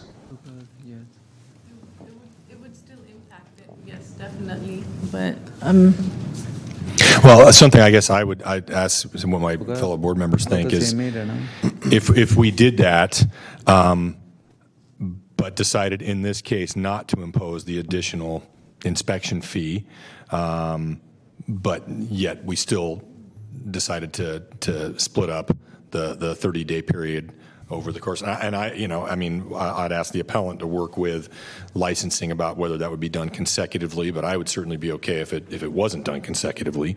But that's one option. Yeah, maybe pose it as just a binary question. If you only had two choices, one was the 30 days, or the other being 15 in month 1 and 15 in month 4, which one would you take if you only had those two choices? Would you just take the full 30 days at once or break it up? If we have no choice, we already, I don't know, I thought the appeal gonna be, we really expect something from you guys. Maybe we don't have to go through the 15 days or 30 days. Put that aside for a second. Maybe we can pay the fine or something. Hold on. Put that aside for a sec. Hypothetically, you only have these two choices, 30 days or 15 in the first month and 15 in, say, the third or the fourth month. Which one would you choose? 15 on the last month if they can start, because the beginning of month is really busy for us. That's the only first 15 days store generates some sale. Last 15 days is totally slow. Thank you. And, that's helpful. Thank you. Also, these two appeals, they cost us like $2,600, $1,305 every appeal we pay them to go through that appeal. Some people are suggested to bring the attorney. We can't afford attorneys. We talked to a couple of attorneys. They have too much fees because that's why we came over here by self, because we can't even afford an attorney to pay for $5,000.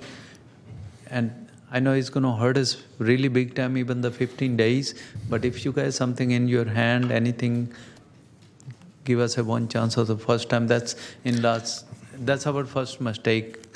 I promise you guys in future. I have 3 kids. I have 3 daughters. I have my kids too. I don't want anybody hand tobacco to my kids. Right. And so that's why if something you guys can do for us, please. Okay. Help us. I'm going to ask one other question here, and it's the timing issue. Obviously, it's before us. We've conducted the hearing here today.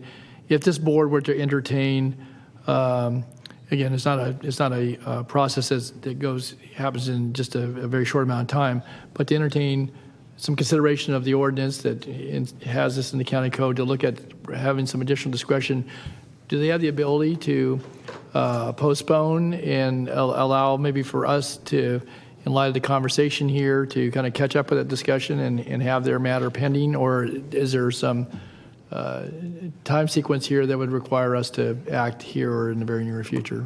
Well, the only way that the future ordinance would be applicable to this violation or alleged violation is if you made the ordinance retroactive, because, as you know, this was charged and brought under the current ordinance. Okay, so that wouldn't have... So I don't suggest doing that. Okay, no, I was just curious. Again, I was wondering about the authorities to at least have some little additional discretion here. Right. So, well, with that, I would just say that I think that the suggestion, I know there are costs and that, costs get spread a lot of different ways, but they paid $1,305 to get here today. The outcome was pretty much, set, unless we were to, be a bit ridiculous about it and say it didn't happen, which it did. And so, I would be certainly willing to support, as has been suggested by a couple of my colleagues, splitting it up, do it at the end of the month. It certainly has an impact on you. It's a tough lesson, but also to not charge the additional inspection fees if they were willing to take the 2 15-day non-concurrent inspections. I think that we've had a pretty good discussion today. Obviously, none of us works for free, but it gets built into the bigger picture here. And I think that this was a good opportunity for this board to talk a little more in depth about some of the issues that may allow us to have a little more discretion next time this gets something like this gets before us. Blake? Supervisor Chair, thank you. I would just ask that if the board is going to bring that motion, Supervisor Cerna had mentioned, month 1 and then month 4. I would just ask that if the board is going to bring that motion, that we would do it 2 consecutive months so that this case isn't open for 4 months, 5 months, 6 months down the line. If the board upholds it, the suspension would not start tomorrow. The individual would work with licensing to set the correct date, and I would like to avoid keeping this case open for, say, 5-6 months. Okay, well then, in light of that, I'd like to make a motion that we uphold the suspension, break it up over the course of 2 months, so 2 15-day periods to start, and both be the suspension be served in the latter half of each of those months, and that we waive any additional inspection fee that would the county would incur as a result thereof. That would be my motion. Second it. Okay, so you understand the motion? We're going to vote on that, but do you understand what we're going to do? We'll uphold the appeal. Suspension would still be in place, 2 15-day periods at the end of consecutive months, and there would be no additional inspection fees or appeal fees. That would be done, obviously, at our cost recovery. That's not your preference, but that's about as far as you're going to get today under the situation that we currently have with our county code. So that's the only option they have. There's no fine or anything like that. no fine. Yeah, The fine's going to be the loss of business. Obviously, that's and that's probably going to hurt more than if we had a penalty. But there's no additional costs associated with the motion. So, all right. I mean, we don't have a choice. Okay. All right. Very good. Okay, then if nothing further, do we have anybody else to speak on this? Anybody on the phone? No, hang on, let me just double check. No, I don't have anyone. Okay. All right. Very good. Then I'll call for the vote. Unanimous vote. Okay. Well, thank you for being here. And again, you represented yourselves well. Again, For hearing. Thank you us. so much. thank you. And good luck. And sorry for the tough lesson. So. And Mr. Chair, I'd also just ask, our county CEO and staff to come back to this board with some other, okay. Especially on the appeals part, because that's both. really troubling to me. Yeah, likewise. Okay. Thank you, Supervisor. No, thank you, Blake. Thank you, Laura. Thanks to our Sheriff's Department folks, too. Okay. All All right. All On right. this, Next on this item, I would have to take an oath if we have public testimony. So this is the Recycling Industries, a use permit, special development permit, and design review for a property located at 4741 Watt Avenue in the North Highlands community. And yeah, so if there is anyone here on this item, I'm not sure if you received any speaker slips. You're planning on speaking, right, David? Yeah. Yeah, you need Okay. to just take it. You need to take the oath. Yeah. No, Yeah, you you need could to just do it where you're at. Yeah, whatever's convenient for you. You can get sworn at anywhere you want to stand. Okay. Yes. Please raise your right hand, and the appropriate response is I do. Do you swear that the testimony you are about to give this board is the truth, so help you God? If you do not swear, do you so affirm? And then when you come to the podium, please state your name for the record and the statement, I have been sworn. Okay, very good. We'll get to you in a minute. It's your turn. Okay, Kimber gets to go first, so. Belt and suspenders. Well, okay, all right. Well, then we'll go turn to our planning department. Kimber, good afternoon. Good to see you. Hi, good to see you too. Good afternoon, everyone. Before I get started, I did want to confirm that we have the project engineer on the call. I think we had set up a Skype line for him, so just wanted to make sure that we Is got that Mr. Minor? Larry Minor? Yes. Okay. Mr. Minor, are you on the line? Yes, I am. Perfect. Okay. All right. Good to go. Well, good afternoon, Chair and members of the board. My name is Kimber Gutierrez, and I will be presenting the Recycling Industries Project.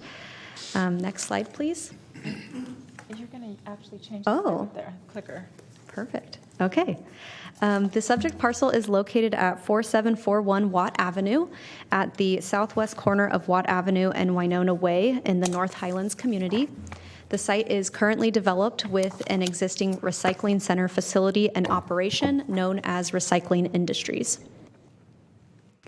The subject parcel is located within the North Watt Avenue Corridor Plan Special Planning Area and is within the Triangle Gateway District sub-area and the Transit-Oriented Development subzone. The property was zoned light industrial, or M1, prior to the adoption of the corridor plan. Pursuant to the corridor plan, Sacramento County Zoning Code industrial uses that are permitted or conditionally permitted in the M1 zoning district are permitted within the Triangle Gateway District when the property was zoned M1 prior to the corridor plan adoption. Surrounding land uses are predominantly commercial retail. I have broken up the site history and entitlement history into two parts. This first slide will cover mostly the local enforcement agency permitting process, and then the next slide will cover the planning history. So Recycling Industries has been in operation since 2010. It is considered a material recovery facility, which means the facility processes clean recyclables obtained from various businesses, as well as printers and manufacturing facilities. Also included in the materials is curbside material collected by the county. On peak days, up to 400 tons per day of material is processed at the facility. No municipal solid waste is accepted at the facility. However, under state solid waste regulations, a solid waste facility permit is required to operate if the curbside material being processed contains over 10% trash, which is also referred to as residual material. Recycling Industries currently has a medium volume solid waste facility permit from the Sacramento County Local Enforcement Agency. The medium solid waste facility permit allows processing of up to 99 tons per day of curbside material that contains over 10% residual material.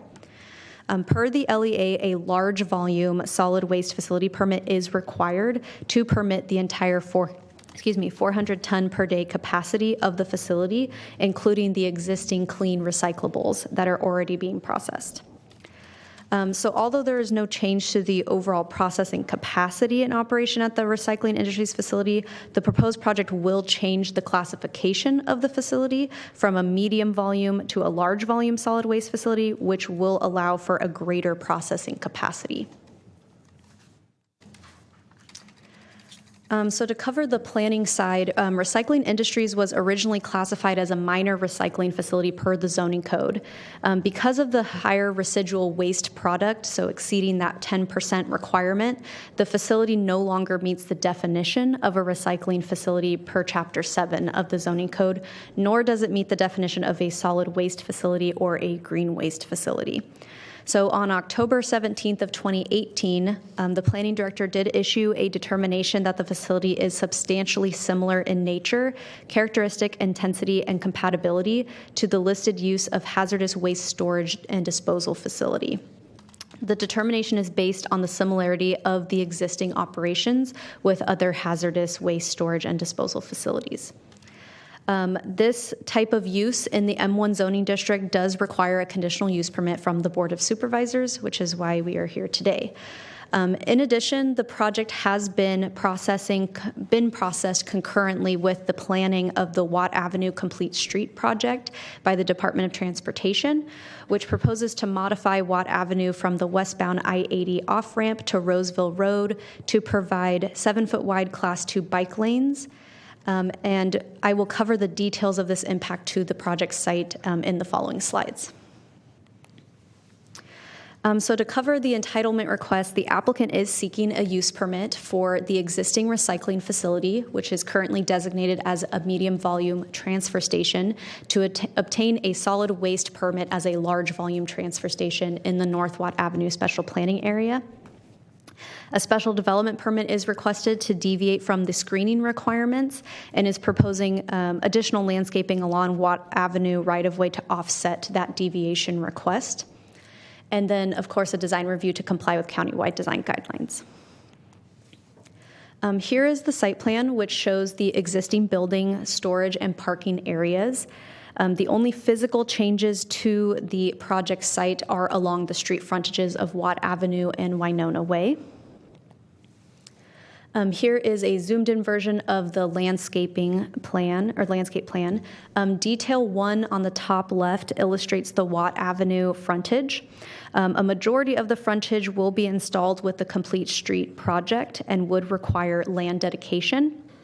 The project site's frontage will include curb and gutter, an 8-foot wide landscape planter, an 8-foot wide detached sidewalk and bus pad, a 10-foot wide landscape planter, and a 7-foot tall wrought iron fence.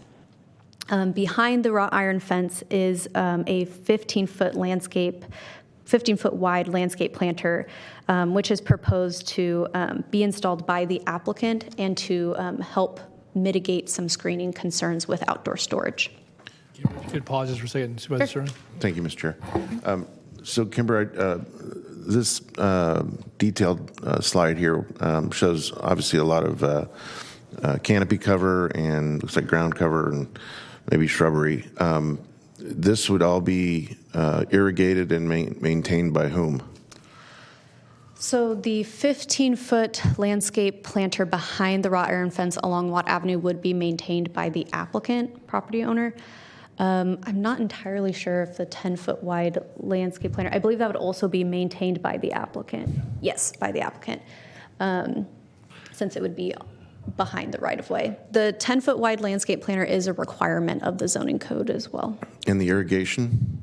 So I believe one of the conditions requires the applicant to set up the irrigation, and then they would be responsible for putting in the irrigation and maintaining it. Okay. All right, thank you. Mm-hmm. Okay, so details 2 through 4, so the rest of the exhibits show the Winona Way frontage. The project is conditioned to install a 6-foot wide sidewalk along Winona Way, including improvement of driveways, which is condition 11. This next slide shows just some perspectives and elevations of the proposed landscaping along both Winona and Watt Avenue.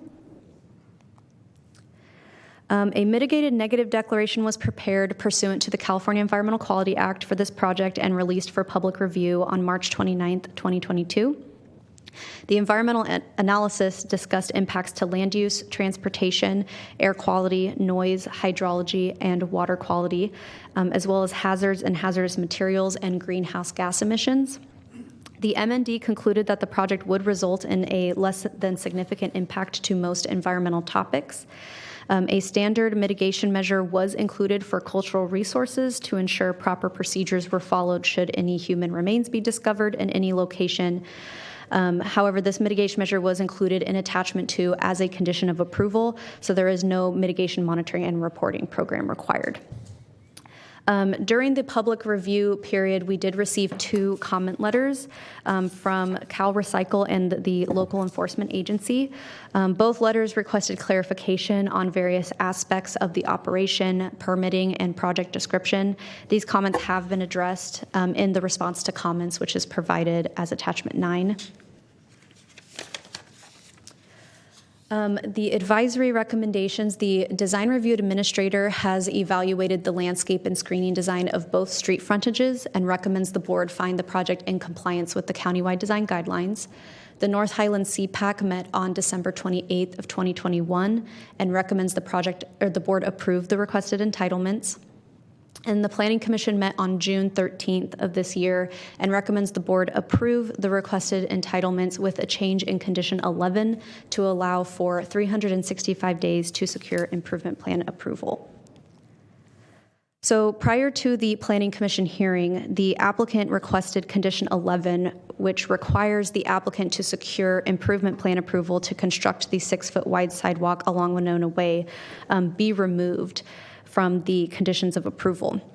The applicant provided a letter documenting their justification with a statement indicating that 365 days from the approval of the use permit would be desired should the condition not be fully removed from the conditions.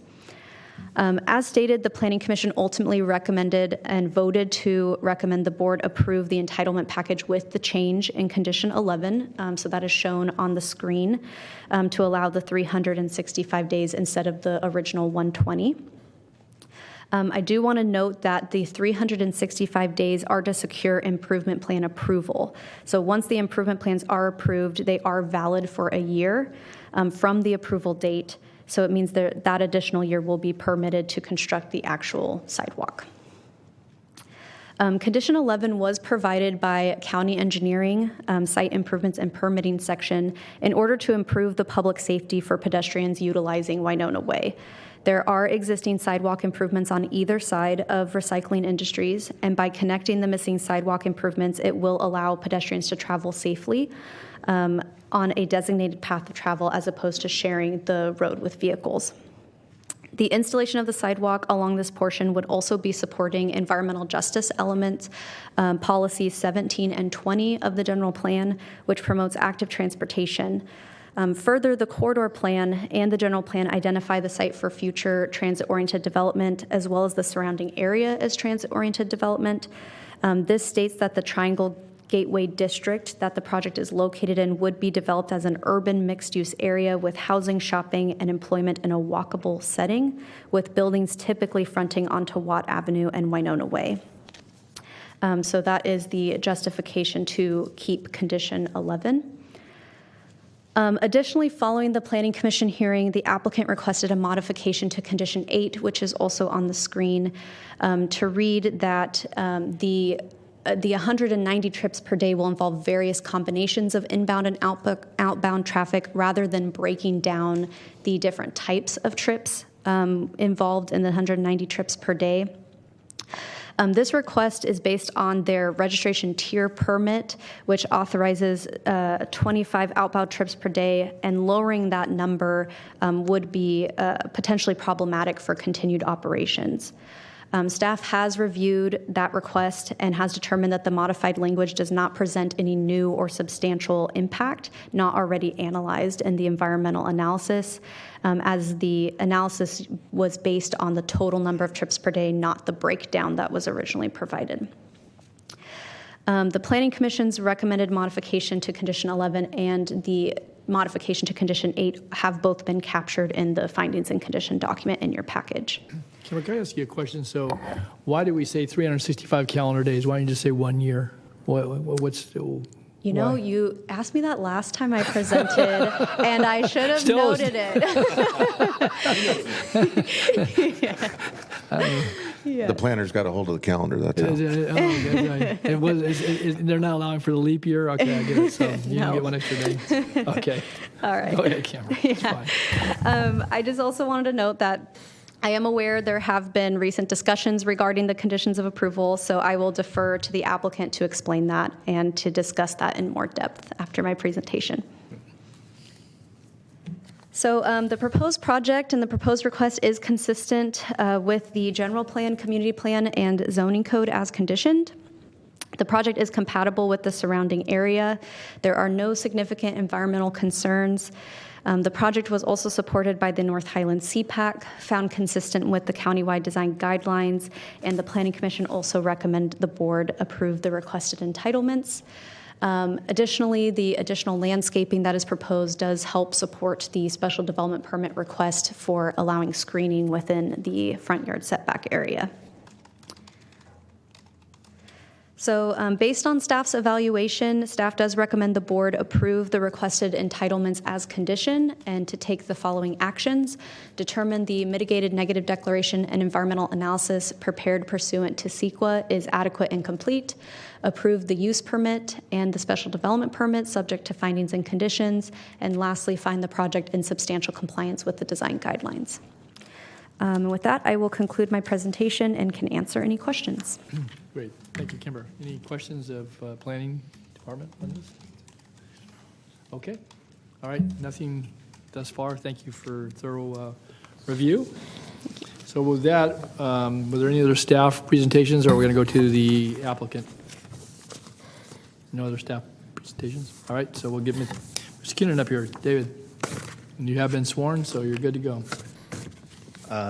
I have been sworn. This is where I'm supposed to say it, I guess.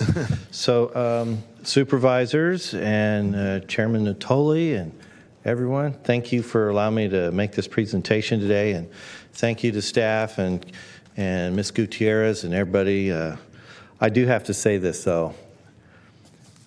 The 190 trips was reviewed by a very intelligent team of planners, engineers, and for some crazy reason, like 15 super smart people could not figure out that the parenthesis add was 120 plus 60 plus 20, which was 200 trips. And we kept putting 190 trips. That's how overworked we were. We literally, it was only the board person that caught the math error, so we just fixed it. It was the most ridiculous oversight I'd ever seen.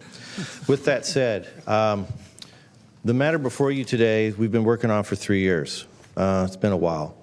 I'm not going to regurgitate everything that that Ms. Gutierrez has said. I just want to highlight a couple of the conditions that I have concerns about, okay, so we can get to the really meat and preserve your time. Number one, the county item is item number 11. That's the condition of approval. Item 11 has to do with the request to have us improve the sidewalk. In negotiations with the county, and I sent you all a letter recently, you have that. The letter is indicative of the history, which is this condition is asking us to put in 500 feet of sidewalk, 6 feet wide. Originally, there was discussion to have us also repave certain portions of Winona Way, and and so we were able to get done with that. But to do this in, to put this in when there's no additional impact, we could not see that there was a nexus between what we're asking and what's going to happen.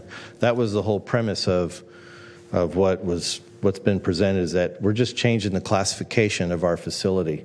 We're not changing any of the activity inside. We're not moving anything. We're not building anything.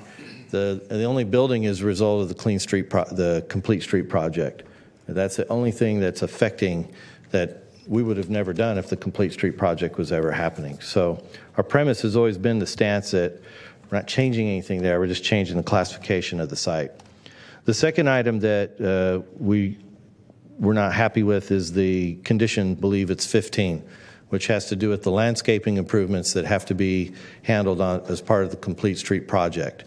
So the Complete Street project is taking a bus turnout and taking, I want to say it's 15 or 20 feet I don't know how deep, can't remember how deep it was going, but it's 150 feet wide. And the discussion was to have the landscape completely done, then there was a landscape 10 feet, and then eventually just came back that we would have to do, the recycling industries would have to pay to install 15 feet of the landscape after the fence, and the county would do the widening up to the fence and install the fence. That's how I understand it. I think that if the county is going to disturb the whole landscape, and they should just finish the landscaping. And Supervisor Cerna asked a question. It's about who's responsible for the maintenance. It's been our understanding that recycling industries, the property owner, would be handling the maintenance of the whole 25 feet in perpetuity forever. And we're happy to do that. That's what we have. And we would install the ball for the water, and then the county would do the sprinklers and the irrigation and handle all that. So we would have to maintain it. Originally, the DOT had asked that we pay for the entire landscape and as a deferred payment of $126,000 plus minus. That eventually got off the table, and they said, well, we'll do 10, you do 15, and I'm still just like, you just should just do it all. You're disturbing it, we paid for it, and it has to get busted up as part of the Complete Streets project. As a history to the site, and I just want to clarify a couple facts here. We were there in 2010. That's when we started. 2012, there was the county went through this rezoning and designated us as a minor recycling facility because everything is indoors. We do all the tipping, everything inside. During that time, up until 2019, Recycling Industries had no traffic restrictions at that site. We had unlimited tonnage ability and unlimited traffic. So in 2019, when the world turned on its end with recycling and we had more garbage generated at the site, not from anything we changed, the state law required us to get what's called a solid waste permit. So we did receive a solid waste permit. It was a registration tier, which is called a medium volume. And it's simply but the fact that we were generating more stuff was going to the landfill than what was happening before. So with that that solid waste permit that we had, that solid waste permit did not allow us to continue to operate at the capacity we normally did, which is why we had to go back and file for a large volume permit, and brings us here today, 3 years later. In relation to everything that we're doing, our big ask for you is, well, obviously to approve the permit, because we're just trying to get back to what we were doing. And number two, to remove condition 11 and to have the county redo all the landscaping on condition 15. I had met with you earlier, and I'm still, I've also met with county council. There seems to be this little weird I haven't got my brain around it entirely, which is the Complete Street project and that whole land acquisition and everything. We're going to keep that separate, but at the same time, we're wrapping in the infrastructure and everything to this permit. So in some vein, we have to keep that separate, but in another vein, we're wrapping it into this permit. So hopefully we can address that to the extent we can and get this ironed out. But my big ask is, we had a solid waste permit. I don't know, I can't remember the timeline of when Complete Streets started, but our solid waste permit started in April of 2019, and we're coming to you to modify that permit from a medium to a large volume.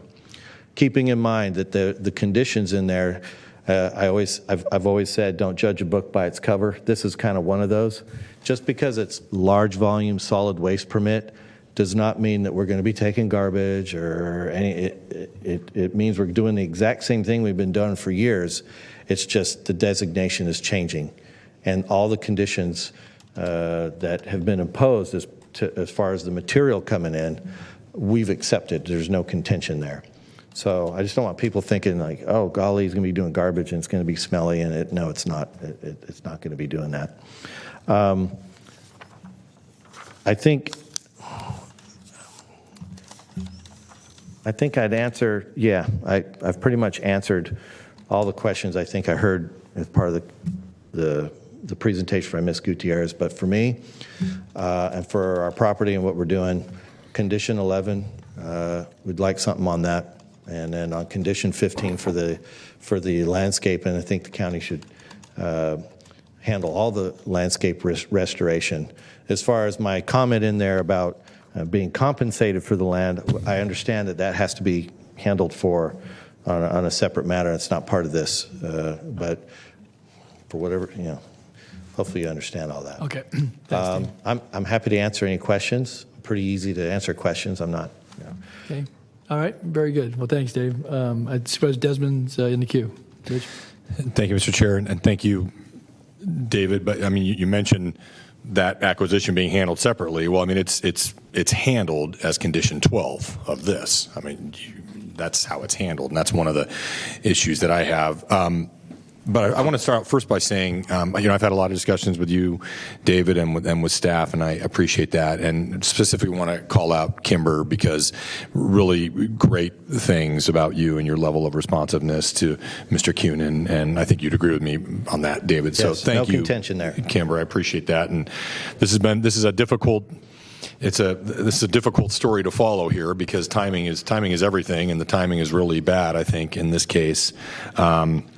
I guess a lot of my questions will probably be for either Dave DeFonte or Todd or DOT, so I don't really know who specifically to direct these to. Well, I guess first, Todd, when was the application initiated for the solid waste permit? Roughly Largely. 2019. 2019. Okay, so it's coming up on 3 years. It's been about 3 years that this has been in the process, which is I know is difficult, and I know it's challenging. I know a lot of challenges. I know we're going through a pandemic at the time, but it seems to me, had that been resolved sooner, we wouldn't have kind of combined the right-of-way issue with this entitlement process. I mean, it seems to me it probably would have been handled separately. And so one of my thoughts is, and this kind of harkens back to our discussion this morning a little bit, is that it just seems like this would be better handled in terms of the right-of-way acquisition, would be better handled by DOT as part of that Complete Streets project. I mean, that seems to me, and then obviously there would be discussions with the property owner about the value of that right-of-way, and that certainly just strikes me as probably being a better approach. I think that your comments are not lost on me, and it's certainly, I think it's borne out in the staff report that we're not looking at a big change in use at this facility with anything you're doing with this permit request. Is that would you say that's an accurate characterization, Todd? Yeah, in terms of the zoning code characterization, generally, obviously, it's a change in the LEA classification. Sure. But otherwise, obviously, the use here is a use permit to the board just because of that classification. So, I mean, it just strikes me as almost more form over substance in terms of vehicle trips and what's going to be happening there. I mean, I understand it's more solid waste, not as much recyclables, but some of that is due to circumstances, I think, beyond your control. So I guess, my next question is what is the trigger for a condition? Because there's a lot of discussion about condition number 11, because that's clearly a very significant condition on this project. What is the trigger? Is it any permit request would trigger that, or does there have to be some substantive underlying change in the use of the property that would trigger that? Sorry, Chris Pahuli, Principal Planner. So yes, there does have to be an entitlement request, but also a nexus between the changes that are being proposed and the request or the requested condition.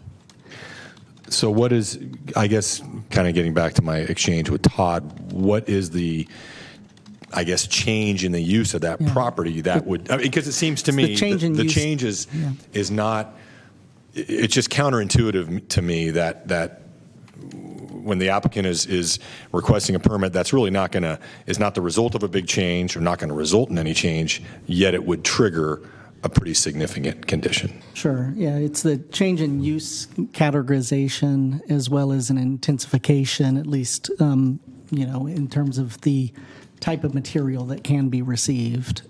So those were the two changes that prompted quite a bit of discussion between staff from multiple departments as well with county council about the nexus that it could be established to require these improvements. Okay, and I understand the nexus. I mean, clearly there's a nexus. It just seems that the change should be commensurate with the condition that's being imposed. I mean, it occurs to me, and I certainly don't want to diminish anything. Kimber said during your presentation about the importance of having walkable communities, how that's consistent with our environmental justice priorities. I mean, obviously, especially in that part of the county, that's really, really crucial.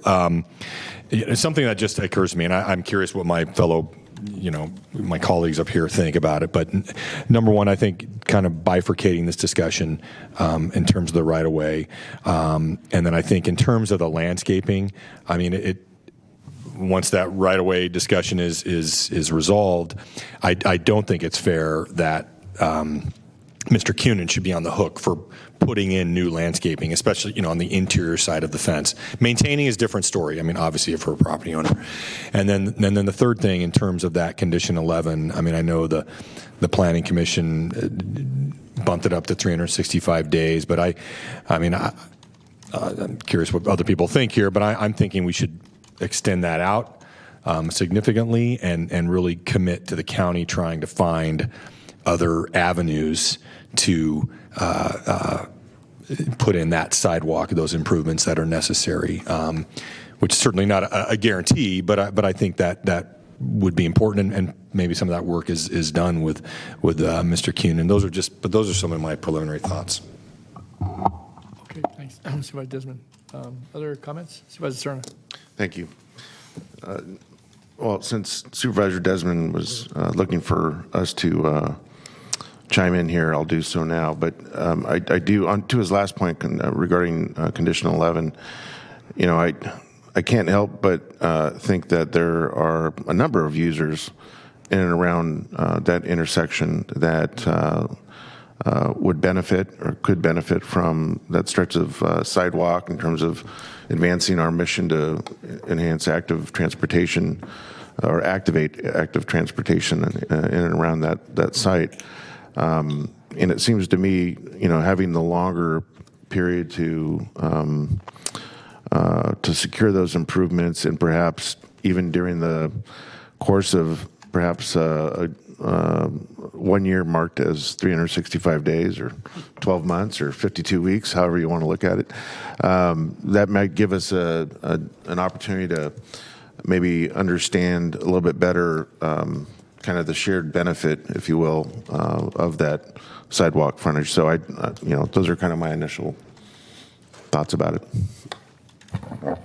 Just a question. This is maybe for staff that because the condition still says within 365 days you're going to have to figure this out, but the condition would be to dedicate the right of way, and I guess still allow for some further conversation. Is there a way that you could strike some agreement that, assuming that the right-of-way were dedicated, that the issue relative to the landscaping could be addressed, and we could make that part of the condition that recognizes there's a project? Obviously, there'll be, both the public and I guess the private benefit that will accrue, but with the agreement of maintaining it. So maybe to get some settlement around this, I know you still got the issue relative to the sidewalk on the adjoining portion, but I'm talking about the Watt Avenue frontage right now. It would seem to me, too, there might be some benefits to the scale of a project where you're doing a Watt Avenue street improvement program that, if there was agreement and maybe participation by the property owner here to build that into a project. Now, again, public projects aren't always less costly than privately installed improvements, but you still got to meet those same standards. So I guess it seems to me that there's room here, and so I may look to Dave or Steve or somebody to respond to, work with, the supervisors of the area, certainly Supervisor Desmond, but others who represent the area to figure out a way that, again, doesn't unduly benefit and/or impact, a property owner who has a use that obviously has grown. It's the same physical construct on the property, more activity, maybe more material. So that's all part of the matters before. So I guess I'm curious, is there a way to look at maybe being a bit creative, recognizing there's going to be a public project, there's going to be some private contribution to that, even if we just gave it the additional time frame, that doesn't say you're not going to have to do it. It just says you got more time to figure it out. So I'm curious as to how you might proceed, recognizing if we take an action and take the requested dedication, that's a condition that goes with the use permit. So there's no wiggling out of that. Yeah, so I'm hearing a couple things. One, along Winona, extending from 365 days to 3 years, the time frame in which the improvements would need to be provided, or at least the improvement plan submitted, and then an additional year to actually deliver the improvements, with then some recognition that the county can look to other potential means, financial or otherwise, to deliver that project potentially, right? No promises, but what I heard is at least digging into that to see if there's grants or other potential public funds that could help with that improvement.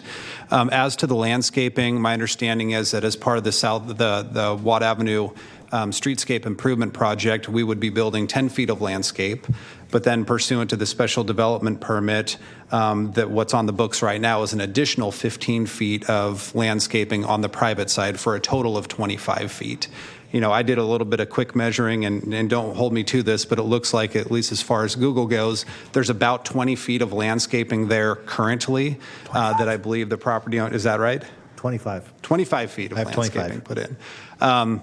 So what I'm hearing is potentially, in recognition of the fact that there is a large swath of landscaping there today that will be taken as part of the Watt Avenue improvements, can DOT then not only build the 10 feet they were going to build in the public right-of-way, but also another 10 to 15 feet on private land for that screening as required by the special development permit, but do that as part of the Watt Avenue project. And I think that is something that we can modify the condition to do. Yeah, just if I could, I'm going to get back to that, Supervisor, but we're still going to require the dedication of that frontage, the additional frontage, though. That's what's in here, right? That is condition 12, whereby the applicant would be required to provide that right-of-way to the county unless otherwise modified or struck. Okay, great. And that's maybe I wasn't. I think that the dedication. Essentially, all the other property owners along that corridor, we are entering into negotiations with them to compensate them for the value of that right of way. But in this case, just by happenstance or by the misfortune that Mr. Cunin happens to be in the permit approval process, we're not offering to compensate him for that right of way. Am I missing something? No, that's correct. And I would just like to say, I think at staff level, our staff did the right thing. They tracked this very closely. They knew what the timing was going to be. And, it wasn't for them to wave a magic wand and make that, No, I understand, and I'm not. That being said, yes, if he had no project, we'd be appraising, right. We'd be marching forward, and he would recoup money for that right. And I don't mean to, somehow suggest that I am being critical of staff, but I think the right thing to do would be to undergo that discussion with the property owner, just as we would with the rest of the property owners in terms of the value of that right away. That is condition 12, I believe. I believe 13 also addresses that, but okay. correct. Both of those conditions would need to be modified and or struck to accommodate that.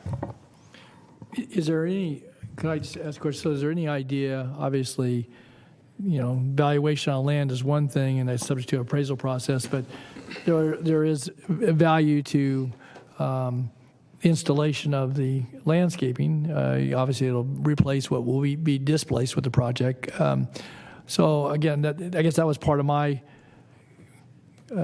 thought process here. Again, it's obviously, if Mr. Kinnick can speak for himself, is that you're not going to negotiate it here today, but that if we're going to hold to the condition for the right-of-way dedication, that wasn't what necessarily Supervisor Desmond was suggesting, but that then you tie it back to saying that, as a part of the fuller consideration here, timing being what it is, that we're going to install the landscaping as a part of the project. So it relieves that portion that's in that condition that you've already objected to. Again, I don't know if there's commensurate value or not, but it seems to me that could be a part of the consideration here today. So, okay, I don't know, Ms. Keenan, you want to weigh in at all? Otherwise, I'm going to bring it back to I just wanted to clarify one important, and this was mentioned in Ms. Gutierrez's presentation, and that is and I respectfully disagree with something that Chris had said about us increasing our activity as part of this. Our property, our facility was doing far more tons years ago, and we were doing the same kind of tons. We were doing 2/3 of the county curbside. But because of and during that period, the product that we were selling and that we were shipping overseas was more contaminated and allowed in the industry. It was a 30-year historical. Right now, we're processing like half those tons, way half. We're doing far less than what we're doing. This permit, and I've always maintained, is not to increase our activity. It's just to allow us to get back to the way things used to be. So, in that vein, I still have maintained all along that there is no nexus to any increased activity as a result of this, in the sense when you take a historical baseline of what we did. And I think that's the interpretation that CEQA had when they did their whole CEQA analysis, which is, well, what was your baseline? And, well, it was what we used to do. We just want to get back to it. We just now have to have this classification change. And I do appreciate, folks, as much as we're respectful here, and I didn't even mention 12 and 13, but I appreciate you bringing it up, and it's right. Somehow this all got wrapped in as a right-of-way, and I mean, there needs to be some consideration, and hopefully we can amend that and have that discussion. Okay? Everything. Great, thanks, Dave. Any other questions for Mr. Keenan? Otherwise, let him. You can stand by, but I don't know there's any more questions at this point in time. So I'll bring it back to the board. Supervisor Desmond. I wonder if maybe a way to proceed, and again, with 12 and 13, the right-of-way discussion, I mean, it would be my preference that be taken out of this entitlement discussion and handled separately, handled consistent with the rest of the right-of-way acquisitions along Watt Avenue. And that condition 11 be changed, I think, just as you, described, Dave, with a provision in there that we will seek other avenues for the public funds to satisfy that condition. But either way, it would still be, there would still be a horizon, and you mentioned 3 years. But and then in terms of the landscaping, it seems to me that would probably all be worked out in terms of the right-of-way acquisition, right? The value of the existing landscaping and everything else, which would be normal part of the discussions we'd have with the property owner, obviously. I may look to Chris or Todd on this one, but there is condition language relative to those landscaping requirements. So if there's a desire for the county to take on some of those landscaping requirements that would otherwise be done by the property owner on their side of the fence, we would need to look to modify the language as appropriate to reflect that in this entitlement package, not just kick it to another process. But that's something we could do if it's the board's desire. So you could hold the matter over, get a condition framed up, and come back tomorrow. Yeah, I think what would be really helpful from my perspective is to get sort of clear direction from the board as to where you want to go, and then send us off to go polish everything up to reflect that direction and bring it back to you. I don't know if tomorrow's enough time to do that. There's a lot of exhibits, and the tentacles throughout the documents. We'll need to clean that up to make sure it's accurate and complete before bringing it back. I would say the 27th. I think that would be appropriate. Okay. Can I ask one other question, though, while we're talking about specifics then? What is the difference in a right-of-way that would be dedicated from, Watt Avenue has been a 6-lane thoroughfare for a long, long time on the county plan. Now you did this additional enhancements. So, because normally under a use permit or a rezone or any other entitlement where you would condition it for the dedication, that would be the normal request. And so that wouldn't have mattered if it was 2019 or 2010 or whenever. But what is the difference in the right-of-way take, so to speak, or the right-of-way that's required from what would be in the existing plan versus what's in the corridor plan? There's additional setback, right? Additional.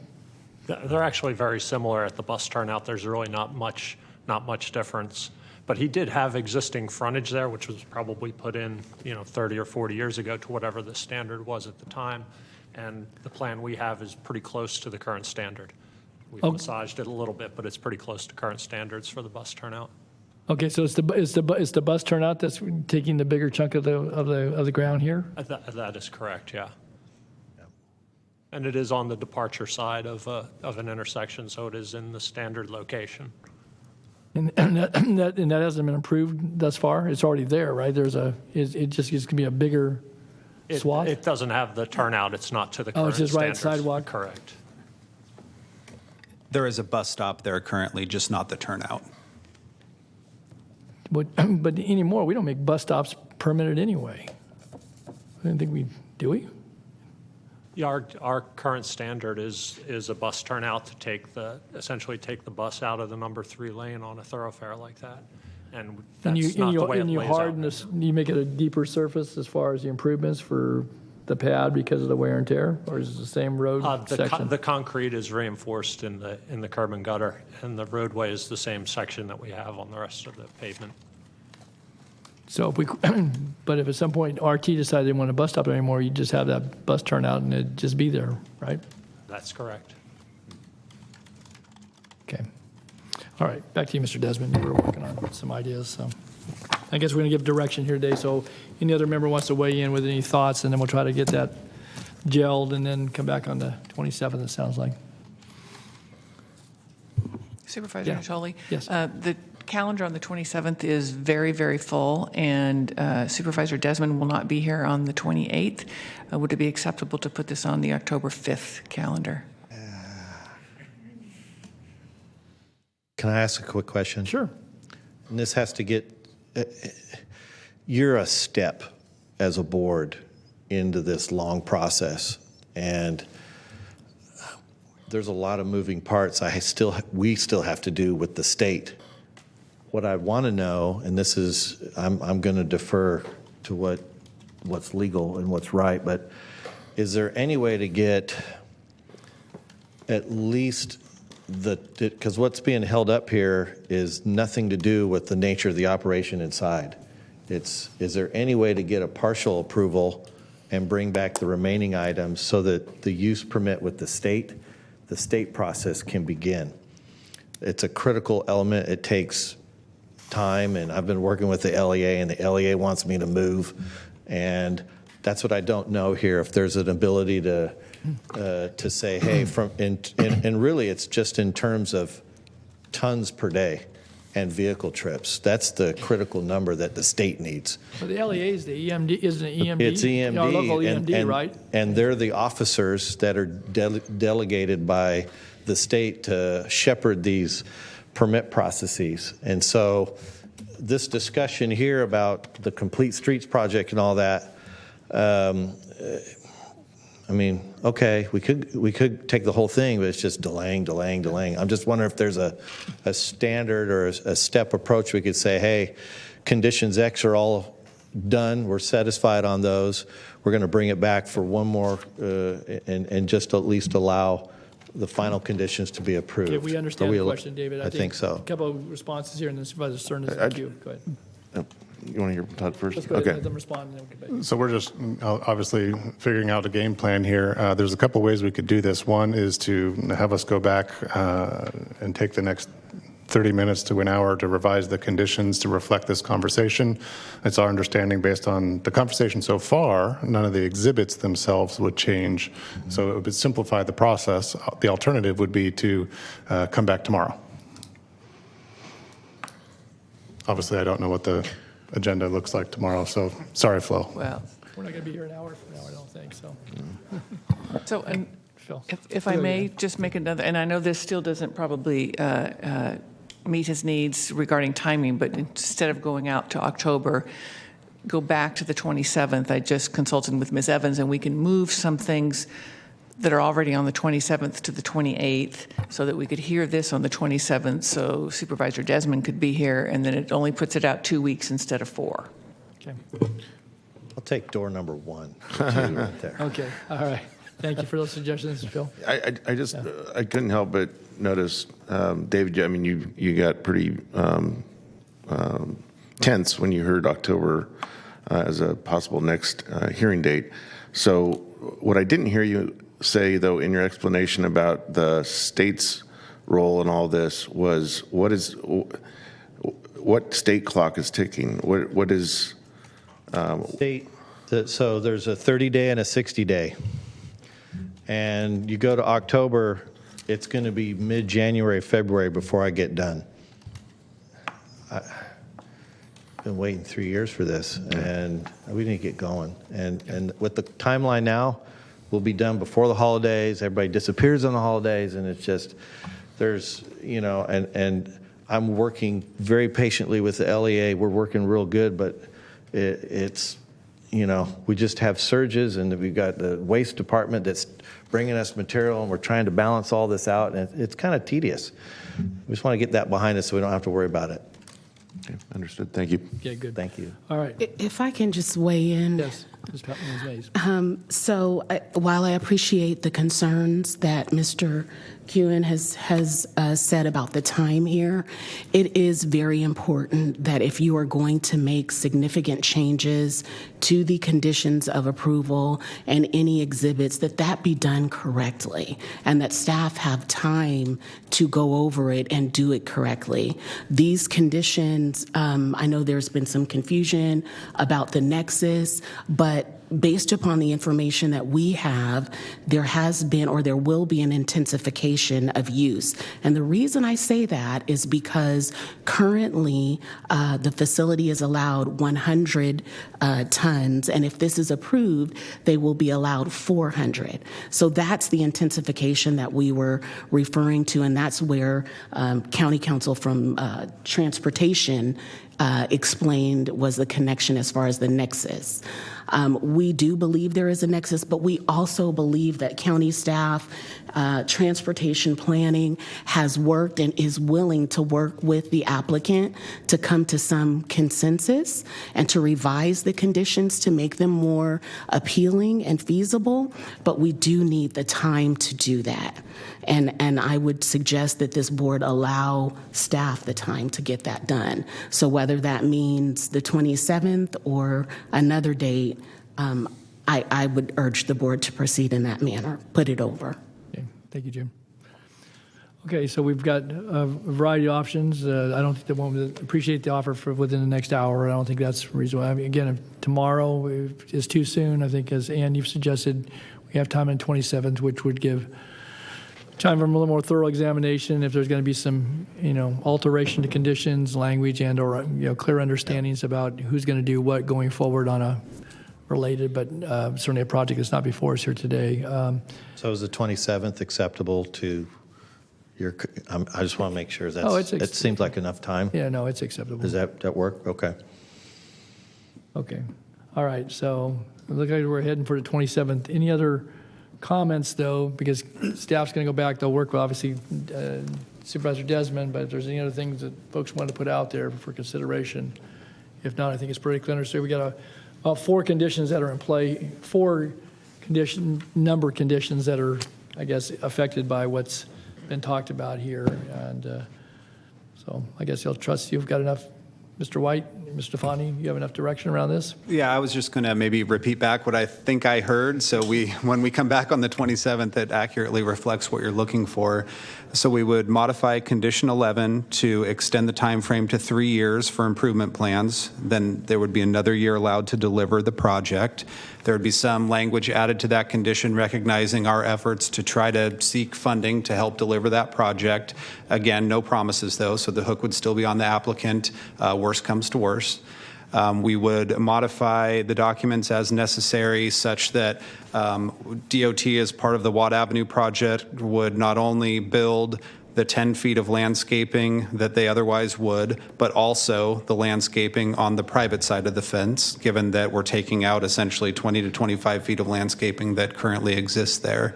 And then we would also seek to modify conditions, at least conditions 12 and 13, relative to the right-of-way, such that this entitlement package would not be seeking that right-of-way, but otherwise that discussion will be kicked to a discussion between DOT and the applicant. Does that accurately reflect what we're looking for here?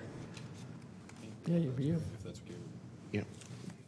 That's what I understand too. I think in addition, I just point out that there is an exhibit that would need to be removed as well, Exhibit A. That would also impact Condition 4, but that is the only thing that would also be added. Great. So if that's the understanding, we can definitely pull that together for the 27th. Okay. All right, anything else? Otherwise, then that's Need a motion understanding. for a continuance? Motion for continuance, yes. Go ahead. Oh, Rich, you want to move to continue? Oh, yeah, I'll move to continue to September 27th. Second. Okay, it's moving second to continue this matter to September 27th. You want to put a time to it, Flo, or just? No, I'm not prepared to give a time just yet. I have to All right. rearrange everything that's already there. All right, we're going to put it in the mix. Okay, so that is a motion. Thank you to our staff. Ms. Keenan, please vote. Unanimous vote. All right. And thank you very my, much. my colleaks and staff Sorry, on this. Miss Evans. Okay, very We good. didn't even have a chance to hear from Captain Charisma over here. But that's it. Good. Okay, thank you all. We Okay, didn't open it for public comment. we have appointments still. Pardon? We have appointments. Yeah. Yeah. Let me just close this really quick. So that, we're on item 63. Do you have your appointments? You are continuing to September the 27th, Area for Agency on Aging Advisory Council, Sacramento Environmental Commission. You're continuing to October 25th, the Antelope Community Planning Advisory Council, Building Board of Appeals, Carmichael Recreation and Park District, Carmichael Old Foothill Farms Community Planning Advisory Council, Cemetery Advisory Commission, the Casumnas Area Community Planning Advisory Council, County Service Area 4C Delta, Elk Grove, Casumnas Cemetery District, and Home Supportive Services Advisory Committee, Local Child Care Planning and Development Council, Maternal Child and Adolescent Health Advisory Board, Natomas Community Planning Advisory Council, North Highlands Foothill Farms Community Planning Advisory Council, Rio Linda Alberta Community Planning Advisory Council, Sacramento County Behavioral Health Youth Advisory Board, Sacramento County Bicycle Advisory Committee, Sacramento County Commission on the Status of Women and Girls, Sacramento County Treasury Oversight Committee, Sacramento County Youth Commission, South Sacramento Area Community Planning Advisory Council, and the Southeast Area Community Planning Advisory Council. For your matters today, we have the Assessment Appeals Board. Okay, Chief Staff have done the interviews. They're recommending reappointing Teresa Chan and David Gao and the continued remainder to October 25th. Got it. Children's Coalition. Yes, recommendation is to reappoint Carla Kelly and continue the remainder to September 27th. Okay. Cordova Community Planning Advisory Council, Supervisor Desmond. Please continue to October 25th. And Mr. Natoli. Would nominate, reappoint Terry Leimbach. Okay. County Service Area 4B, Slough House, Wilton, Casumnas, Supervisor Frost. That is not on my. I think I have a Supervisor note. Natoli. Sorry, I have a note to continue to October 25th for your office. do so. Yeah, if you allow me to do that. Thank you. Supervisor Natoli. Yes, we have pending interviews, and I'm going to continue to October the 4th.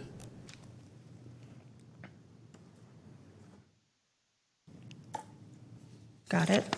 Delta Citizens Municipal Advisory Council, Mr. Natoli. Continue to October 25th.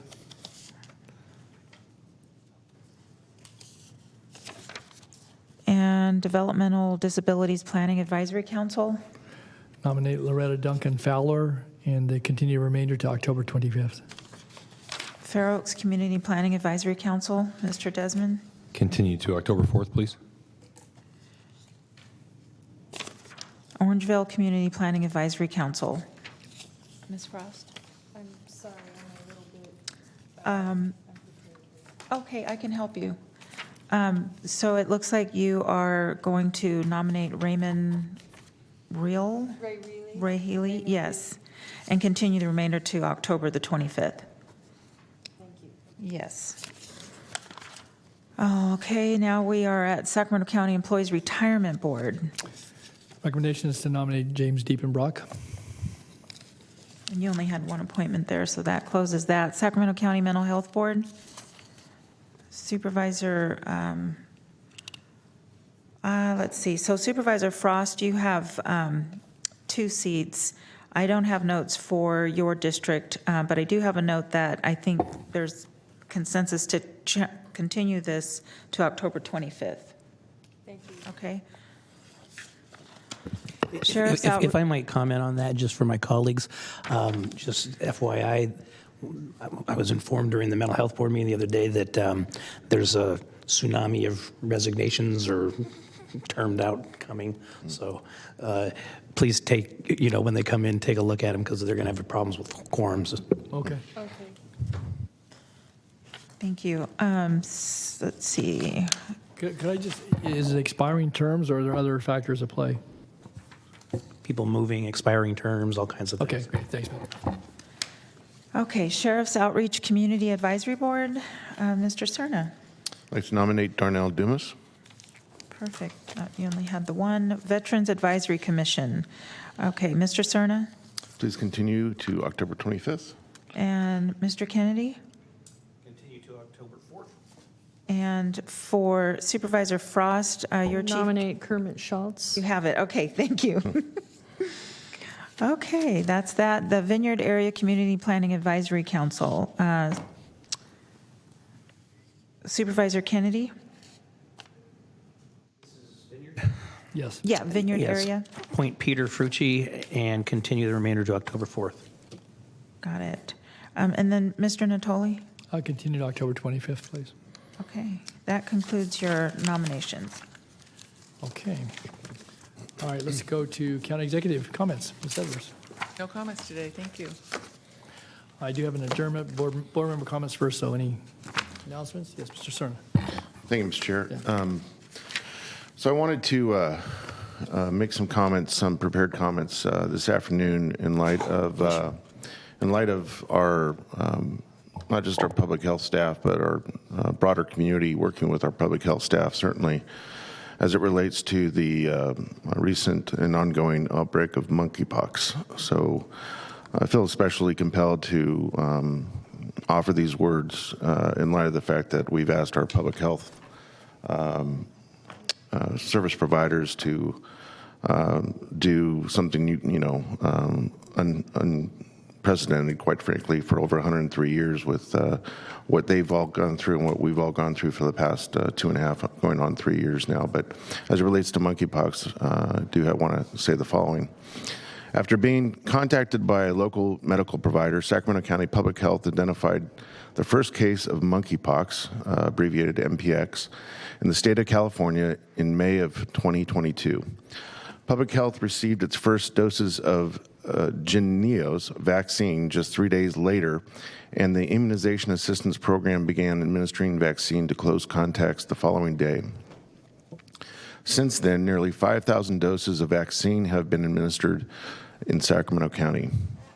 Many of the same public health staff who have worked the last 2.5 years responding to the COVID-19 pandemic and who also continue to do so today have mobilized to address MPX, conducting laboratory tests, patient examinations, case investigations, contact tracing, data analysis, community messaging, and vaccination clinics. The public health officer, Dr. Livia Kasiri, has swabbed many of the patients for MPX testing herself. The public health system in Sacramento County extends far beyond Sacramento County Public Health, however. Numerous organizations have stepped up to address MPX locally, including the Sacramento LGBT Community Center, Sunburst Projects, Golden Rule Services, Pucci's Pharmacy, and UC Davis Medical Center. Public Health has worked with many of these partners to develop an MPX awareness campaign that includes digital ads and print materials. Sacramento LGBT Community Center and Sunburst Projects continue to partner with Public Health to host vaccination clinics as I recite this. Pucci's Pharmacy has been instrumental in the Sacramento County MPX response, hosting daily vaccination clinics at their location, vaccinating at community events, and even identifying potential MPX cases and referring patients to public health for testing and guidance. Owner Clint Hopkins has been an invaluable partner, advocate, and conduit with the community. To date, Pucci's Pharmacy has administered nearly 3,000 doses of vaccine. The UC Davis Medical Center Division of Infectious Diseases has contributed their immense expertise, conducting patient examinations and serving as the primary treatment provider for MPX in Sacramento County and beyond. And they have received federal approval to provide treatment with Topox and have treated nearly 50 eligible MPX patients since early June. So again, Mr. Chair, I just wanted to offer those words of thanks to our public health professionals here in Sacramento County and the broader elements of our community that I think have really made a lot of progress in light of the more recent threat to public health in the form of monkeypox. And I felt compelled that instead of waiting even months beyond this latest public health challenge, that we provide thanks where thanks is due. Very good.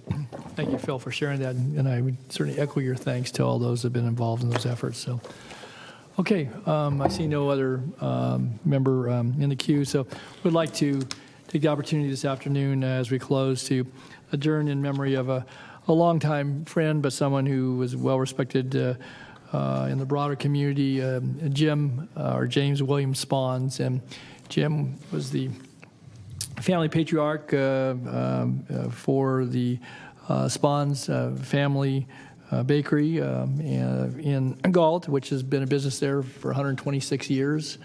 And his passing came as quite a blow to certainly to his family, but to many of his friends. He was born on St. Patrick's Day in 1942 in Muskegon, Michigan. He came to California with his family in the early 1950s, and they settled in Galt to join the family operation there with the bakery in the late 1950s, as I said. He was a graduate from Guelph High School, graduated in 1960. He was very active in the community, was noted. He won.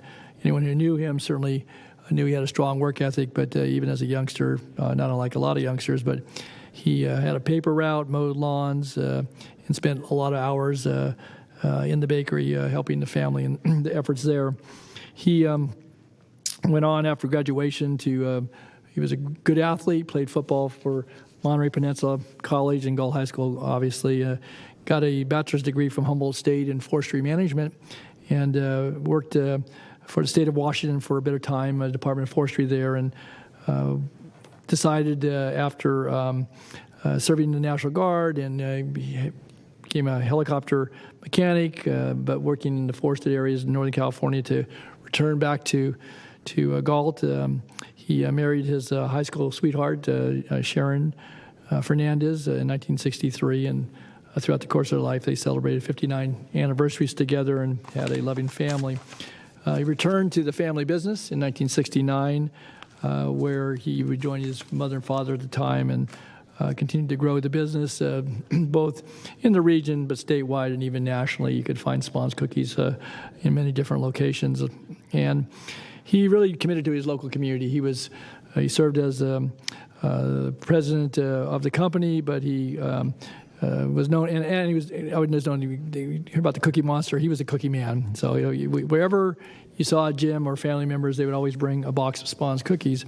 But he used that, I think, to develop some outreach for the community. He was a member of the Rotary, founding member of the Rotary, served on the Gull High School Board of Trustees. I served with him as a colleague on that board for a number of years. Was a member of the Booster Club, was supporting athletics as well as academics in the community, and the list goes on and on.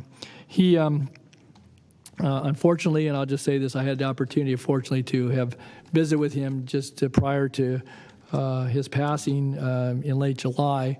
I stopped in to see him there, and we had played City League ball together, and we're just talking about the business and the some of the challenges with supply chain and with keeping your lights on and meeting all the obligations of a business that has a project that obviously has a shelf life, but not a long shelf life.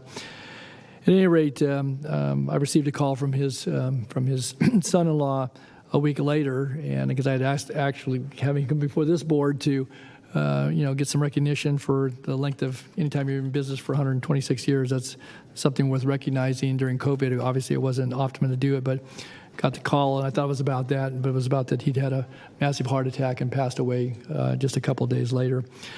He leaves behind his wife, obviously Sharon, and family, his daughter Melissa, and son-in-law Lauren, and his son Rick, and his partner Eric, granddaughters Tara Spawns and Brittany Thompson. And he was preceded in death by his brother, a schoolmate of mine, Steve Spawns, and his son, Darren, who also preceded him. I would just say that we talked earlier today when we were talking about a couple of folks. We were recognizing that just a genuinely good human being. He was a friend to all who knew him.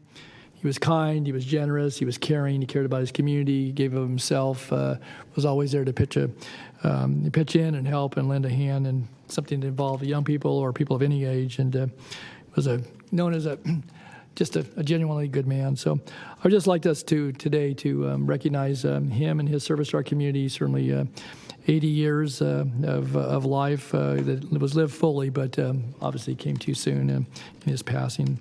They're going to have a celebration of his life this Sunday appropriately at the Spawns Cookie Company there in Galt. So with that, I ask that we please adjourn in memory of Jim Spawns. And if there's nothing further, we will stand adjournment. We'll see you all back tomorrow. Chambers, 2 o'clock.